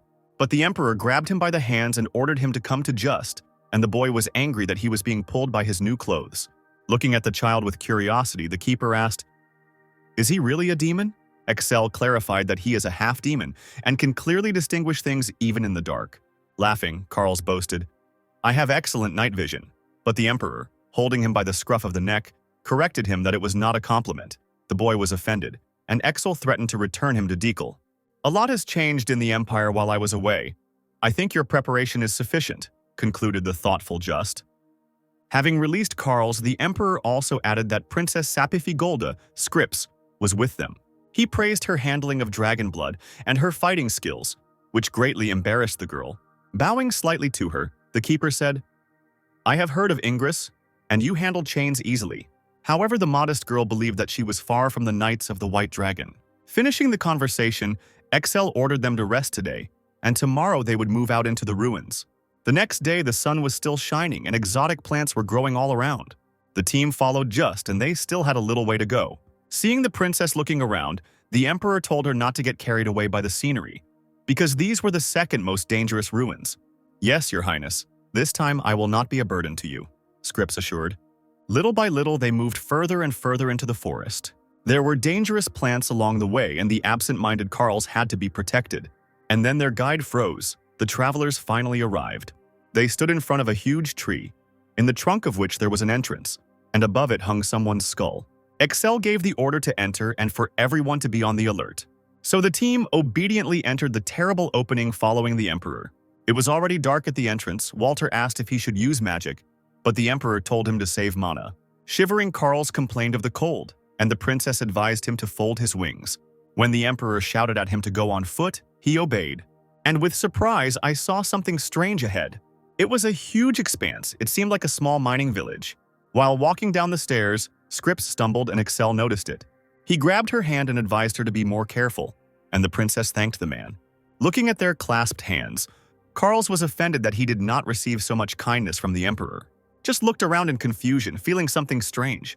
When he reported this to the emperor, he agreed with him, also feeling the aura.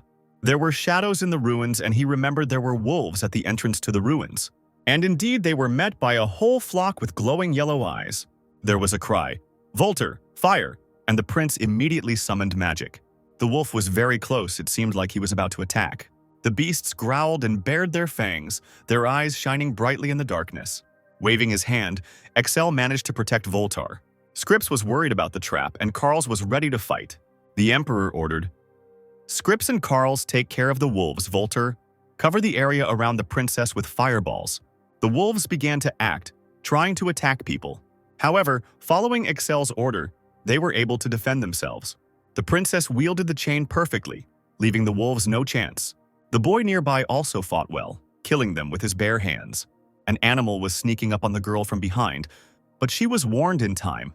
Swinging the chain, she easily fought off the wolf and accidentally hit Carls on the head. Sorry, are you okay? I didn't see you in the dark, Scripps admitted. But other than a little pain, the boy was fine. Volter, covering them with fire magic, warned that the beasts were attacking again. The boy and the princess set to work destroying the enemy. When everything was finished, the emperor praised them. Having caught her breath, Scripps decided to clarify. Your Majesty, can we leave the bodies of the wolves here? But he did not understand what she meant. I heard that their hearts and claws are of great value, the girl said, and Carl's even thought they were tasty. But now it was not important for Excel. The first priority for them was to get inside the ruins, and he called the boy to go further. They headed deeper into the darkest cave. The deeper the team went, the darker it became. Excel decided to ask the sword if it was wise to use it, but he answered negatively since his effectiveness in the ruins was reduced by 2%, and recommended not to take out the sword since recharging was not possible. And Ban decided to use fire magic if necessary and put the Sword of Light aside for emergencies. He was worried that after the wolves, they would definitely appear. He needed to conserve his strength as much as possible. The Emperor sent Carlos ahead to guide them with his night vision, and I decided to look at his abilities, which were high, with the exception of Dragon Blood. Here the boy tensed, feeling something ahead. From the dark depths came terrible screams. On the Emperor's orders, Volter sent a fireball there. The fire hit the living creature but did not kill it. The monster, which had 3 snake heads, roared. Carls realized that the blow only made him angrier. A terrible anger shone in the monster's eyes, directed at the magician. Volter flinched, realizing that he was the target. The monster opened its mouth wide and tried to grab the prince. However, the boy stopped him by grabbing his body. The snake turned around and tried to attack the obstacle, but it failed. Thank you, Carls. Thanks to you I survived, said Volter. And he only grinned and replied that it was nothing. 2 more heads approached the boy from behind and the prince cried out in warning. But Carls easily dodged all the attacks, saying, nothing special, just some fun.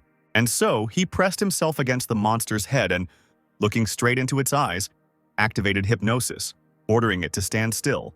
The huge snake immediately froze and the boy sank to the ground. He plugged his nose, complaining about the spitting and the foul smell. The smell made Walter's head spin, and the Emperor warned, basilisks contain deadly poison. Hold your breath until we leave. Scripps was surprised that Carls felt nothing and was fine. But Excel said not to worry, because vampires' immunity is stronger than that of humans. Hearing this, the boy flared up, claiming that he was a man. The man didn't even pay attention to him as he passed by, ordering him to get ready, since they still had a long way to go. Flying behind him, Carl kept insisting, but I am truly a man. The Emperor only calmly agreed with him, asking him to concentrate. Outside, by this time, evening was falling and the sun was setting. On the continent of Eros, wyverns are found not only in the northeast of Lauren Island. Some of them are also located in the southeast. In this place, wyverns freely cross seas and continents, and they call it the Black Peak Island. People live on the peninsula near it. They quietly forage for food when the wyverns fly away to the island. Looking into the distance, the fisherman noticed something strange, but his companion was sure that now was not the time for the wyverns to return. When his friend continued to insist, he looked up at the sky and there really were strange silhouettes, completely unlike wyverns. And then someone landed on the mast and said, "My God, you're talking about us." The fisherman turned away in horror, not expecting guests. The membranous wings rustled as they straightened. There stood the succubus Queen Gremory, waving her hand at them with a smile and greeting them. The men immediately guessed that it was a demon, wondering what they wanted from them. As she descended, the demoness confessed, "We were flying past, I thought we'd take a look." She stepped onto the deck very quietly. A pleasant smell came from her, and Gremory asked, "What is on this ship, that's all, sad?" Her fabric-covered breasts immediately attracted the attention of men. The fisherman blushed, embarrassed by the fact that she was practically naked. It was the first time they had met such demons. "Handsome men, would you come closer to me? I want to whisper something to you," the queen said seductively. Then 2 more men appeared, looking in surprise at their bewitched colleagues. "Are you completely off your rocker? She's a demon," they tried to shout, but they didn't even pay attention. The captain stepped forward, blocking his subordinates and asking why Gremory had visited them. Realizing that he was the boss here, she turned her powers on him. Touching the man, she said, "How brave." He tried to resist, but it was all pointless. The demoness ran her hand over his burning cheek and called him cute. The captain pulled out a dagger, pushing Gremory away, but she said that she only came to have fun. When the queen touched his hand, he trembled and dropped the dagger. Hugging the man, she asked, "Is this what you really want, right?" The fishermen standing nearby envied their captain and wanted to be next. Gremory smiled because the man could not reject her. And then she kissed the embarrassed man who didn't understand anything. Some mysterious light passed from his body to the demoness. The queen flew away licking her lips, and the man was enveloped in sparkling magic. Having thanked him, she said how long it had been since she had eaten such sweets. And the captain froze, not understanding what was wrong with his body. And he fell unconscious onto the deck. And when his subordinates saw this, they immediately ran up to him. Flying in the air, the queen chuckled.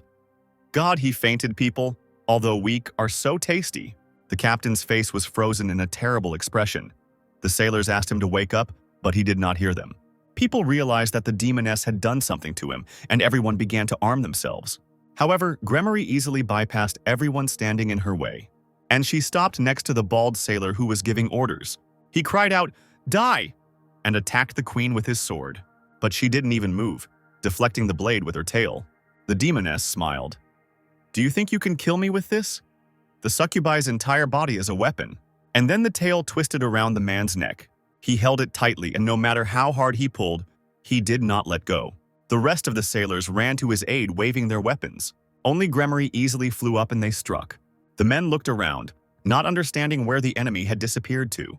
And the queen continued to mock them, holding the sailor's tail. "Are you seriously trying to kill me at such a speed? People are much more stupid than they taste."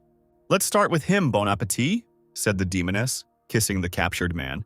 He stretched out his hands and tried to save himself, but it was all in vain. The sailor's body began to tremble, and his legs dangled so violently in the air that one boot came off.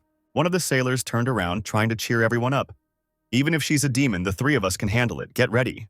But his comrades were not so brave. The sword in the hands of one was shaking violently. A confident sailor approached him, asking why he was silent. And he peered into the distance with horror, and no matter how much they begged him, he could not come to his senses. Raising a trembling hand, he pointed to the sky and said, "There, the demons."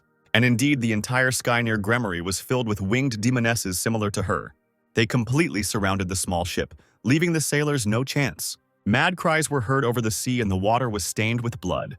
And in the cave, everything was calm, and the silence was broken only by the sound of drops falling from the ceiling. Liquid mud squelched under people's feet, staining their boots. Even Just found it hard to walk on it. Carl's wings were also covered in dirt and became too heavy. The rest of the team stopped, and the Emperor called the boy. He waved his hands, claiming that he had done nothing this time. But Excel was not going to scold him. He asked him to put his ear to him. And when Carl's did this, he whispered something to him. The boy immediately began to deny it. "Alone? Never. I hate the dark." Then the Emperor asked Just to come over, and he immediately headed towards him. An angry Excel ordered that grapevines be wrapped around Carl's, which of course stunned the keeper. The boy shouted, "Your Highness, wait! Why are you doing this to me?" But it didn't affect the man. He became even more angry and ordered, "Just to speed up." The frightened magician had already begun to cast a spell. Vines were tightly wrapped around Carl's on all sides. Waving his free legs, he shouted that he understood everything and was going where he needed to go. However, the Emperor, holding the vine, was not going to let him go, since he said that he was afraid to go alone. And he pulled Carl's, who was tied with vines, towards himself. "Instead, take us all with you," added Excel. This caused the boy to panic, as he didn't understand how to do it. Now Carl's was making incredible efforts, screaming from the strain. He was dragging 4 people out of the mud, but they were moving slowly. It seemed the boy was not strong enough to drag them all alone. The Emperor immediately confirmed this, and Carl cried when he realized that he had been ordered to do so despite this. Then Excel started giving orders. "Just, prepare to use green blood. Volter, you will erect a fire barrier as soon as Just uses his power." Carl's, who could see well in the dark, said that something was approaching. The Emperor immediately ordered the keeper to hook him as soon as he jumped out, and he already had the vines ready. But it turned out to be just an ordinary fish that posed no danger. The travelers really didn't expect this and looked at the find in shock. Excel ordered the stunned Just to act, and he immediately summoned vines to hook the fish. And Volter also began to act and was already erecting a barrier. The fish were captured by the vines without any problem. A fiery semicircle of a barrier lit up around the people. Hanging from the ceiling, Carl screamed in shock and confusion. Now it was clear to see that the vines were filled with ordinary fish, and the Emperor said, "This is fatty food for the monster," and ordered the prince to set the area on fire. Volter obediently launched a fireball there, Surprisingly, the fire burned well, igniting the dirt. Touching the floor, the emperor admitted that the mud had been set on fire by the oiled fish, which was why it was so necessary. Everyone immediately praised His Majesty's ability to foresee everything and began to help each other rise from the dried mud. And Excel added, "There is nothing in this world that I don't know." On the way, Scripps decided to talk to Carls and ask him something. "I heard that vampires are like dead. Then why do you eat and sweat?" the girl asked, to which the boy replied that vampires eat blood, for example. And when she asked about the meat, he admitted, "I got it from the werewolves." The princess still could not understand what race Carls considered himself to be, because he was a mixture of both living and non-living demons. But the boy shouted in response, "I am not a demon, I am a human." Taking his hands, Scripps began to calm the upset boy. "I'm sorry, I didn't mean to offend you, I was just trying to understand you better." And Carl said that Dick Lu also saw someone like him for the first time. Werewolves can turn into anyone they eat, so he's a werewolf turned vampire, a transaction that allows him to mimic a living creature. Still holding the boy's hand, the princess apologized for the awkward question, but Carls admitted that he had simply lost his temper and there was no room for secrets between them. Watching their confidential conversation, Volter smiled. The emperor was already prepared. He was going to take Volter and Jast with him to the very bottom floor. He also added, "When the mission is over, you will return here and all together exit the ruins. I will get out alone, through the teleport gate below." Everyone understood Excel's instructions and wished him good luck. There was a full-scale battle in the cave, and explosions were heard. Using magic and a sword, the emperor easily destroyed the golems. They exploded with a loud sound, shattering into pieces. Nearby, Just was wielding vines and also smashing stone monsters into pieces. The emperor advised hitting the heads as hard as possible so that they would fly further. Volter, standing nearby, caught each head of the broken golem. And then he took out the glowing core from the cracked shell. When Excel asked how many pieces had already been processed, he replied that about 40. Covering the emperor's back, Just decided to find out why they needed the golem's eyes, but he replied that everything would be clear when they were at the very bottom. After the destruction of another golem, everything became quiet. Excel looked at the piles of stones lying around and realized that they were all collected. Rejoicing at this, they moved into the next room. There, a gigantic dark space appeared before them. And suddenly, from somewhere, a golem appeared that was different from everyone else. The emperor asked, "Are you the keeper of this place?" And he replied, "Welcome, descendant." Then, Excel ordered Justin Voltra to stay outside the door. He himself was going to meet the golem. The creature introduced itself as the guide and guardian of this place. Set 09 to 17, also known as the Knight of the Dark Light. He was here as a guide to help the descendants, and the emperor decided to clarify.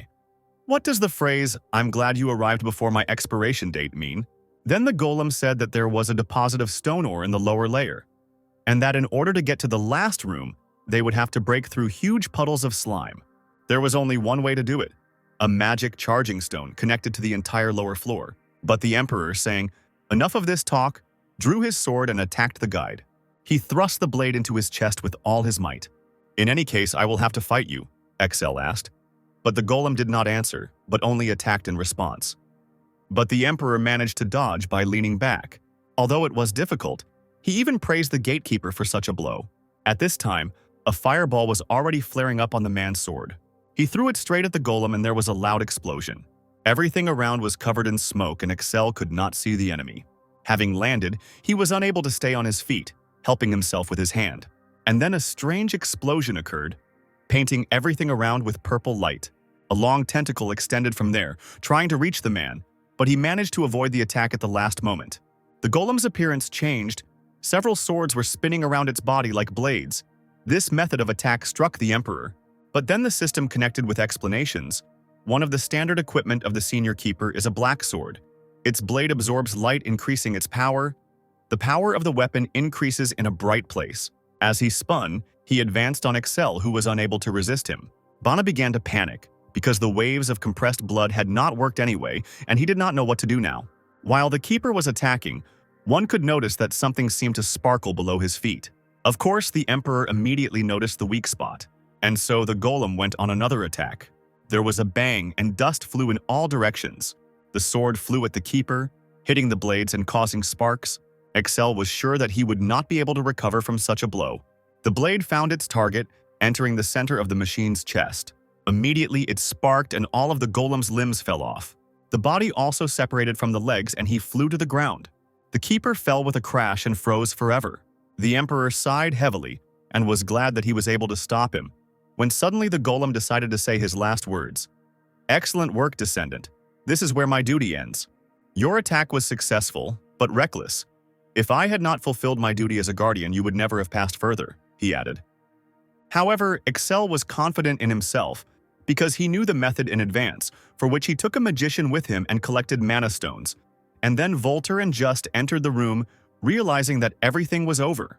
Hearing such confident words from the emperor, the keeper immediately gave the key. Squatting down, Excel took the red ball and asked, "This time the keyhole is on the ceiling again." Upon hearing this question, the golem realized that he had already been to the ruins of the White Stone, and he began to talk about the elixir that the ancients left here. They called it Blood Booster. Somewhere, there is a hidden entrance that leads to it. At this point, the keeper's hints ended and he stuttered and went out. Looking at the golem, the emperor wondered how it had remained alive even after the wave of compressed blood. Apparently, in ancient times, such robots were used by warriors. Looking into the darkness around him, he still could not understand why the ancient people were killed by demons. After a while, they reached the slime, which sparkled with a strange pinkish color. Excel turned to Volter and said, "It's your turn to act." In the center of the room there was a pillar, and he ordered to put all the mana of the magic stones into it. However, the prince clarified, "At some point, the energy of the flow will stop. Will everything be okay?" But the emperor said to do everything possible. Walking up to the pillar and touching it, Volter called Just for help. When he asked how he could be of use, the prince explained, "As soon as I throw the stone, immediately give me the second one." And Just replied that he could handle this task. Magic shone on the prince's palm and he began to act. The green magical light grew, coloring everything around. Smoke was pouring out of the mucus and it was as if it were covered in wounds. Then Just exclaimed that there were no more magic stones and Volter became worried. However, the emperor placed his hand on the pillar and said, "This is enough." And indeed, the mucus seemed to evaporate, leaving only acrid smoke. From that moment on, Excel was about to go alone when the prince suddenly objected. But the emperor threatened to lock them here for the rest of their lives, and the men fearfully wished him luck. So the emperor entered a spacious hall where a bottle with a red liquid stood on a dais. The room was wider than in other ruins, and was striking in its beauty. Excel walked forward without hurrying, and only the sound of his steps could be heard around him. And so he finally reached his cherished goal and froze. The main system responsible for this laboratory immediately woke up and greeted him, immediately recognizing the owner of the elixir and talisman. Then the emperor asked what was on the table. "This is a blood booster, an elixir containing the essence of ancient technologies," the system replied. But Excel didn't need that.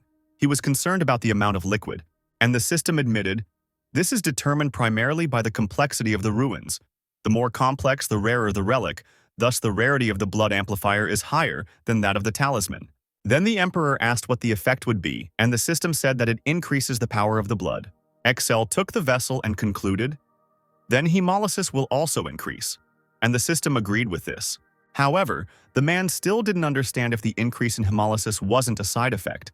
The system reassured him, saying that it was an optional function and he could only increase the powers of the skills he wanted. Seeing no more reasons to retreat, the emperor began to drink the elixir. The system immediately added, "You can only develop one force at a time, either hemolysis or blood." But Excel didn't intend to use the dragon blood enhancement. He drank all the liquid and wiped his mouth. The effect lasts for about 3 hours. "After completing the instructions, I will proceed to disappear," the system said. And finally, the emperor decided to ask her if she knew anything about the ancients. And surprisingly, the voice replied, "The essence of the demon's power is passionate desire. No human can resist their desires. If you get rid of them, you can no longer be called a human."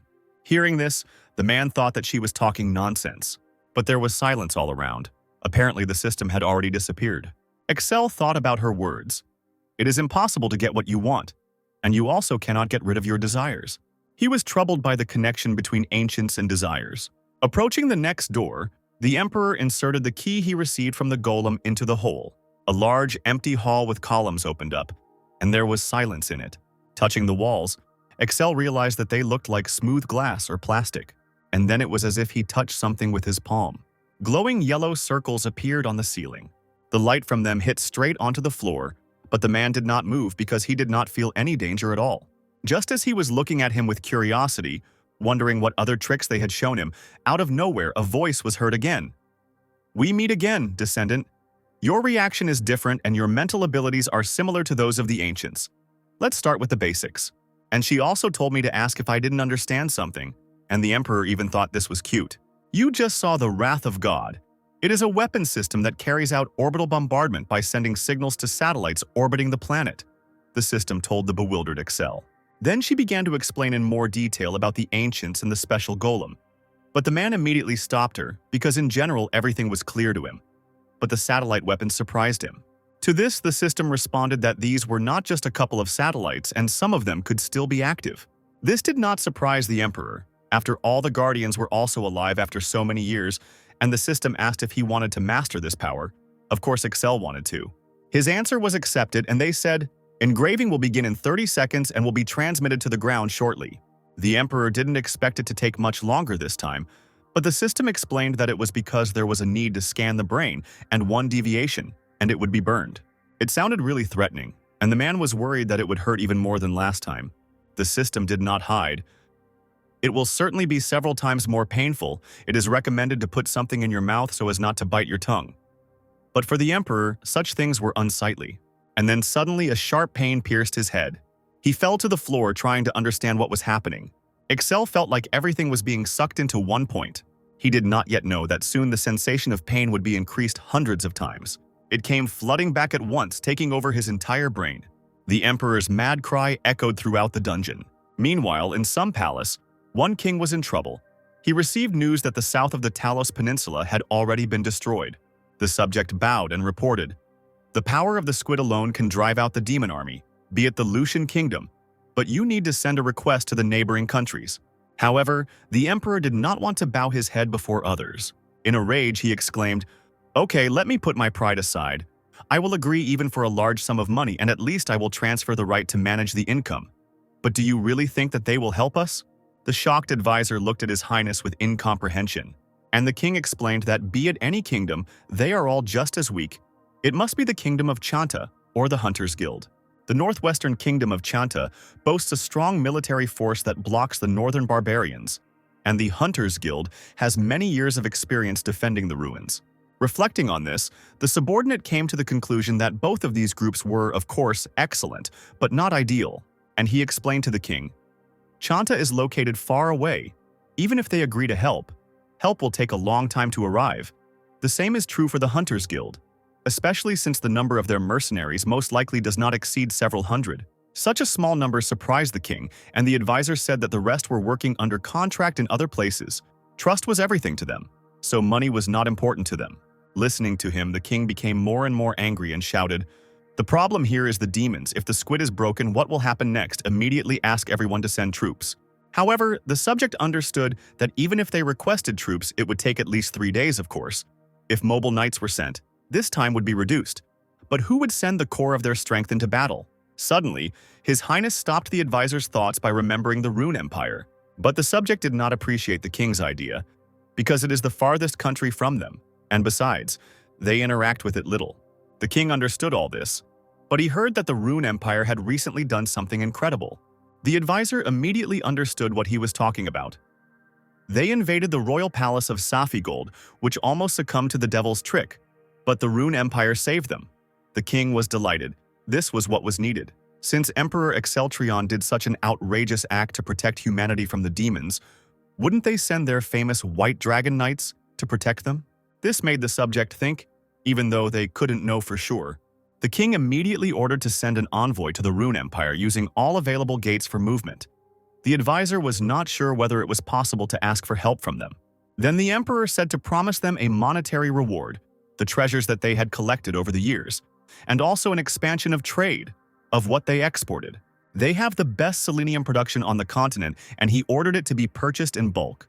In response, the subordinate bowed his head and said, "Yes, Your Majesty, the exact data will be available after consultation with the Minister of Internal Affairs." But the king didn't have time for this, because the demons were already strengthening their power, and gathering an inept army would be the same as giving them victory. The demons have an unrealistically crazy army. Therefore, the ruler said, only the mad emperor could save them. And at this time, he was just opening his eyes. Axel came to with a groan. Scripps was standing next to him, who immediately brought him up to speed. "Everyone is worried. You haven't woken up for 3 days." When the man stood up, she added, "We brought you here thanks to the help of the Hunters Guild. How are you feeling?" The Emperor replied that he would live. Near the bed, the Emperor noticed a sword of light and was surprised. "Who got it?" "Only I can do it." And the princess said that it was the saint who came to him who did it. Excel didn't expect Liana to come here, and Scripps added, "The royal chancellor is with her too." The arrival of Beos had already truly puzzled the man. He thought that something was wrong. Turning around, the girl was about to call the chancellor, who had come 2 days ago and wanted to convey a message. Little by little, the Emperor got out of bed, lowering his feet to the floor. He took the sword of light in his hands. It immediately responded to the touch by shining and speaking. "You were unconscious for 70 hours. A large amount of elixir was consumed to treat the effects of brain imprinting. In the process, some of the neural networks were further expanded, possibly demon hunter expansions. Of course, Excel wanted to expand the ability. He asked how much power it would allow him to use, and the sword replied, expected synchronization 78.4%. And he also added that when the value reaches 75%, the alpha mode will become available.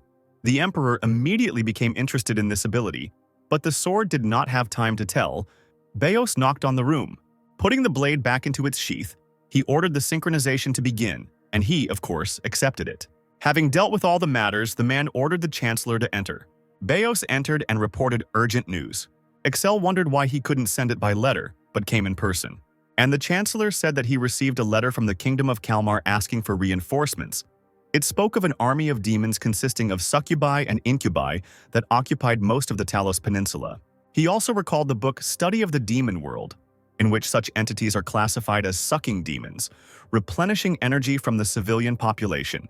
Succubi are quite a powerful opponent, the Emperor replied, and Ban thought that demons that weren't in the original were starting to appear, and areas that weren't involved in the battles.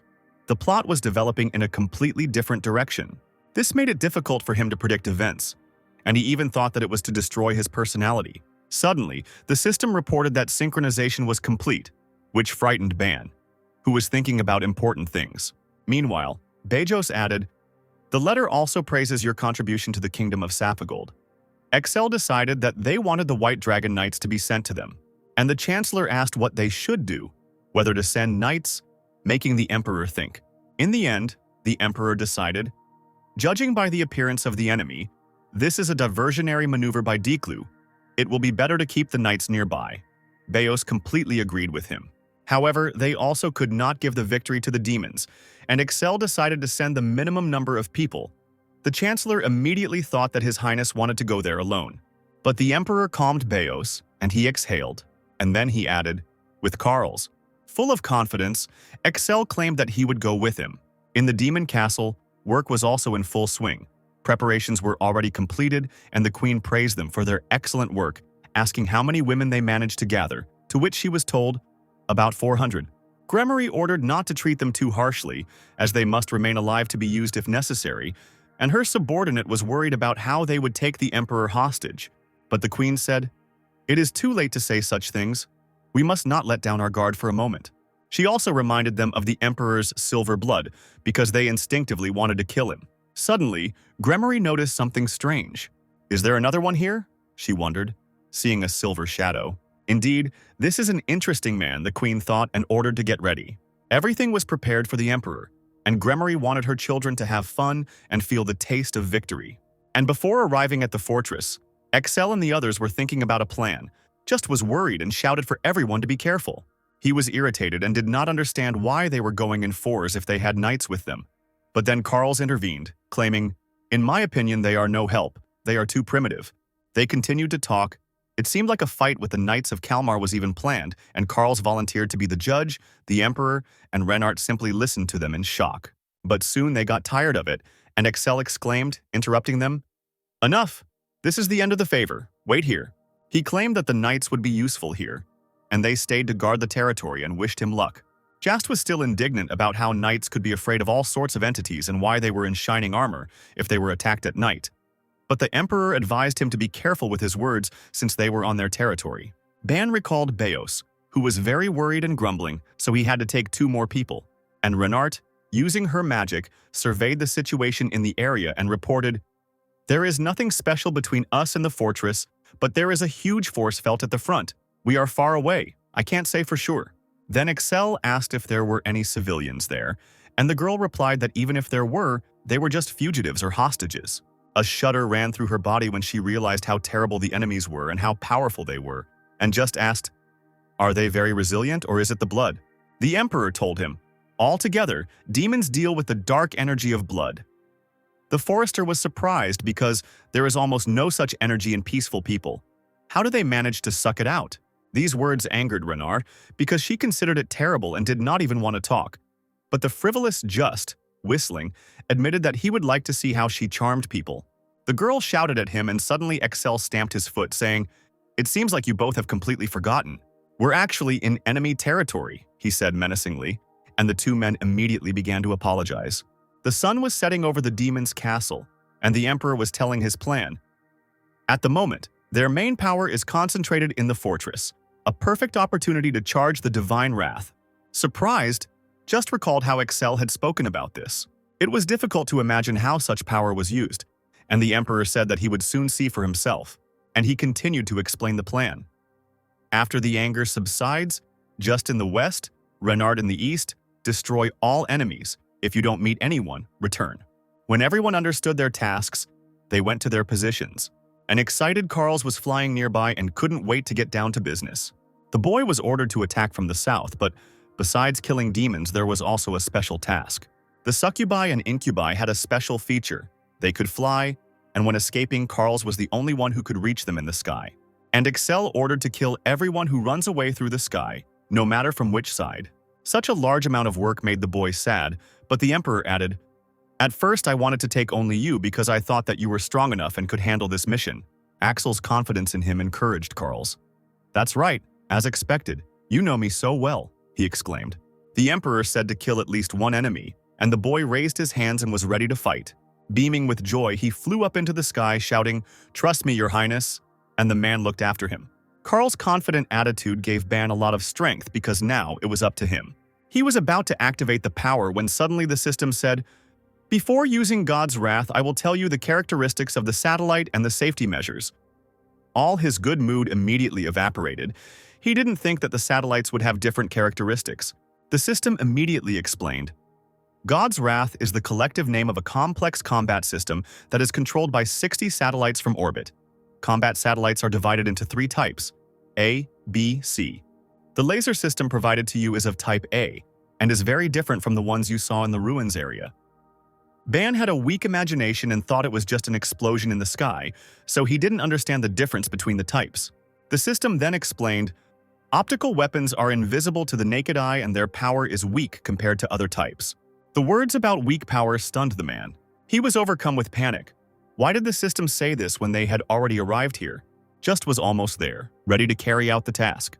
Renard also moved quickly towards her zone, and the inspired Carls was confident of his victory. From the very beginning, this operation had hope only thanks to the ability of God's wrath. Banu urgently needed a force capable of blowing up a fortress with one shot. The system asked, "Will you need it right now?" And of course, the man agreed. Then several screens appeared in front of him and the system pointed to one. It recommended Type C, which can explode magic stones and is convenient for research. It sounded like the system was trying to sell something. Seeing the powerful satellite, Ban pointed at it, wanting to take it. But the system rejected his request because the selected satellite had no signal, and the man did not understand why it was even displayed on the screen. However, the system had already displayed the only satellite suitable for his purpose, which had a range of 400 meters, and then asked if it suited Ban. He had already imagined what the explosion would be like and said to shoot. The system accepted the request and started shooting. There was silence over the demon fortress and in the surrounding area. Excel sighed, asking, "You definitely shot, it was somehow quiet." The system responded, "The launch was from satellite orbit, so it will take about 15 minutes. This upset Ban. He didn't think the satellite bombardment was that weak. But the Emperor remembered the prisoners in the fortress. He didn't want them to be blown up. Suddenly, there was a clatter of feet and a strong gust of wind that almost blew Excel off his feet. He looked forward in shock. The sounds were coming from the direction of the demon castle.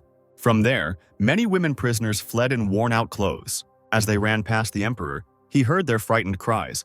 "Please save us, get off the road, they will kill us if we don't run away." The man wondered with curiosity why they seemed to be being driven there on purpose. He didn't even notice how the fire was blazing in the sky. The pillar of flame was aimed right at him, but Excel managed to block the blow with his sword. He was amazed that they had released so many prisoners for the sake of surprise. Fire blazed all around, and the last captives fled. Several demons attacked him at the same time using fire magic. The Emperor recalled Duran's words. "According to my investigations, the only magic that succubi use is charm. But to do this, they need to descend to the ground, to be close to the target. At this point, they can be easily defeated, especially since close combat is Excel's strong point," the minister said. Looking at the active fire magic now, the Emperor understood that this would not be easy at all. Another pillar of fire hit the ground with a roar. The forest around was ablaze, and the crackling of burning branches could be heard. On Excel's order, the system increased the protective barrier and it covered one of the captives. The system informed that the current damage level was 51%. Finding herself under protection, the girl was happy and wanted to thank the Emperor. But he was irritated and turned around and blurted out, "You're in the way, get out of here already." And the frightened captive began to apologize, and she immediately ran away. Now all the peaceful ones have definitely left, the man realized. A voice came from somewhere above. "God, please be so kind. I prepared the surprise so carefully and you have no reaction." The Emperor activated the scan, seeing the demoness's abilities in the air.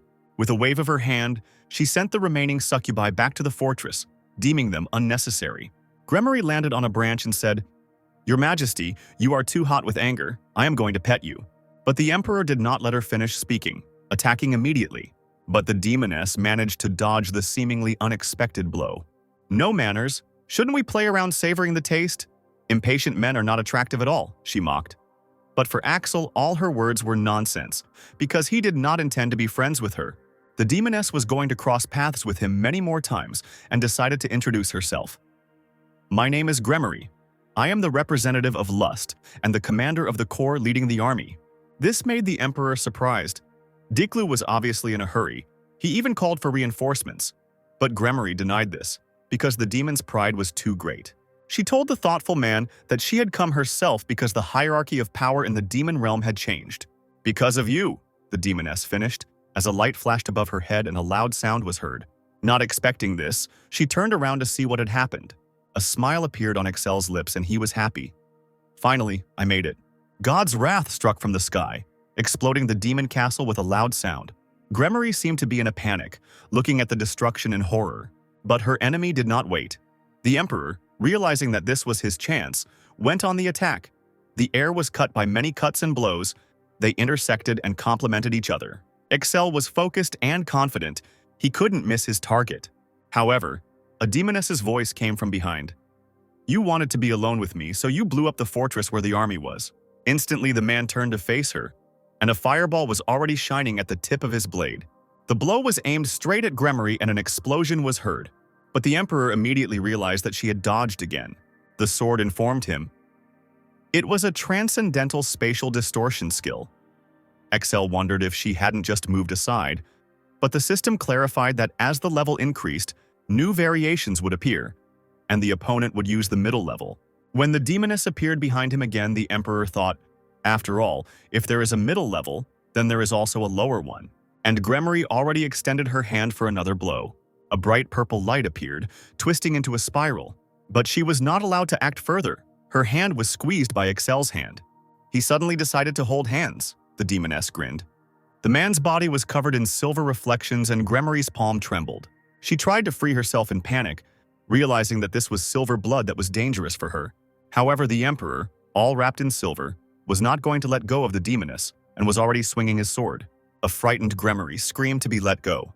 But the blade had already found its target and cut through the air. The blow landed on her shoulder, cutting off her arm. She opened her eyes in shock and looked at the wound. The demoness's hand fell to the ground, covered in blood. Blood stained the battlefield and her terrible mad laughter rang out over it. Gremory was shaking, but she said with a smile, "As expected, silver blood is very tenacious." Clutching the wound, she continued to say that all men with silver blood were boring creatures and she had never liked them.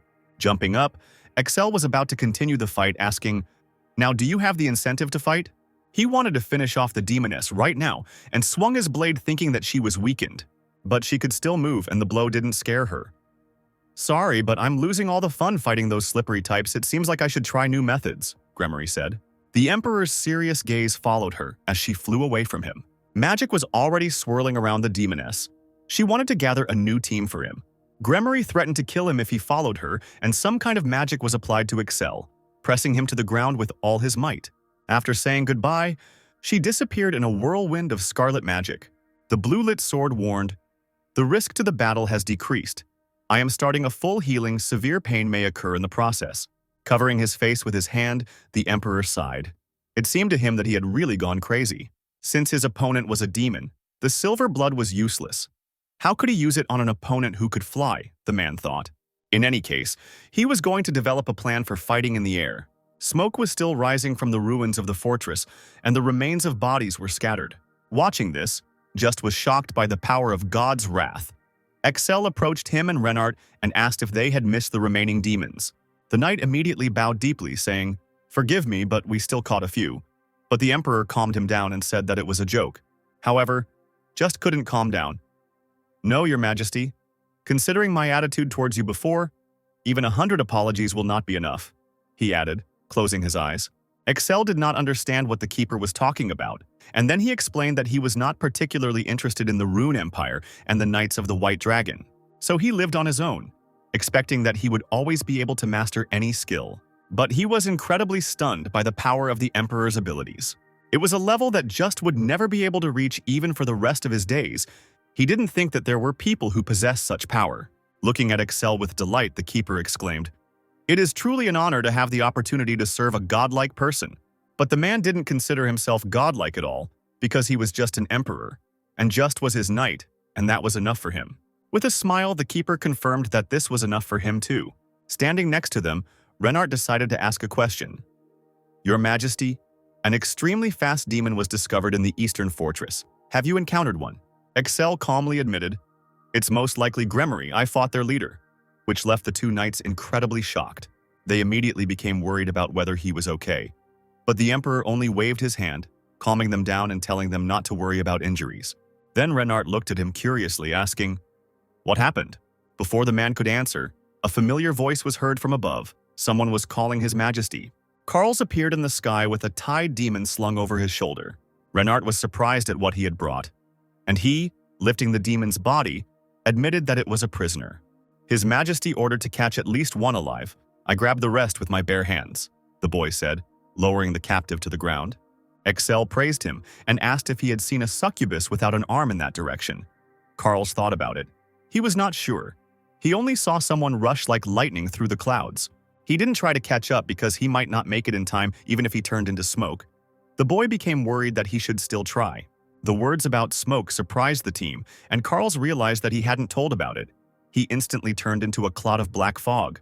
Only his eyes and mouth glowed red and said, "Cool, this is one of the abilities of vampires." Renard even wanted to know more about this ability. But these questions upset the boy, because he just wanted to be useful in battle and still remains human. The girl immediately began to apologize and make excuses. The Emperor turned to Charles. "Have you been able to enjoy God's wrath?" he asked. The boy admitted in response that he actually did not fully understand the explanation. However, seeing it in person, Carls was delighted, describing the explosion with screams and waving his arms. This made the Emperor sigh and realize that there was no point in expecting a different reaction from a 13-year-old boy. Looking at his shining, ruddy face, he regretted turning Carls into a vampire at such a young age because he would no longer be able to grow up. The excited boy decided to clarify. "Your Highness, can't you just shoot at Deeklu's lair like that? We would have defeated them with one shot." But Excel couldn't use this thing easily, and there could be traps hidden there. And he added, "We must attack in a completely different way. Climbing over the Wailing Wall is tantamount to suicide." Then Carls became interested in what direction they would take. Pointing his head upward, the Emperor said that they would walk across the sky, and for this they will need wyverns. Jast was surprised. "How are you going to deal with these creatures?" To which Excel said, "The Empire needs dragon knights, and the wyverns need to be treated like horses. Then aerial combat will not be a problem." Renard really didn't expect this. "How can one fight on wyverns?" the Emperor claimed. "Demons also use them. They won't leave any trouble for us."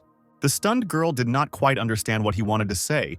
And such distrust only made the emperor even more angry. While they were talking, their captive moved slightly. With a groan, she slowly opened her eyes. Suddenly, someone appeared above her, saying, "Are you awake?" It was Carls, who wanted to hit her and send her back to sleep. However, Excel managed to stand between them, stopping the boy. Turning to the demoness, he asked her name, but she was horrified and only asked questions. "Who are you? How did I end up here?" Then the emperor had to activate the silver blood and grab the succubus by the throat. "Answer when asked. Only I ask questions here. If you lie, silver blood will be on your face," the man threatened. And she, shaking with fear, admitted that her name was Yuri. Then, Excel continued asking questions. "I am the reason why you gathered in the fortress," and the demoness confirmed. "Yes, everything was done for this. What if I hadn't come?" the man asked. And when the girl tried to say that she didn't know, he looked at her angrily, but she really couldn't know, since she was of lower rank.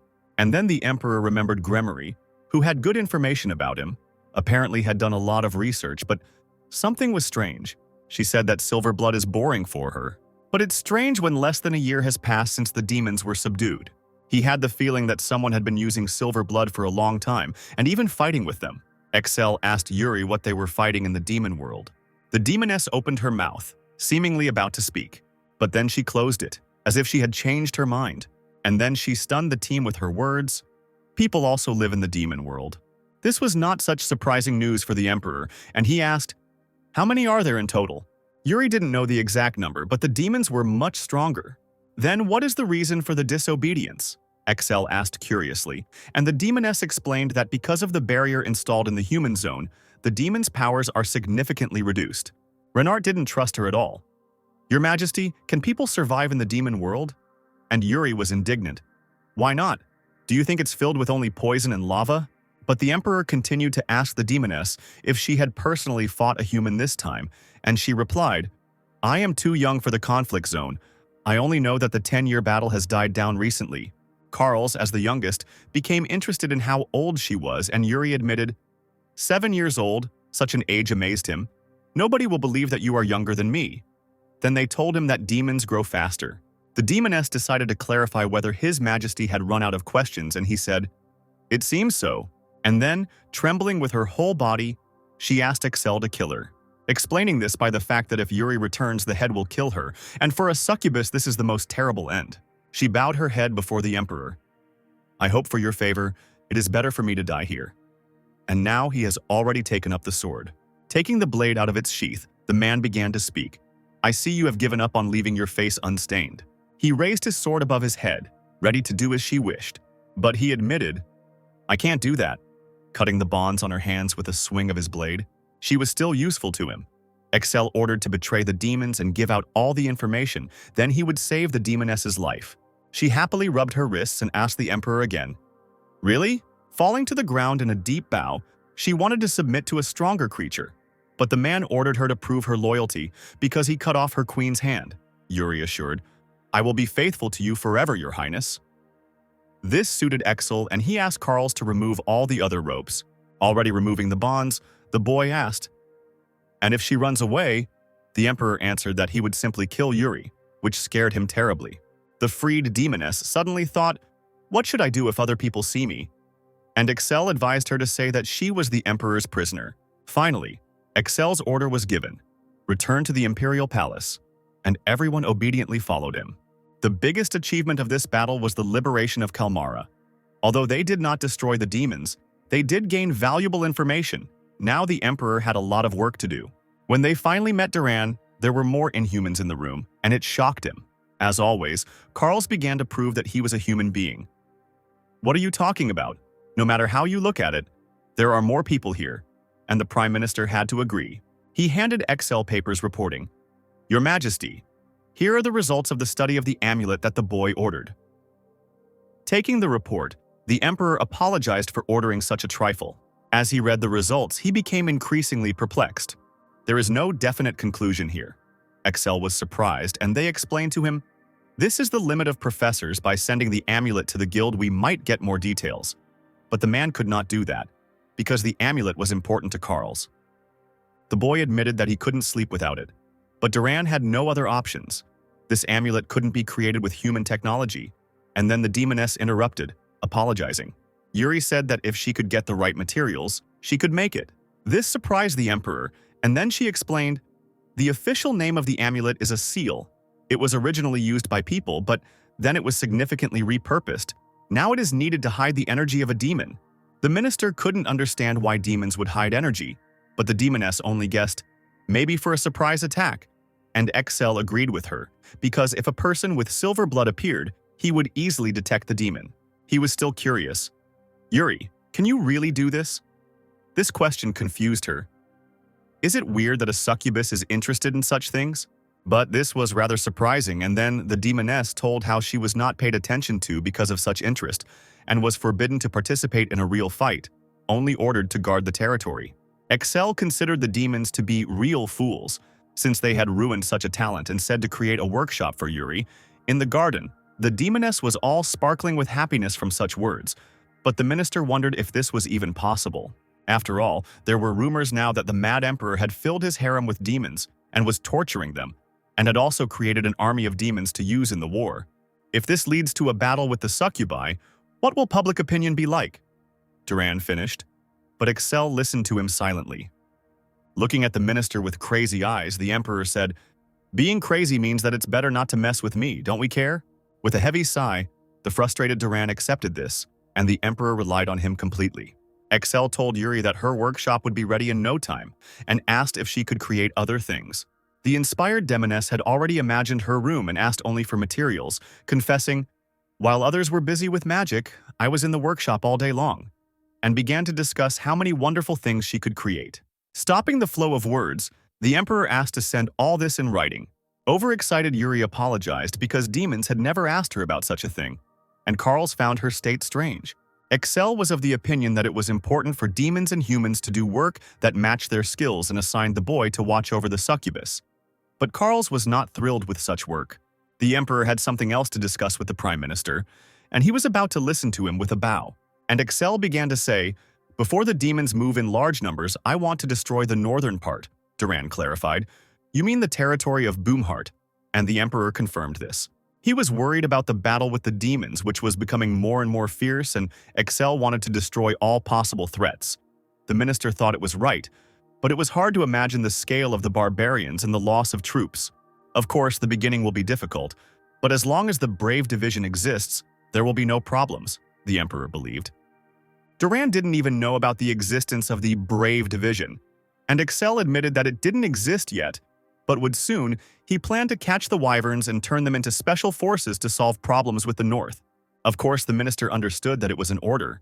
Although it seemed unexpected, His Majesty was always confident in his plans, and he asked when the emperor planned to go to the island.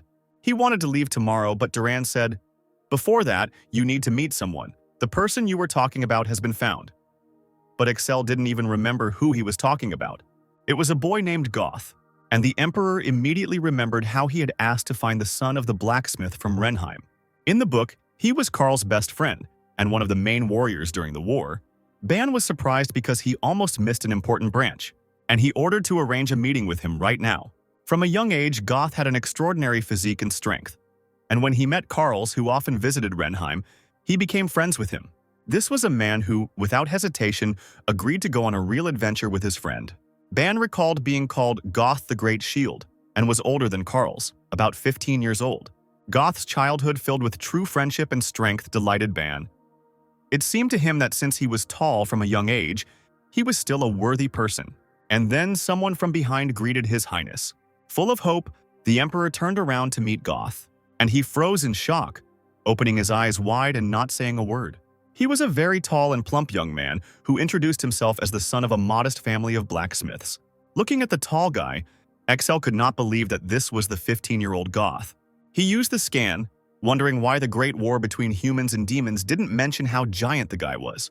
All his abilities were at a normal level, but exceeding 4% surprised the emperor. Then Ban asked the system, why does he have such an excess percentage? Didn't he catch a strong demon? And it replied, to be more precise, this happens when you subjugate a being with the power of excess. And the man decided to check if this guy would kill anyone. But the system replied that it was unlikely, since the chance of being born with this ability was 1 in a million. This really surprised Ban. He revealed the details of Goth's superior ability, and his attribute was recovery, the system explained. It means returning the body to normal. The basic skill allows for rapid recovery from serious injuries. She also added that the recovery speed is lower than that of the elixir, but the characteristics become stronger. This did not surprise Ban, because in the novel he also became stronger after injuries. Excel was ready to kill him to get the power and was already pulling out his sword. The frightened Goth thought that he had done something wrong. Grabbing his palm, the Emperor assured the young man, "Don't worry, my hand just twitched." Without realizing it, he almost acted like a crazy emperor. An agitated Ban understood that even though they had naturally become one, their essences had not disappeared. And so Excel told why he called the young man. He wanted to invite him to the ranks of the Knights of the White Dragon. God began to deny it. He couldn't stand blood and had never held a weapon in his hands, and he was only 15 years old. However, the Emperor was confident in his words. "I'm not saying that you should join right now. I will assign a teacher for a year, so train, and you will understand that you are worthy of it. How will you cope?" Bowing, Goth said, "Yes, sir. Since you wish it, I will do it." Excel appointed him as a knight in training and warned him that training would begin tomorrow. The youth thanked his majesty and asked who would teach him, and the Emperor answered, "Carls, master of fists."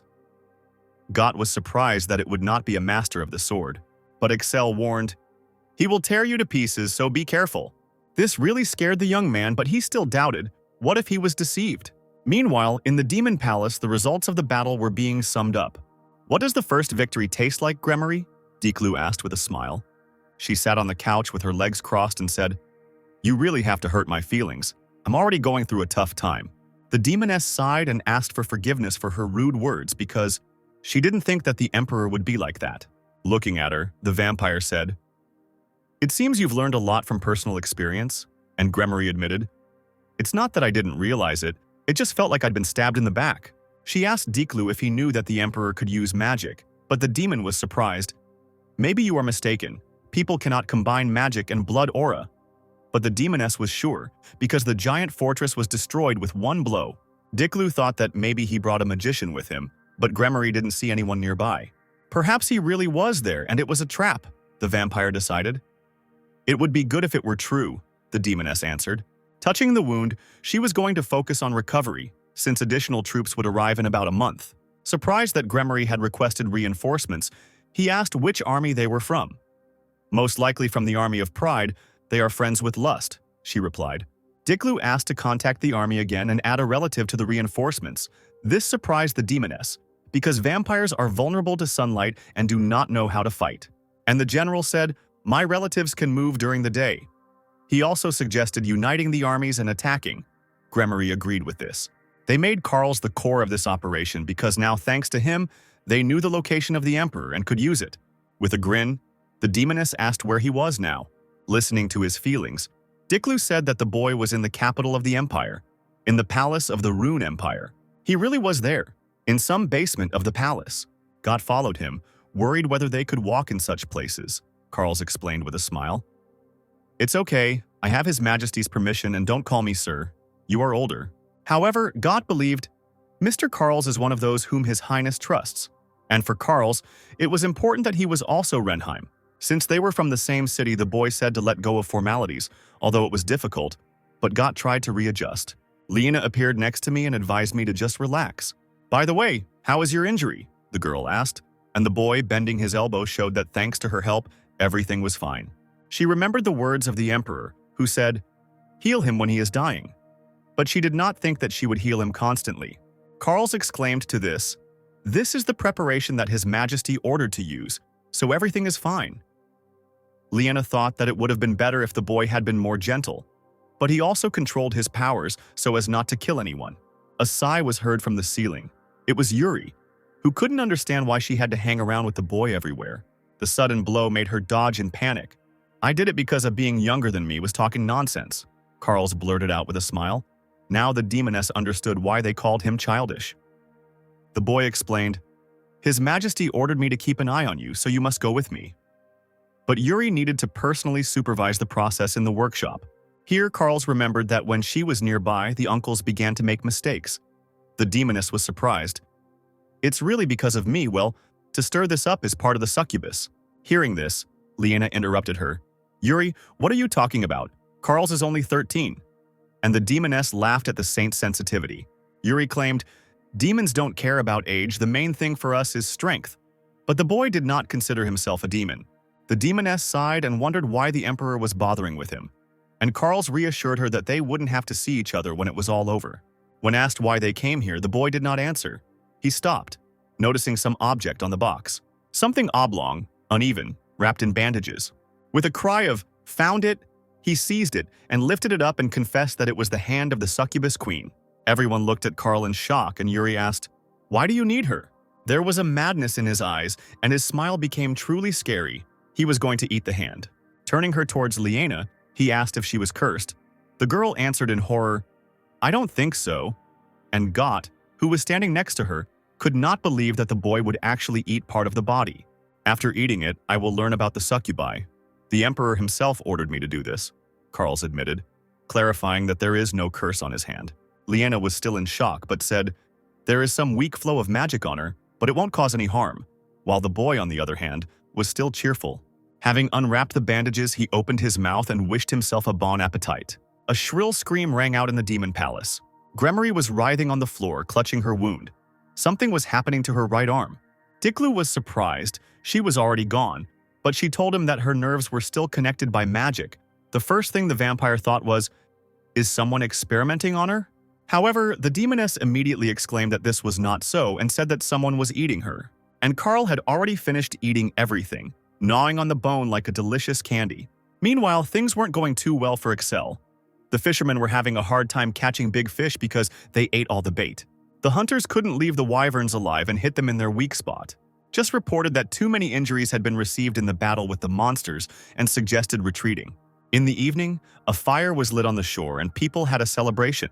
The emperor was upset about today's failure when Just approached him with food and asked him to enjoy today's festival, but the man thought that they had nothing to celebrate. His Majesty promised to deal with the wyverns interfering with fishing. Of course they have something to celebrate, the knight replied, and served the meat of the caught wyvern. Taking the plate, Excel began to live. But even here he was in for a disappointment because the meat was not tasty. Apologizing, Just wanted to bring fried fish, but the emperor refused and was going to finish eating. The man chewed and thought about another plan. Tomorrow he wanted to focus on catching the leader. The knight said that he heard about this monster, 15 meters tall and living for 300 years. The moon shone in the dark sky, and Just continued his story. By collecting the heads of the wyverns and hanging them up, we can attract a leader. Excel liked this plan and was going to do it tomorrow. However, the next day all his hopes were dashed. This plan also failed. Catching monsters had become even more difficult than yesterday, and Scripps thought it logical, because if a human head had ended up on the boat, he would have been scared too. Just read all the materials related to wyverns, but they were already old and useless, and he asked what he should do next. Then the emperor said, "I didn't intend to call him, but it seems you'll have to send a messenger to the imperial palace." Excel wanted to bring Carls here immediately, and he quickly found himself on the islands, enjoying the salty air. The emperor asked curiously if anything had happened in his absence, and the boy said, "It happened. Goth became stronger, despite the fact that he constantly fell when hit." The man knew about this feature of his and thought how difficult it would be for Liena. However, Carl said, "Now there is no need for much magic. Good nutrition is enough." And Excel took him here because there was a lot of wyvern meat, and the boy regretted that Got was not with them, because he could have tasted it too. Carls was happy because he and Got got along so well, and the emperor was also pleased with their relationship. "By the way, Carl, did you eat what was in the basement?" the emperor asked, and the boy confirmed that he had done so. As a result, he can instinctively sense the succubus nearby, and the transformation is also fine. He has already tried to turn into a succubus, although he doesn't want to experience it again if possible. The unhappy boy was not particularly comfortable transforming with the help of the eaten thing. Ban immediately thought that it was because he was not a pure demon, but a werewolf who became a vampire. After apologizing, Excel explained, "I summoned you specifically because of this ability." And landing, Carl said, "That's what I thought. Do you want me to transform and eat all the wyverns?" This is exactly what the emperor needed, as well as defeating the leader and returning to the empire with the wyverns. It was all a blur to the boy, but Excel wasn't forcing him, and if it didn't work, he was going to go back to catching wyverns. When Carls realized that he was called when other plans failed, he was delighted and wanted to take on this matter immediately. After all the ruined plans, the Emperor could only trust him, and Diklu was surprised how the boy ended up on the island of Wyverns, because this was one of their future plans. A subject standing next to him asked his lord to explain what was going on. The irritated vampire said, "The Carls I created arrived there. It seems the Emperor found out about our plan to tame the Wyverns. Only a few people knew about this move, and he didn't understand who the traitor could be." Bowing, the subject said, "In this case, the only ones you can trust are us, demons of the same blood." Diklu understood that he was right, and they could not give up. A whole army of demons bowed to him with trust, preparing to destroy all enemies. The vampire named his main enemy, the Emperor of Rune Exceltrian, and the army was ready to lay down their heads just to catch him. Such blood relatives delighted the demon. These were creatures born to serve him and bound by unbreakable shackles. The only thing that still worried Dikla was why Carls was able to escape from his slavery.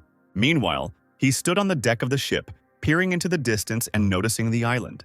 The Emperor standing nearby could not see anything, and just reported, "Most likely this is the island of Stone Fog.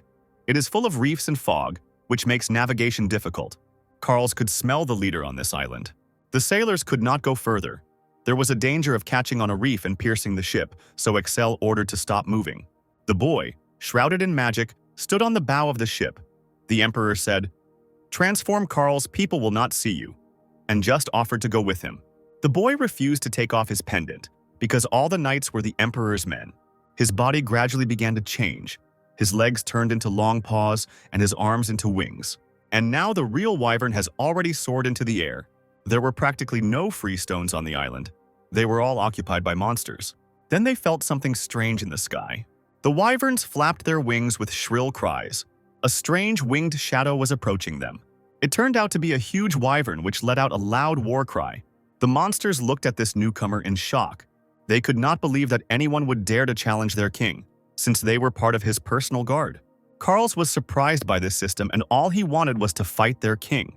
By activating magic, he scared the wyverns to get lost if they didn't want to die. Frightened, they retreated from the strange power of the stranger, intending to report it. Like an arrow, the boy rushed forward.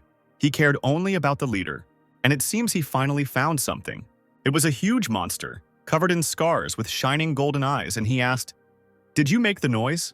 "It seems you are not from our clan," he added, looking closely at Carls. Wyvern told the stunned boy that he had bitten and killed many mutants to protect the pure blood and could not recognize him. This made Carls really angry, and he gritted his teeth and said, "Who are you to acknowledge me and that I'm not some kind of mutant?" The boy growled his name and rushed into the attack. But the experienced opponent managed to dodge his fangs. Now the monster himself rushed into battle. Carls had to defend himself and try to at least slightly hurt the enemy. The wyvern fought not only with its fangs, but also with its paws as it attacked the boy. A small wound appeared on his wing. This did not break Carls, and he was already ready to attack again. The boy was very fast, and the wyvern could not escape while being wounded. Carls sighed, licking his bloody fangs. "You smell delicious," he said to the bewildered king. The thirst for battle flared up again in Carls's bloodshot eyes, and he grabbed the king's exposed neck, saying, "Wyvern meat isn't particularly tasty, but yours is just right." The monster couldn't believe that the boy was eating his own, but he didn't need to know that anymore. From above, 2 wyverns flew into the sea, causing clouds of spray, and Carl added, "After all, you'll soon disappear anyway." On the ship, the Emperor looked into the distance and, seeing the boy's battle, realized that everything was over. He needed to prepare to meet the wyverns. Carls ran along the shore, with a flock of wyverns flying behind him. He happily shouted, "The task is completed. Now I am the king of these guys." Excel praised him and asked, "Now we can ride and fight with them?" The boy confirmed this and asked for something in return. The first thing was good nutrition. Wyverns needed a variety of food. Also, stop hunting them, and wyverns will not hunt people either. They also wanted to decide for themselves which person to let near them.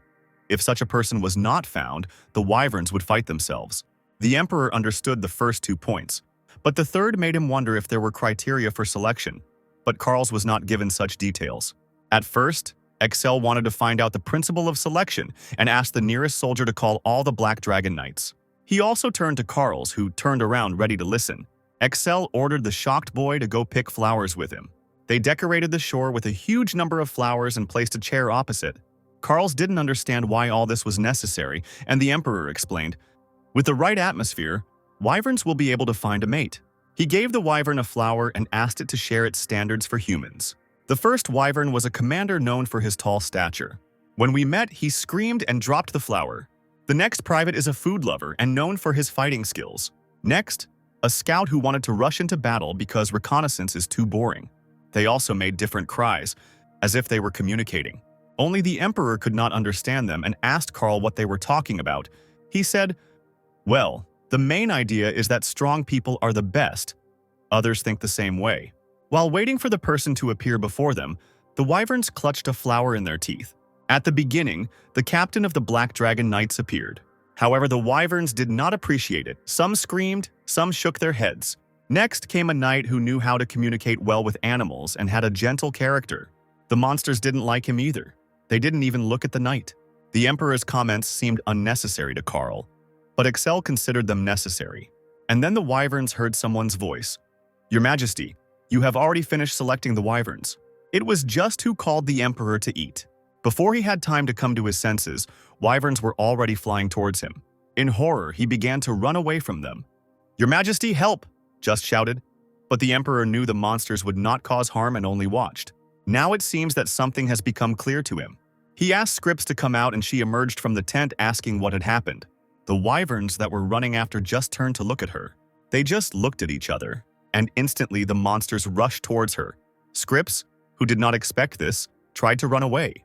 The girl screamed, but a sea of flowers had already appeared around her. Then Excel said, "I understand their criteria," and Carl's immediately became interested in what they were. And the emperor explained, "This is dragon's blood.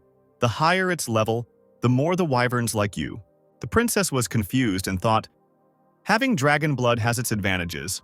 I have never received so many flowers before." But why did they not like the emperor with a huge amount of dragon blood? Helping her up, he explained that his blood was very strong and they were afraid of it. The man asked Carl if he could bring the wyverns to the empire and he replied, "Of course I can."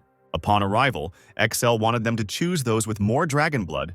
He was going to form a new division. The course of this unit is to pacify the north and destroy the northern barbarians. A few days later, the division was ready, and the knights mounted their wyverns, and as long as they exist, the Rune Empire will never be defeated.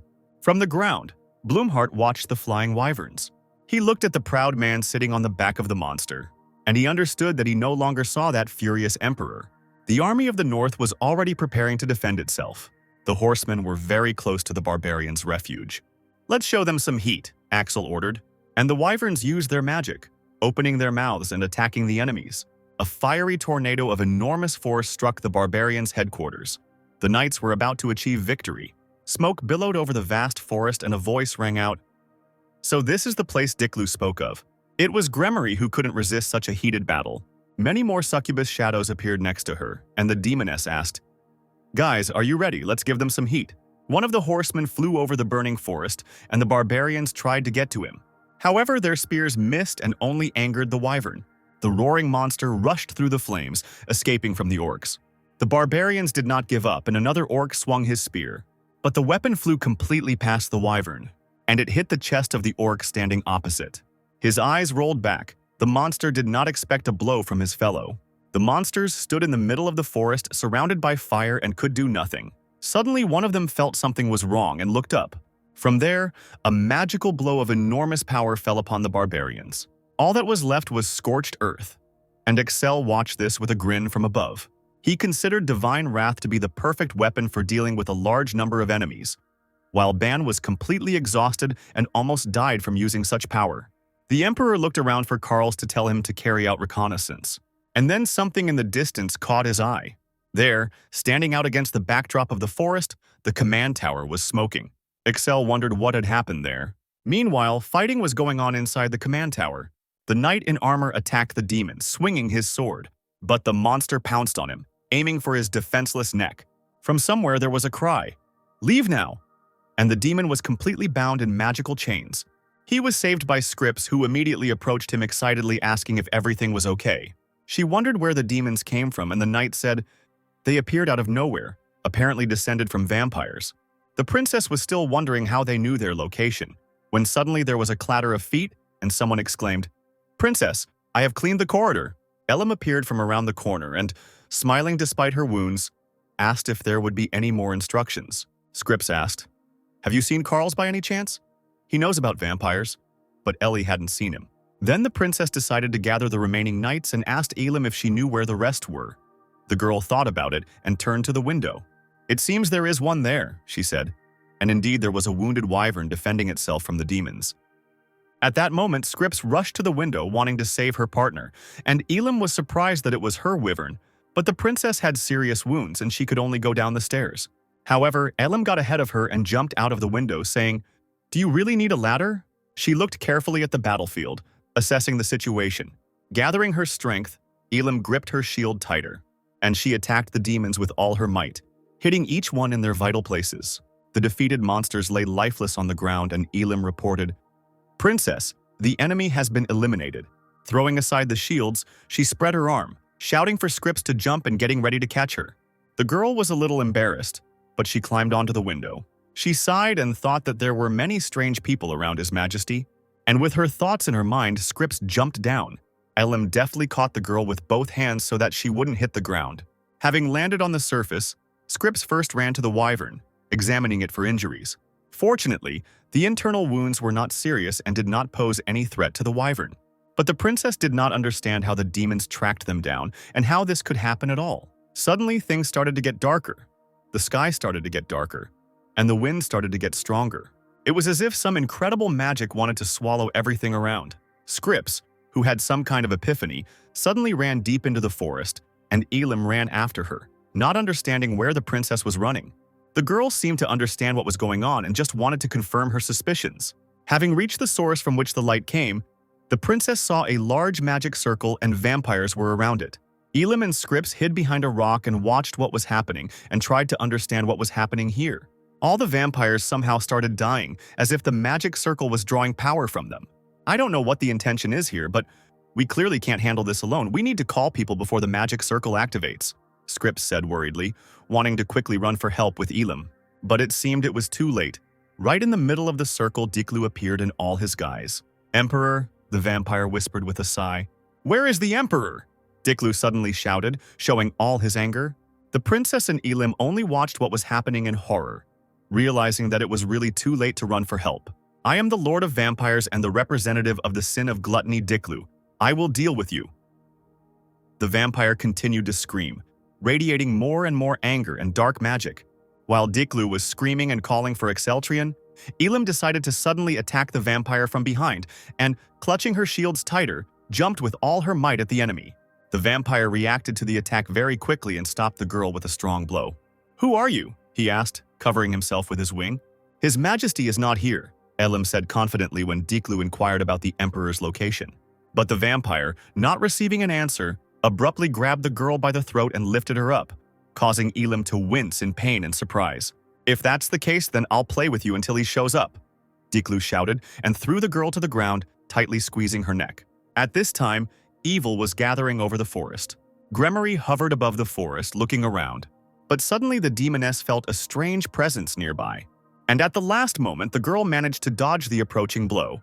It was Carls who suddenly flew in. "So you are Carls. Diklu, who came outside, should have met you before me." "What a pity," said the demoness, looking slyly at the boy. Carls didn't believe Gremory's words that Diklu was here, because he should be on the demon continent. But the demoness's words were confirmed when Carls felt a strong dark energy behind him. The boy turned around in surprise to see what was happening. But as soon as he turned his gaze away, the demoness suddenly ran towards Carls. "You dare to get distracted while I'm around?" Gremory screamed and dealt a powerful blow, causing the boy to fly back with all his might. The demoness noticed that Carls was obviously not an ordinary vampire as soon as she saw too much bright blood on the wound after the fall. "I thought you were a real vampire," Gremory began to say, coming closer to the boy. But at the moment when she touched the lying body, Carls suddenly exclaimed, "I am a human. Do you understand? My goal as a human is to destroy you demons," the boy shouted, quickly getting up from the ground and not letting the demon grab him. But Gremory continued to taunt him, saying that Carls was really denying the truth, since even the Emperor considered him a demon. But the boy did not want to accept the words that he was not human, and with incredible anger he rushed towards the demoness. "It's a pity about the Emperor," Gremory sighed, snapping her fingers and with a sly smile, not even moving from her place. Having given the signal, the demoness's minions began to fly in from all sides, surrounding Carls, who was flying at a furious speed towards Gremory. Diklu, the first demon general to come to Earth as a demon commander, ruler of the so-called blood relatives, close to Gluttony, one of the 7 dukes of the demon world. He can easily boast of his powerful strength, but instead of appearing and fighting, he chose to be a behind-the-scenes player, and such a man rose to the ground just to catch Exeltrian. Elam, having prepared herself for a fight with the demon, did not expect that the Emperor would jump down from the wyvern and rush to her aid. "Finally, you are here, Exeltrian," Diklu exclaimed, spreading his arms and using a lot of magic, forming a large number of purple balls. While the Emperor was flying towards the enemy, the system warned him to be careful, as the enemy was using magnetic wave compression. But Excel did not even understand at first that they were talking about purple spheres, because he thought that they could only be created with a sword. The system continued to insist that these were the results of the analysis, and that in the current situation it was better to focus on defense. And in flight, a shield formed in front of the Emperor's face. He was able to soften the fall through many spheres, but the pain sensations from the impact still remained, and the system warned that the neural network load exceeded the limit and applied automatic blocking of part of the pain. Afterwards, the system wanted to use an elixir that had a restorative effect on the skin and muscles, but Excel could not use the elixir for that, and decided to activate Dragon Blood. The Emperor's sword was covered in red light. The extra energy began to be consumed faster, and the blood aura that was used for defense was almost used up. Excel understood all the nuances and nothing could stop him. The Emperor delivered a crushing blow, directing his sword downwards. At the edge of the forest, there was a loud explosion accompanied by a bright flash. Elam was unable to see the battlefield for some time due to the large amount of smoke that accumulated after the strike. And when it cleared, the girl could see the determined Emperor. "Elam, tell Scripps and the others to retreat," Excel ordered. But Elam did not want to leave, thinking that fighting alone was too dangerous for the Emperor. But the guy still insisted on his own. "You must return alive!" The girl cried out at last, and together with Scripps ran away from the pain of the battle. As soon as Excel was left alone, Diklu gradually began to walk towards him. "It's no use. After I kill you, they'll be next," the demon said, slowly walking towards the guy. But Excel was only amused by these words. His determination knew no bounds, and the Emperor believed that he would certainly be able to kill Dikla. The vampire did not want to listen to any provocations and wanted to deal with his enemy. "My honor is ruined," said Diklu, and began to transform. "I will bring balance back to the demon world," the vampire hissed, turning into a demonic creature of a crimson hue with sharp horns, glowing red eyes, and a predatory smile. The creature's speed immediately increased. The enemy's physical abilities and blood power were improved, and the darkness barrier around the demon was strengthened. The Emperor had to use blood enhancement, but the system warned that the maximum effect was 400%, but in this case, Excel's body may not be able to withstand it. The Emperor ordered the system to turn on alpha mode and block pain for 20 seconds, so the boy could maximize sensations other than pain. "What kind of antics are you up to this time?" Diklu exclaimed menacingly, flying at the Emperor. By connecting the alpha mode, Excel was able to see every movement of the demon, and at the very last moment when he was closest, he wounded the vampire. Diklu winced in pain as he flew, and the wound began to ooze blood. When the demon was vulnerable, the Emperor began to fire purple spheres at the demon. Many flashes came out from his sword. Diklu became even more vulnerable. The moment had come to strike. And with a quick movement, Excel grabbed the demon and threw him to the ground. The vampire, gritting his teeth, was about to be defeated. But at that moment, he was able to suddenly break free from the Emperor's attack and flew away into the distance. "Die!" The vampire screamed and swung in the opposite direction from the guy, which surprised Axel greatly. While Diklu stood with his back to the Emperor, he deftly moved his sword and dealt a crushing blow to the demon, cutting his back. Blood flowed in a stream onto the ground. "I didn't know that people on Earth could fight like that," Diklu grinned, bleeding. "If you understand everything, why don't you give up?" Axel said, wiping the blood off his face. Diklu, realizing that the fight might not end in his favor, decided to take a different course of action. "Try to answer my blood!" the demon screamed, forming a powerful magic circle. The same energy emanated from him as when Excel summoned the ball of gluttony, and the boy suddenly called his wyvern. The animal quickly rushed towards the call, and it lifted the Emperor into the air, finding himself high in the sky in a second. The magic circle suddenly began to darken and expand. Excel realized that he would not be able to deal with the enemy easily, and that the fight would be difficult. At the moment when the guy was preparing for another attack, something grabbed him tightly by the leg. "Did you think I would let you go so easily?" "You are already in my trap," laughed Diklu, using his trump card. Thanks to the Emperor's shedding of his blood, the demon became stronger. The elastic arms that came out of the circle immobilized Excel and lowered him right into the center, which made the guy think that the vampire wanted to sacrifice him. But his guesses were not confirmed.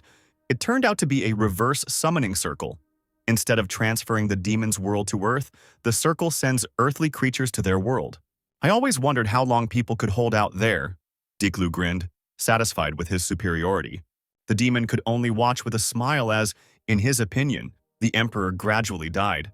"This is the end for the remaining troops. The enemy is gone. Retreat," Gremory ordered after Carls managed to disappear from their sight. The demoness did not expect the boy to have so much strength. But nevertheless, if he hurried to leave, it means that Carls felt the return circle of Diklu. Gremory felt a little sorry that Diklu had taken away her chance to steal the Emperor's last breath. The boy came to Diklu very quickly. "Who do I see?" the vampire grinned, lying on the ground from a small amount of strength. "What have you done to the Emperor?" the demon boy interrupted. Diklu said that he had simply sent the Emperor to Carl's beloved homeland. The demon was already interested in how long an ordinary person could last on the land of his ancestors. But Carls grabbed the vampire and began screaming to ask him to immediately return his majesty and make a reverse call. But it was not that simple. Summoning to the demon world was a secret art of the clan, and only Diklu as the ruler could use it. And even making sacrifices was also a secret art. "If sacrifices are needed, I can be one," Carls exclaimed. But the demon did not understand why the boy was so devoted to the Emperor, because his silver blood was capable of angering any demon. But only the Emperor saw a man in Carls, while everyone feared and avoided him. Only Excel treated him as Carls. "So now you are a real demon because your Emperor is already dead," laughed Diklu, who was only pleased to watch how the boy wanted to bring the Emperor back. Carls couldn't stand all the ridicule, and he sharply bit the demon in the shoulder, plunging with all his strength into the enemy's flesh. Diklu did not believe that even if the boy drank all his blood, he still would not be able to become a ruler. But Carls was confident in his actions. In a matter of seconds, a wyvern suddenly flew in, and she grabbed the demon and carried him into the sky. Diklu clearly did not expect the wyvern's arrival and began laughing hysterically. "You're right, you're not a demon at all, you're a monster," the demon screamed, watching as the animal opened its mouth with a loud sound. Meanwhile, Excel found himself in the land of demons. At first, the guy didn't even understand where he was. Looking around and seeing only destruction and horror in the air, the Emperor realized that he had found himself in a world of demons. The air quality in this world was simply disgusting, as if it was trying to kill everyone around it. After walking a little, the Emperor came across the bones of an unknown creature. "Just one bone the size of a human. Do you know what kind of creature it is?" Excel asked the system, looking at everything that caught his eye. But the system did not respond, and the Emperor at first thought that it had broken, raising the sword and examining it from all sides. But it was useless to think about why the system wasn't working. First, it was necessary to get food. But in the demon world, there was almost no vegetation, and the trees stood completely bare without a single leaf. The only thing Excel could eat was a tree root to at least restore his strength a little. But after pulling the tree out of the ground, the guy discovered a strange yellowish liquid on its roots. All this resembled clots of butter and gave off a very unpleasant smell. Out of discomfort, Excel abruptly threw the tree away, and he began to check the rest of the trees for the presence of edible roots without oil. But it was all in vain, and at this rate, the Emperor simply could not survive without food. Suddenly, something unexpectedly threw him to the side. The sand that raised the dust covered the guy, giving him a few seconds to come to his senses. And as soon as Excel opened his eyes, he saw a tall monster with a large horn instead of a nose and a shell on its back. Meanwhile, Carls tried to think about how to bring back the Emperor, wanting to quickly create a summoning circle and gathered everyone who could be useful for discussion. Now he has become a vampire lord and can also use Diklu's abilities.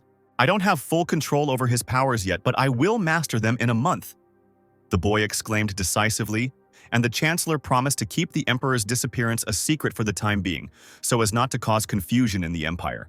If you remember Yuri, Diklu said that he sent the Emperor to the lands of his ancestors. "Is it possible to get there?" Carls asked, surprising the demoness with such a question. The boy remembered Yuri's words, who said that somehow people can also be in the demon world, and therefore can live. But the demoness herself was not particularly sure of this information. The lands of the ancestors were a completely barren place. where even demons do not live. There is nothing to eat or drink and nowhere to rest. The air is polluted and difficult to breathe. And there is so much dust that visibility is limited, so that only the ruins of the mansion where the Duke once lived remain. On the land of our ancestors, there remain only animals that cannot be controlled. Excel tried to escape from one of these. While the Emperor was running, he suddenly heard a strange voice. The unknown man sitting on a horse aimed his bow straight at him and the animal, and releasing the bowstring, the arrow flew lightning fast towards Excel. The guy managed to dodge at the last moment by moving back. The arrow flew right into the eye of the monster, who began to growl menacingly in pain. The animal, frightened by the attack, quickly got up on all fours and ran away from the guy. "Thank you. Thanks to you I survived," Excel began to thank, when suddenly an unknown person on a horse began to approach the Emperor. And unexpectedly for the guy, an unknown man in a helmet aimed right at Excel. "Wait, I'm a human. We're on the same side. Stop!"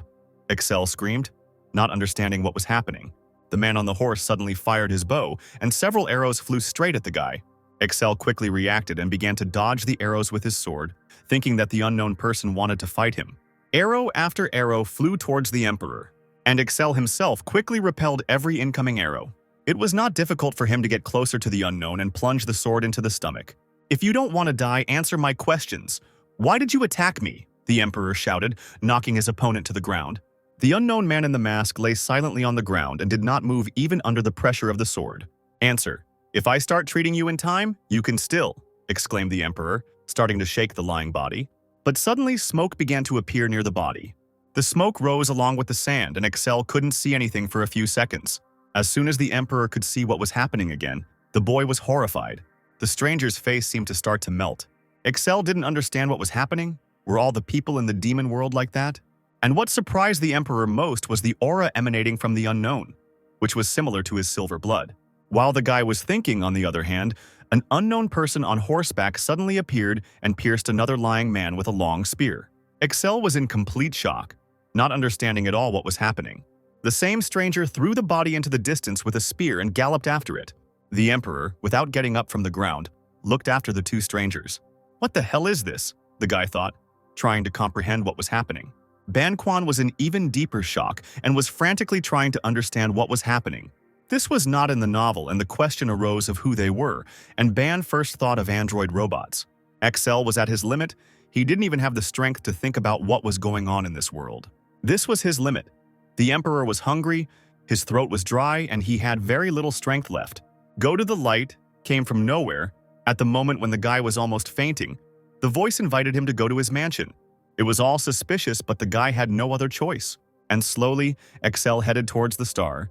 He did not know who called him, but the Emperor was gladly ready to accept the invitation. It didn't take long to walk. The guy reached a large mansion, near which stood a demoness resembling a ghost in a maid's clothes, and greeted the Emperor. "Are you the mistress of this mansion?" asked Excel, as he followed the girl who told him that her name was Silky and that she was the maid of this house. She also explained that all creatures living in the demon world are demons without exception, which surprised the guy very much because, in the world he lived in, ghosts are considered people. Silky was very surprised at how the guy talks about people. "What jokes you have. Human is a creature that can't think, so it's impossible to communicate with them, isn't it?" "You are definitely not human," the demoness said, surprising Excel with her words. The guy didn't understand why the maid was saying that, but they didn't have time to discuss it. Silky had already opened the doors, where the owner of the house was already waiting for the new arrival. A menacing demon sat at a long table with his arms crossed. The demon with purple eyes looked old. He had long white hair and an equally long beard. "You are very tired, aren't you? Come sit down next to me," the man exclaimed kindly, changing his menacing look. "I understand you have a lot of questions, but first eat." "In our world, there are only insects." The demon invited Excel to sit at the table, and Silky brought a plate with a large bug on its back to the table. The Emperor, out of hunger, quickly took a piece and ate it. But as soon as he took a bite, Excel felt the disgusting taste of the dish and began to cough. The demon, knowing that this would happen, immediately asked the maid to bring water. Silky brought an empty cup, but the man said that it was his treasure, and that she just had to ask for whatever she wanted and she would pour it. "Water!" Excel shouted, and water immediately appeared in the bowl. The demon watched with mockery as the boy, realizing that the cup could pour anything, filled his cup with water many more times until he was drunk. "Now I will live," the Emperor exhaled, finally putting down the cup. "Once again, welcome to my mansion. I am its owner, Quint." The demon introduced himself as soon as the guy felt better, and the Emperor also told who he was and thanked him for his hospitality. However, Excel was curious why the demon was helping a person, to which Quint said that thanks to the Emperor, he experienced many amazing emotions, explaining that he lives by them and could not have dreamed of this before. Excel did not understand what kind of quirks these were, just like Declu's, and demanded an explanation and threatened the same fate as with the head of the demons. "Right. I thought that the aura of gluttony had died down lately, but you are the reason," the demon said quite calmly, tapping his hand on the table. "I have no desire to die, so I will say honestly, I am the 7th Duke of the Demon World, Prince Quint Bloss," the man said, expressing his friendliness, explaining that even though he was a duke, there was no need to be careful since his clan had fallen. And the mansion is too shabby for a duke's title. And there is only one worker. Silky was the only one who remained here, and her name was Nilly. The Silky clan loved to clean and cook, and it was in their instincts to care for others, a trait that suited Quint's lazy people. "Well, isn't this just a simple shifting of responsibilities?" Axel asked, and learned that this was the reason for the fall of Quintus's army. In any case, all he has left is the mansion. All his followers are dead or disappeared, and the area is empty and no demon will ever set foot here again. The army of laziness was destroyed because of laziness, ironically, the guy noted, which made the demon wonder how the Emperor knew so much about his world. "This is the dimension where the demons live.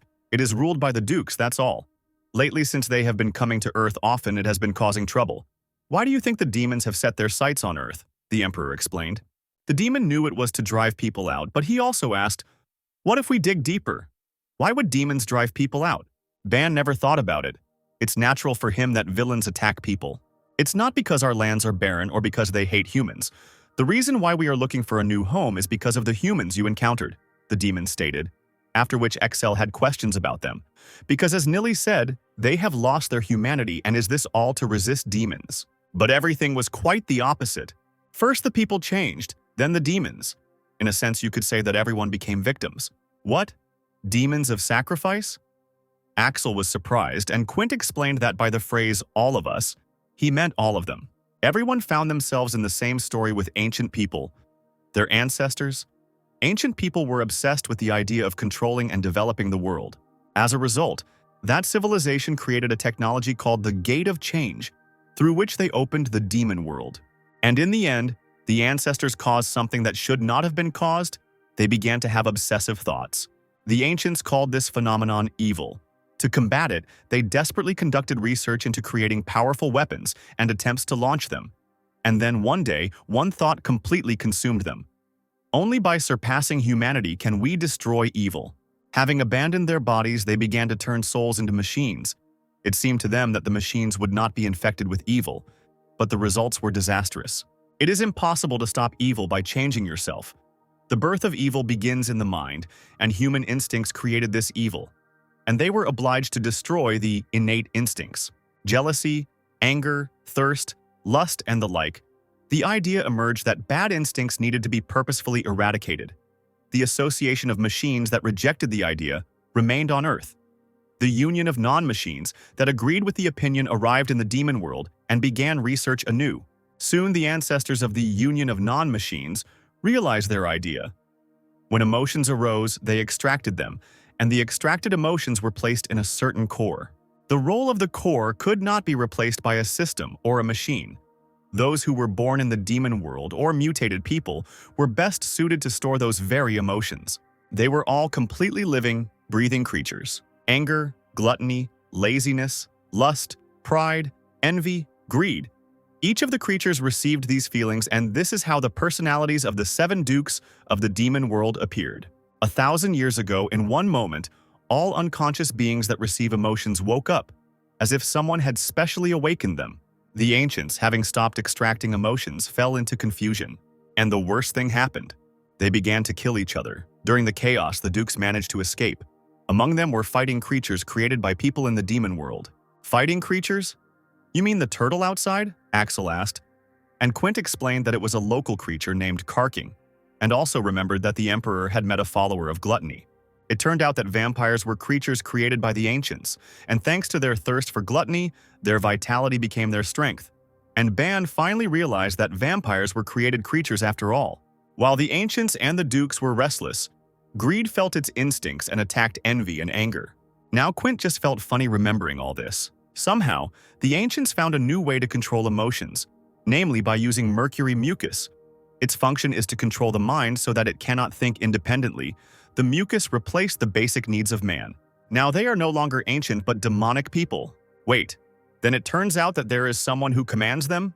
Asked Excel, listening attentively to the Duke, who said that he tried to find out the identity of the one who does this, but it is no longer possible, because he has more army left and the demons should have subdued them before they had silver blood.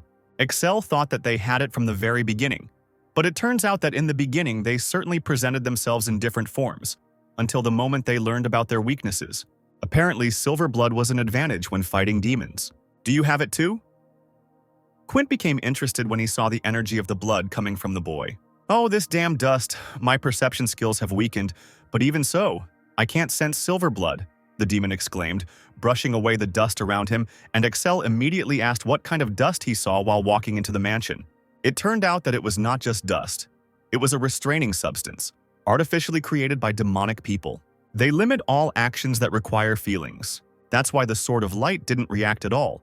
Similarly with silver blood, the demon didn't have any reaction, and Excel immediately thought, although he didn't want to, but why not cooperate with demonic people to destroy demons? If you ever get the idea of joining forces with demonic humans, you can immediately discard it, Quint said, as if he knew the boy would think about it. The demon explained that the reason why demons attack the earth is not only because they are weaker than demonic humans, and also the reason was the impossibility of reproduction and in order to reduce the number of people on earth. After these words, Excel looked at the demon with horror, thinking of only one thing. True. In other words, demonic people are created by abducting people from the earth. Quint confirmed his guess after seeing the guy's horror. But it was not always like this, however. Having removed the feelings, the desire to create offspring went away. Now probably 99% of them are made from people from the earth. Because of this, the demons were divided into the extinction group and the control group.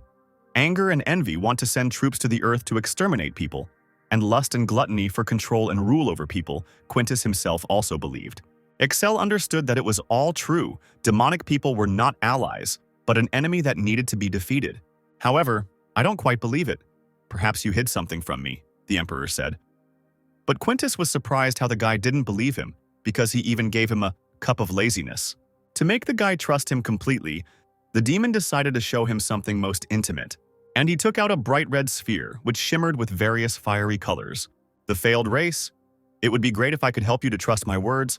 I will provide this as evidence, Quint stated, showing the sphere from all sides while holding it on his hand. If I do something wrong, you can kill me, because I gave you my life, the demon said, giving the core to the guy, who began to examine it closely. Seeing the demon's sincerity, Excel decided that if they ended up killing the demons, he would let Quint live. But even though the demon gave his life, the guy still didn't trust him very much. Okay, rest for now, and I'll think about how to win your trust, the demon suggested, ending the conversation there. Excel was placed in a spacious room with a large bed. The guy was finally able to sleep in a calm and quiet environment. Did you get enough sleep? My master's master ordered me to take you to the lab when you wake up, Nilly said, entering the room as soon as the boy opened his eyes. Excel, still half asleep, didn't even understand what was being said, and the maid said that she had heard everything yesterday. The master swore allegiance to you, and you became his master, so you are the master of my master, the demoness explained. And the Emperor, not wanting to delve into these words, simply asked to show him where to go. First wash your face with this, I'll wet it for you. Use it, added Nilly, handing the guy a towel and wetting it as if by magic. Excel found this ability quite amazing, and it turned out that Nilly was originally a water fairy, and the guy became interested in why the girl was talking about it in the past tense. Because now I belong to the master and have become a demon. And besides, the humidity here is low, which makes it difficult to use the ability, the maid explained, adding that she could no longer proudly call herself a water fairy. I already miss the Imperial Palace. Is it true that you can only eat maggots here? The Emperor asked when the girl led him to the laboratory. The demoness said that there are not even larvae now, and at the moment they need to be obtained. The owner is waiting for you. I will return to my place, Nilly exclaimed, walking the guy to the right door. Your name is Nilly? I wish I could hire maids like you, Excel said mockingly, watching the girl perform her duties submissively and subtly. The maid simply bowed and thanked the guy for his words, and noted that even if she wanted to, it would be impossible, because there were no other snares besides her. Entering inside, Excel saw a long corridor, at the end of which Quint was waiting for him. "Sorry for disturbing you this morning," the demon said, turning to the Emperor. And Excel was surprised how the demon realized that it was morning. "Even if I survive the collapse, this is still my territory. Behind the sand dust you can feel the slightest rays of the sun," Quint answered completely calmly. "I really wanted to show you something. The laboratory looks like a mansion, but it is a space for experiments. All of this was created by demonic people," the demon began to tell, slowly walking along the old corridor. The two entered an old room where there were a large number of jars, which Quint had once said were filled with life, and how many terrible things had been done with them. "This is the last living creature left in the lab," the demon stated, pointing to something in the room. But because of the darkness, the guy could not see anything. And a second later, a huge horse appeared in the empty room, standing in one pose. It was in a yellow, transparent, and thick mass like amber. The giant horse looked alive and stood motionless. It was an endemic species in the demon world, a nightmare, and it had the ability to put nearby creatures to sleep and cause them to have nightmares, Quint explained, seeing the boy's surprise. "He's completely different now," the demon said, touching the petrified shell where the horse was. At first, Excel didn't really understand the Duke's words. "The last remaining nightmare in the demon world is me," Quint explained with a smile on his face. The Emperor did not understand what this meant. "This could mean that you trust me 100%, the demon proclaimed. The horse, in the liquid, seemed to be alive. "That's how. The goal is to get out of the demon world. As a person whom the Emperor trusts 100%, I must help," Quint exclaimed, and Excel immediately asked to come up with a plan. Seeing how the demon was obsessed with this trust, Quint said that earlier he would have created a new core and used the spatial jump. But now it is difficult to do this, and besides, the demon gave the Emperor the last core. Excel was intrigued by this spatial leap, and Quint explained that all the demons that rose to Earth must have passed through it. The same goes for the gluttony clone that the Emperor defeated long ago. "Our bodies cannot leave the demon world, so it is customary to send clones," the demon explained, answering all the questions. "If Quint regains his powers, he will be able to recreate the core, but it will be quite difficult to regain his powers, because who would want to submit to someone like him, and it would be easier to simply steal the core from someone else. It feels like you're just pretending to solve the problem. I don't need useless demons to subjugate." Excel was indignantly taking out his sword, but the demon hastened to calm him down, saying that there was one option. One can use dimensional gates, creating gates to cross dimensions for a short period of time, or forming a summoning circle to force one to travel to another dimension. This method requires one thing: a dagger called the Gate Blade, small in size, easy to use, and, as Quint assured, an excellent item for traveling long distances. Excel thought that he should definitely have such a useful thing, and the guy asked who created this tool. The demon explained that it was made by demonic people, and that the spatial leap was in fact a reproduction of this object. "We will capture the people of the demon world and take the Gate Blade," Excel cried out decisively, but Quint was about to stop the guy. To begin with, the demon asked to give the core that he gave to the Emperor in order to bring even more benefit, and taking the core, he placed it on a certain platform. And in a couple of seconds, the machine transformed the core into the same bright rhombus, and the demon said that this was the second treasure of the Duke of Sloth, the Stone of Return. By clicking here, the man began to speak, taking the stone in his hands. "You can instantly teleport here," the Duke exclaimed from the other side, moving to another part of the room in a second. The stone surprised Excel very much, and Quint finally said to use it during the battle when he saw danger. Also, to get to their base, it would take some time. He would need to remember to grab the cup of laziness, and after listening to the instructions, the Emperor did not even believe such a number of gifts. And if he were in the Imperial Palace, he would definitely reward the demon. "I am just a Duke of Sloth, waiting for my death, and you give me new hope," Quintus answered softly, glad that he was able to help someone. Finally, Excel went in search of the tool. "Nilly, are we really going there?" the boy asked, walking across the red desert plain where only animal bones lay. "Yes, that's right, Your Majesty. In the last 6 days, you've asked the same question 41 times. Is there any meaning to that?" Nilly answered calmly, turning to the guy, and since she was a ghost, the dust was not scary for her. Excel and the demoness had been walking through the same area for 6 days now, and the Emperor's patience was already at its limit. Hearing all the guy's indignation, Nilly said that at this speed there were about 7 days left to go, and the Emperor, of course, was not satisfied with this answer. I'm sick of this. We can't go because of the smog and dust storm. Is this still the territory of the Duke of Sloth? The Emperor asked, covering his face with a handkerchief to reduce the dust he was breathing. The girl said that they would be in a storm for most of the journey, but that once they reached the eastern ridge, the air would become cleaner, although they were heading west and presumably clean air would not be seen anytime soon. What is smog? The maid asked, hearing the human word. Axel no longer had the strength to explain anything. He just wanted to get there as quickly as possible. And Nilly, while they were walking, exclaimed that they were moving quickly anyway, and the usual 30 days had been reduced to 13 days. And if the Emperor was tired, she could find a crevice to rest in. You move the same way as me, is it not difficult for you? The guy asked the fragile girl, to which she replied that the Silky family does not get tired easily, but she has an additional feature. Nilly was the queen of the snare, and now everyone except her has disappeared, so the title no longer matters, which makes the Emperor wonder where the others have gone. The girl said that the snares are water fairies. They cannot survive in places where there is little water. Because of the long war, the water became polluted and evaporated, and Nilly herself has great vitality and therefore was able to survive. All this time, while they were talking, the girl persistently asked a couple of times what smog was. Smog is a fog that forms when there is too much smoke. The more factories there are, the stronger the smog. But in the demon world there are no factories, so you don't have to worry about it, the guy explained, just to make Nilly stop asking the question. No, we have a lot of them, the girl said calmly, and Excel was quite surprised by this. Nilly didn't know exactly what kind of factories these were, but she had seen people in the city once, and they were the cause of the dust. But if you think about what these people created, the existence of factories is self-evident. The Emperor stopped and asked the cup for water to quench his thirst and thought that it would be good if this cup poured alcohol, and it turned out that this was entirely possible. It was said that by drinking just one cup, one could do nothing for the rest of one's life, and besides, if Excel drank only water, he would die, and he could easily create more nutritious drinks. And having a great desire to drink, the Emperor immediately conjured alcohol in the cup. And at that very second, a strong drink appeared in her. To health, the boy shouted and began to empty the vessel with great pleasure. But at that very moment, I suddenly wanted to spit out the drink without understanding what it was. It's called a gorgonzolo, Nilly explained, watching the boy spit. This drink is a liquor made by extracting the poison of the gorgon belonging to the Duke of Envy's army. It was once a very popular drink among high-ranking demons and dukes. The poison is neutralized through the fermentation process, and so it can be safely drunk. I don't care at all, it's disgusting. Excel was indignant, trying to knock down the taste with regular water. Nilly stood calmly and watched as the guy became indignant. But suddenly the girl felt something. Your Majesty, it looks like there will be a battle soon.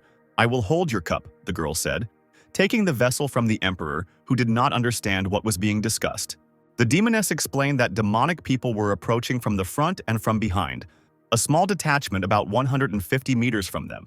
I don't feel anything at all, the guy replied, but it turns out that the Duke taught Nilly this. Finally, the girl asked to be careful, because the enemy definitely senses the presence of a stranger. The enemies were gradually getting closer and closer, but it was easier for Excel not to wait, but to attack first. And with a quick movement, the Emperor ran towards the demonic people with a sword in his hands. The squad walked obediently while the guy flew at them from behind. During the attack, Excel noticed something. When the boy cut several opponents in two, he felt that they all had silver blood. There was no choice, and all that was left was to check who could survive this fight.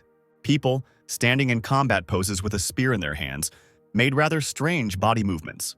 Looking at this, Excel thought that the chances of catching him would decrease at a distance. But the enemies just stood there and did nothing. They seemed to be stalling for time, using up the guy's stamina, and the Emperor suggested that maybe they were just acting as bait. But these people were devoid of reason and had no use for plans, which made Axel think even more. There was definitely someone who was manipulating them as bait.